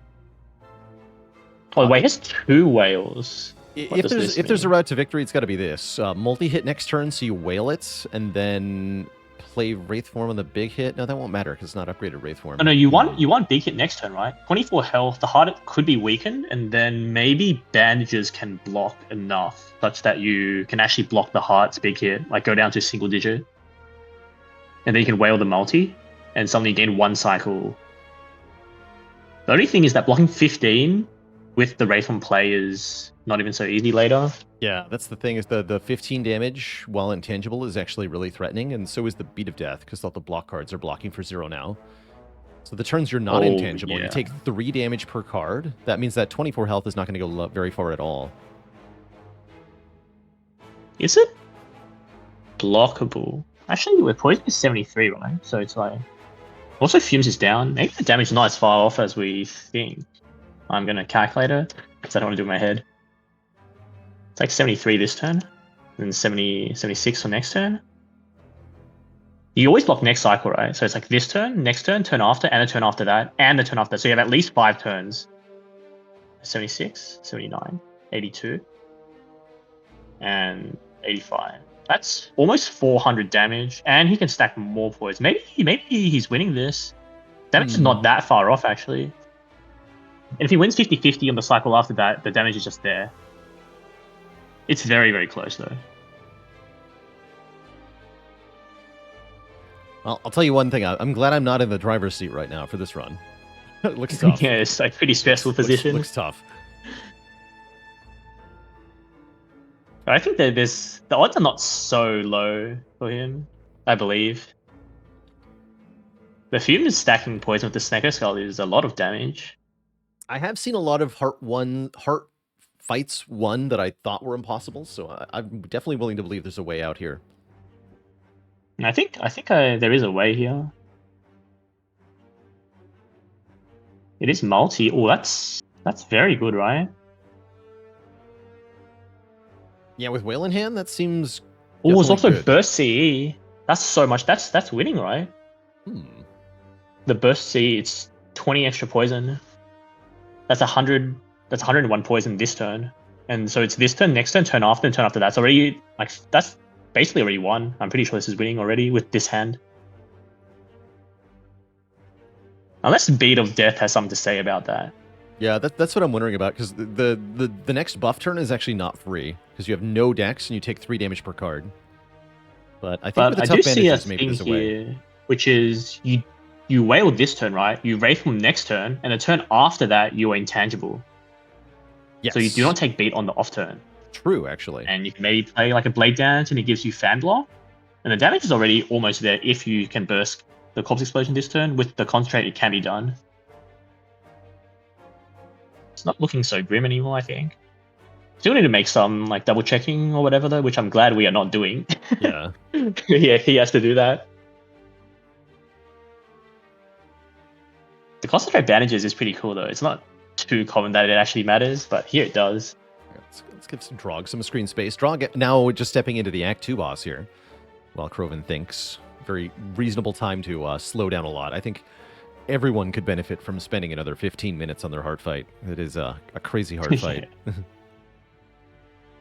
Especially when it's this tight, the damage is very, very exact. Yeah.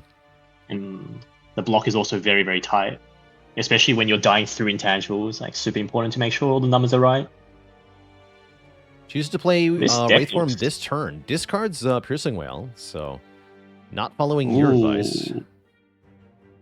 But maybe this line wins as well, because I think just because the poison's already at 100, like I imagine most lines are winning. This line's getting you can Blade shredded Dance by next multi-hit turn, a little bit.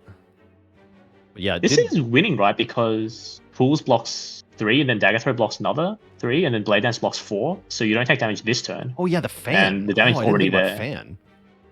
The damage is already there now. And also, do not forget the boot going in clutch when damage is close. Very important.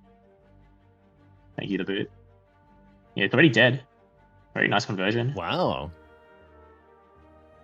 Making that Looked look very easy. dire there, but he's done it. Thank you, the boot, of course. Hope he plays the Blade Dance for the boot value here. Ah, I'm disappointed. All right, He can also whale this turn. He did win the 50-50. Oh no, he did. I'm blind. Never mind. But very, very nice win.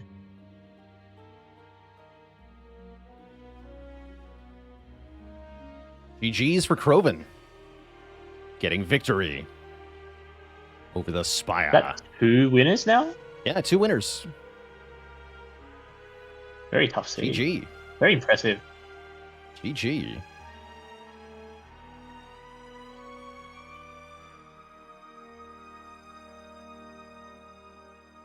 Total time of 1 hour and 31 minutes. Not bad. Not bad at all. It's pretty slow for a Krovan run. I've known him for a bit, and he's very, very fast. Like I remember he did like an offline Silent Sam or something, and his average time was like 50 minutes, or maybe it was under 50 minutes. He plays so fast. I don't know how he does it, but he's streaming the run right now. So I imagine because he's talking to chat or whatever, it could be slower. Yeah, I definitely play faster if I'm not streaming. You're talking to chat just it wastes so much time.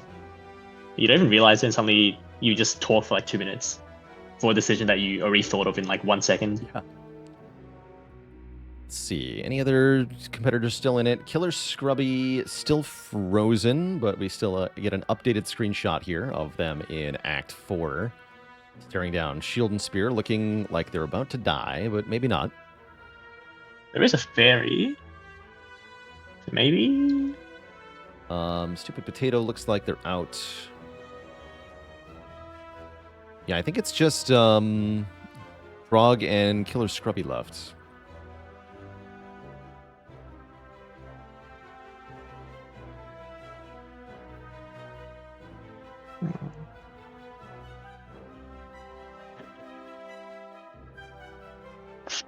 So we'll watch Drog here for a a bit, and maybe is this start post execute. winding down. Perhaps. No, it's not. Given the pace of Oh, Drog has Drog's, 2 Wraith forms. Okay. yeah, this is looking pretty easy here for Drog. Should be a nice. I think this decisive run victory. is probably winning, unless he just draws badly in every single fight from now on. Seems 2 unlikely. Wraith forms after bandages, gamble, clans, like everything's absurdly strong here. Also meat on the bone in case he draws badly in a couple fights in Act 3. Yeah, I think it shouldn't be too bad. You've done it now. Oh no, not 1 times 2. Terrifying. Better block for a million. I'm still hoping Drog loses though. I will not forgive King the boot. That's unacceptable. Unacceptable. Unacceptable. Scrubby now up against the heart. Oh yeah, I see it. Let's get our updated Was it? screenshot from Scrubby here. Unfrozen? Screenshot. Here's the latest report from the ground of Killer Scrubby here. This screen is not looking pleasant. It's definitely Well, looking they like never death. found the bandages. Oh, no bandages with the That's Cal Gamble? unfortunate. Ooh. Best of luck, There is Scrubby. the gamble to something though, that no one will know what he's going to draw into. Old school boxing highlights, yeah.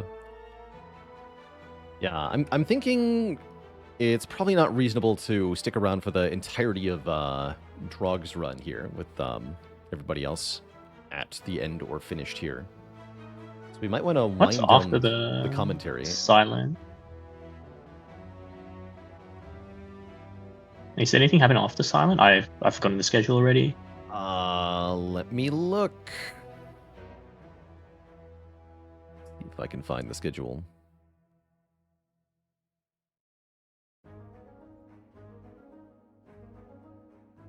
I don't think there's any. Somebody asked, is there any other characters getting played today? And the answer is no. Watcher and Defect are going to be tomorrow. Red Beauty says there's a break after this and then speedruns. Oh, that's right. I think I'm competing in that. I wanted good to luck. try I'm my cheering hand at for you. speedrunning. It's been a while. The Outrage, thanks for subbing, by the way. Well played in the competition today.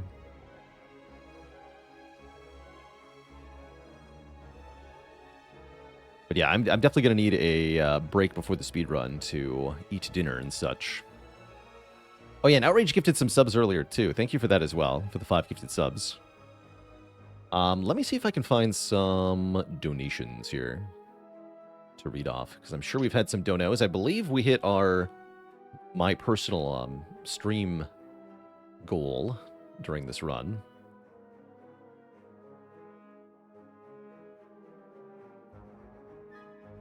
Wait, speedrunning's very soon. I wonder if it's too late to sign up. I'll ask Panacea. It's like an hour.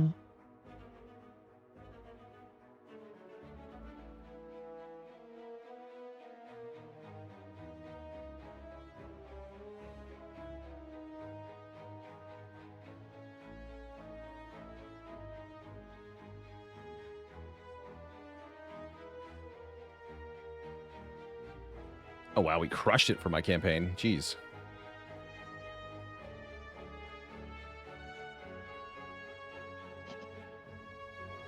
$2,400 total.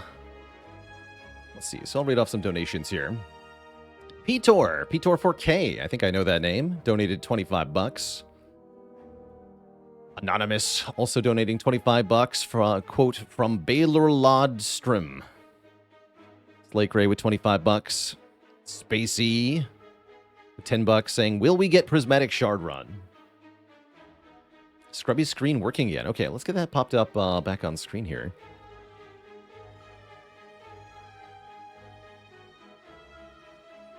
Highlight. No. Here's our updated view on the ground. They're alive. Not dead. 2 health. Tough bandages would be very convenient in this spot. It sure would be, yeah. The red bar is so long as well, but there's just no bandages. Yeah, it looks like an uphill fight. Are the speedruns A20 heart? Yes, I believe they are. A20 heart, no boss swap is the speedrun that we're going to be doing. Looks like Drog is not in the most favorable spot against the devastating Darklings, being on 3 energy. There's a lot of incoming damage.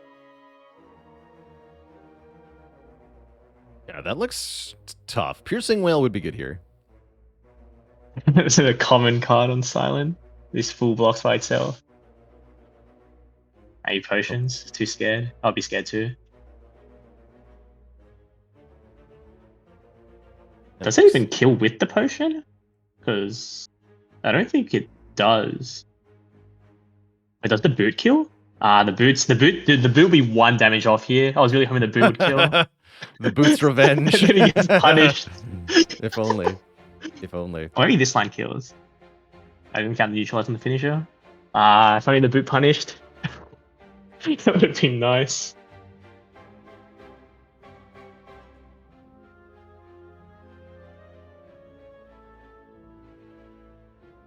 It looks like it's okay. Well, it plans his myth though, which is not very pleasant.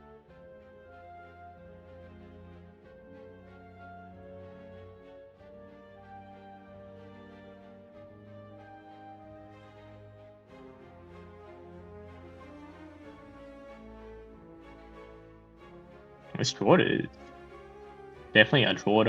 He opened the draw pile. I just saw like 2 Wraithforms and a bunch of draw cards that were not drawn into. Okay. The Wraithform card? Yeah, Wraithform makes it easy, though. It's kind of funny. He played Acro and he drew into 2 more Acros, but they weren't there when he needed it last turn.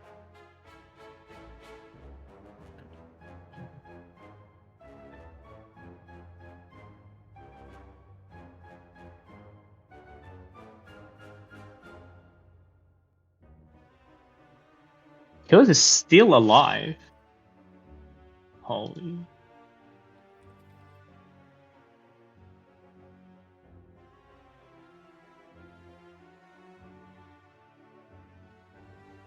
Is Scrubby still going? Still only see the Somehow still alive. same. They are big image for streaming. them. So you could keep up there. I don't know how I would set it are up they on the streaming? scene That's though. again probably why their camera They is are frozen. live streaming.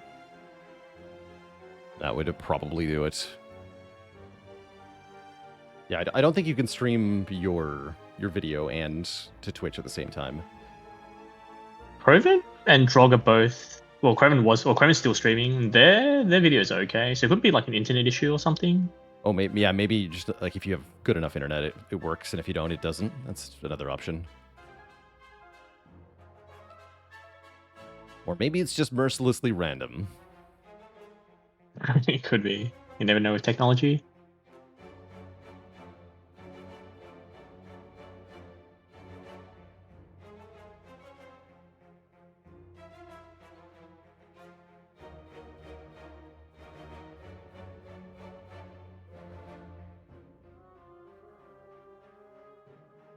Okay, from what I can see on Killer's screen, they have 1 health, and the heart has 560 more than that.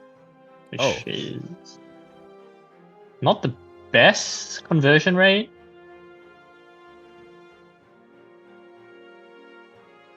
Does seem like a bit of a tricky situation. It also looks kind of dead from this spot, unfortunately. Scrubby does? For the hard Yeah. tells. Oh, Scrubby, unfortunately. Yeah, they have perished. F's in That's chat for our unfortunate. hero Scrubby.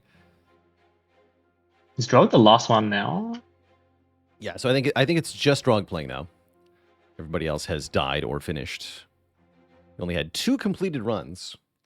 Probably 3 with Drog, but again, that's up to Will he finish under 2 hours though? That's the real question. Because wasn't that the limit? Or is this fake news that I I've don't know. read in my head? I remember there was something in the rule saying 2 hours or something.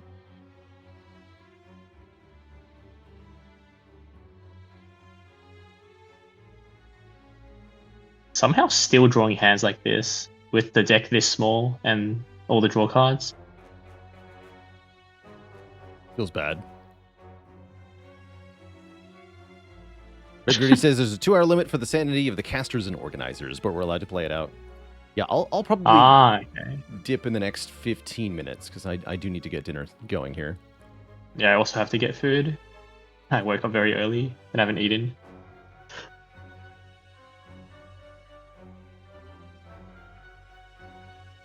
I imagine every fight from now on though is just play draw cards, draw into Wraith form, play Wraith form, and every fight will be the same. Yeah, and then you heal 12 at the end of it if you took any damage while setting up. It is... Maybe Pretty Time Eater could consistent. be something, but imagine Time Eater would just die, even with ships being most of the damage. Yeah, I think bosses and elites I don't could be a bit of a challenge. The pattern wasn't that bad, right, for Time Eater? I think every other fight is just free, unless Repto kills him on turn 2.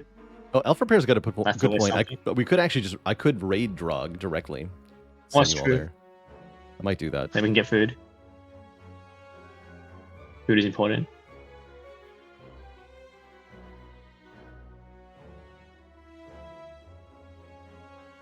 Let's see, there's Put more Drog. pressure on him. Yeah, put some pressure on him. That's right. There's Scrubby raiding the stream. Good try, Scrubby. You made it further than almost everyone else, is what I'll say. Nope. Actually, And there was one technically- Act 3 death I think I saw. Technically, you had a 3rd place finish. So, Was it good one Act performance. 3 death? Because I remember a lot of Act 1 and Champ deaths, but only one time into death. Dealt so much damage that I forgot to block, says Scrubby. It's an Ironclad problem. Not a silent problem. What are you doing? Does Ironclad have that problem though? He just doesn't have block cards. There's no I forgetting guess they don't he just exist. forgot to block, and he does damage. They're not really related. It's just his identity. Ironclad just blocks with his face and calls it a day.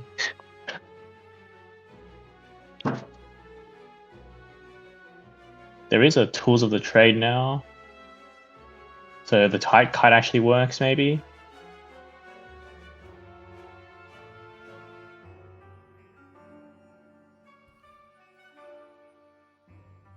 As Zavarin said in Family Feud, feed is a block card. Base is the place.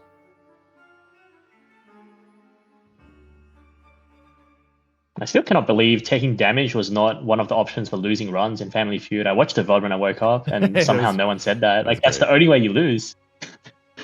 How else do you lose? You can abandon run. You don't take damage. Oh, that's then. true. That's also not on the thing, though. True. The only 2 ways to lose the run are not on there.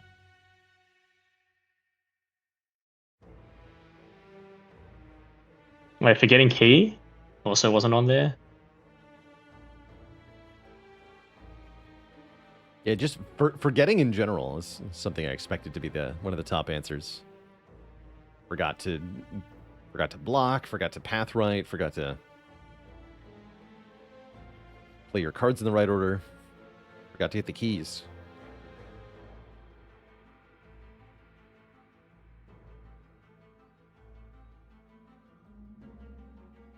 Can't predict the community every time. That's right. You can't win them all.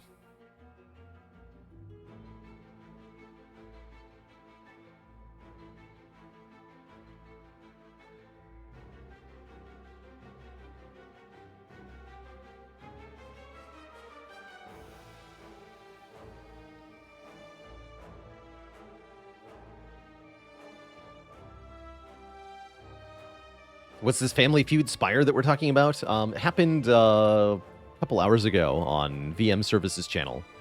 There was a dev team versus a streamer team trying to guess answers collected from a Spire community survey, excuse me. So like in the Family Feud game, audience was polled ahead of time to give their answers on a bunch of questions, and the teams try to guess what the audience answered. Oh, I'm very surprised Ritual Dagger was on that. I don't know if people remembered colorless cards. Ritual Dagger was if I was playing, that's what I would have guessed is Ritual Dagger. So I was happy to see it there. That card is hella cool. It started to run. And technically, it's not what you can get though. So I just didn't consider it. It's actually a pretty tricky question because all of the cards you actually want to start with are rare. So when you specify non-rare, it makes it way harder. Oh yeah, that was the specification. I'm still surprised colorless cards got picked. Usually I feel like people don't remember colorless cards exist because you don't really see them in runs. True. Not even like a normal colorless card, but the event-specific one. Yeah. Yeah.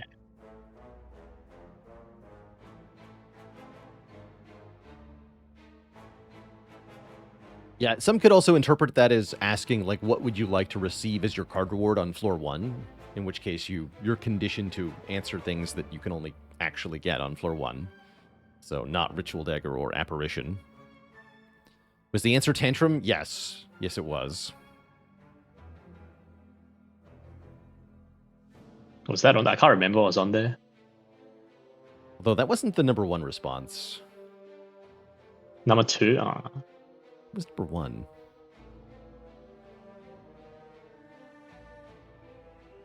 I don't remember at all. Oh, that's right. It was Blade Dance. Blade Dance. How is Which that I number don't 1? agree with, but that does make sense as like that's kind of the what are you actually getting on floor 1 answer. Rather You than, don't even want to see that on floor 1 on Silent, right? As the number 1 pick. I guess people just really like shivs. There are better options. Like all out attack, I think I'd prefer a lot of the time. Eviscerate is better. Terror, that was just on the screen. Eviscerate is definitely better. Terror is better. Yeah, like if Blade Dance over Terror, you're crazy, chat. I think people just like shivs. That's pretty much it, probably.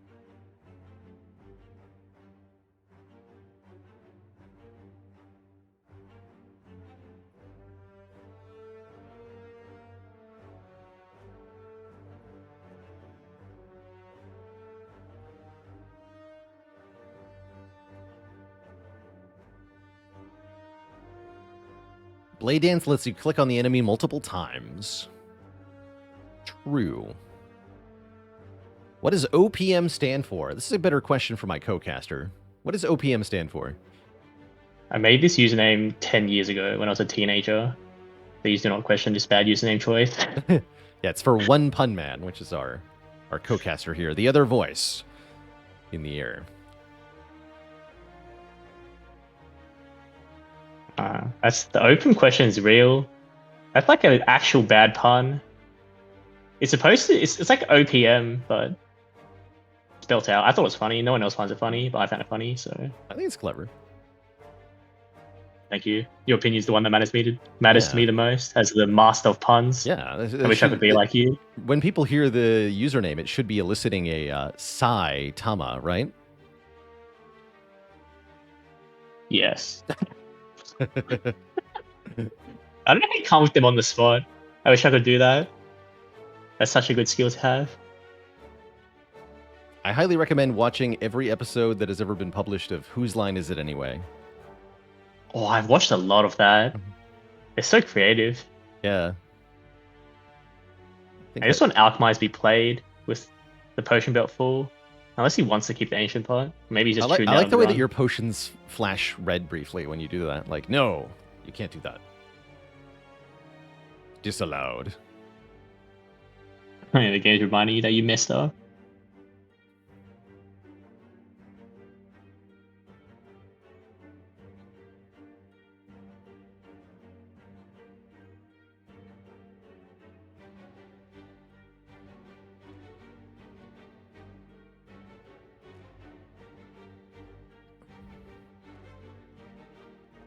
The chat mentioning the Richard Simmons episode of Whose Line. That is a classic. Oh, man.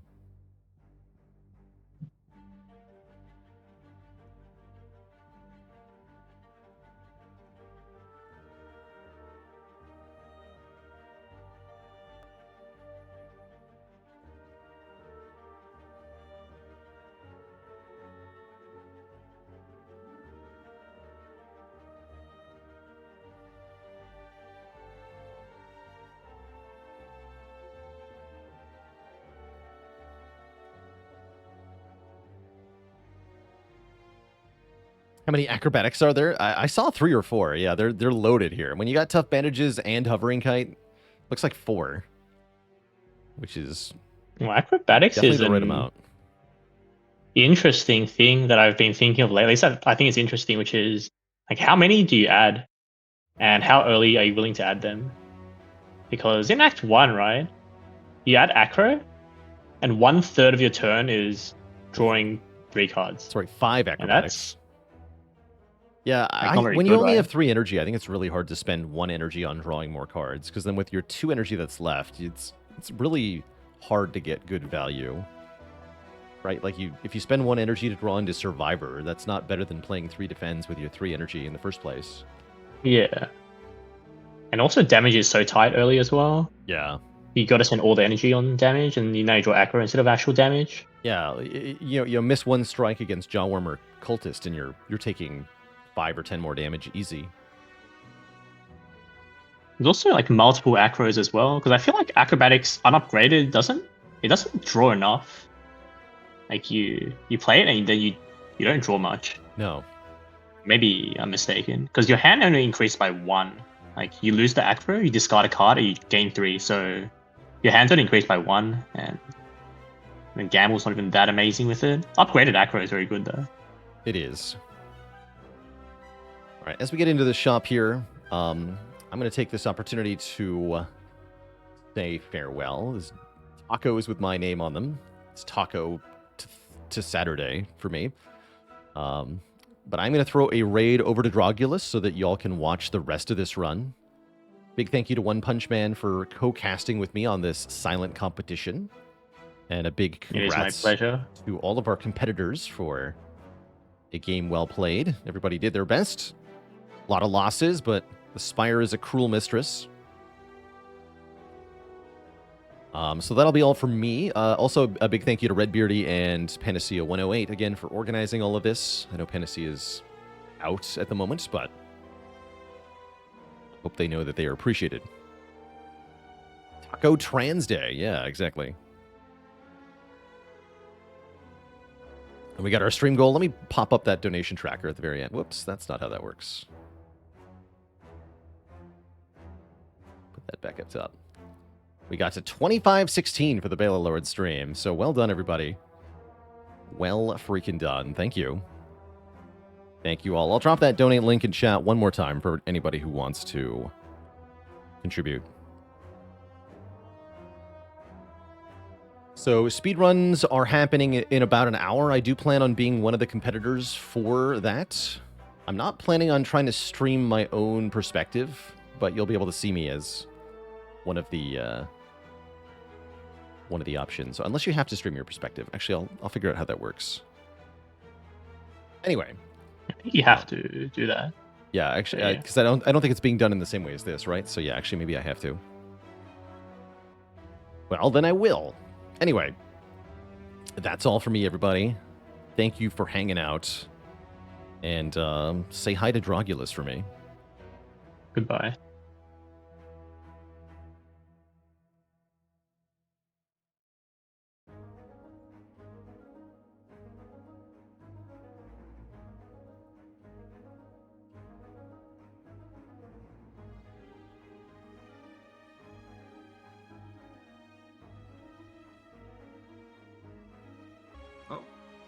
I think it's because Baylor might be a co-director in the other modes somehow, but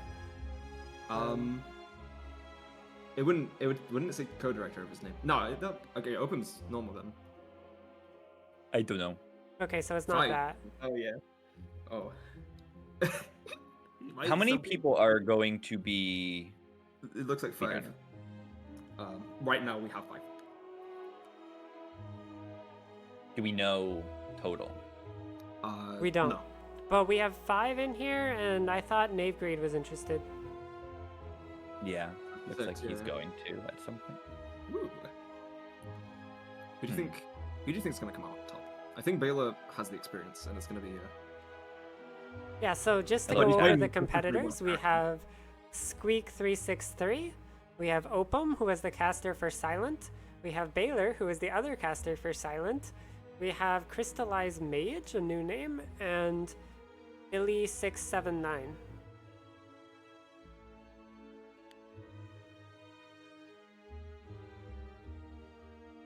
All right, I'm proud of my audio that I got set up very quickly. Very.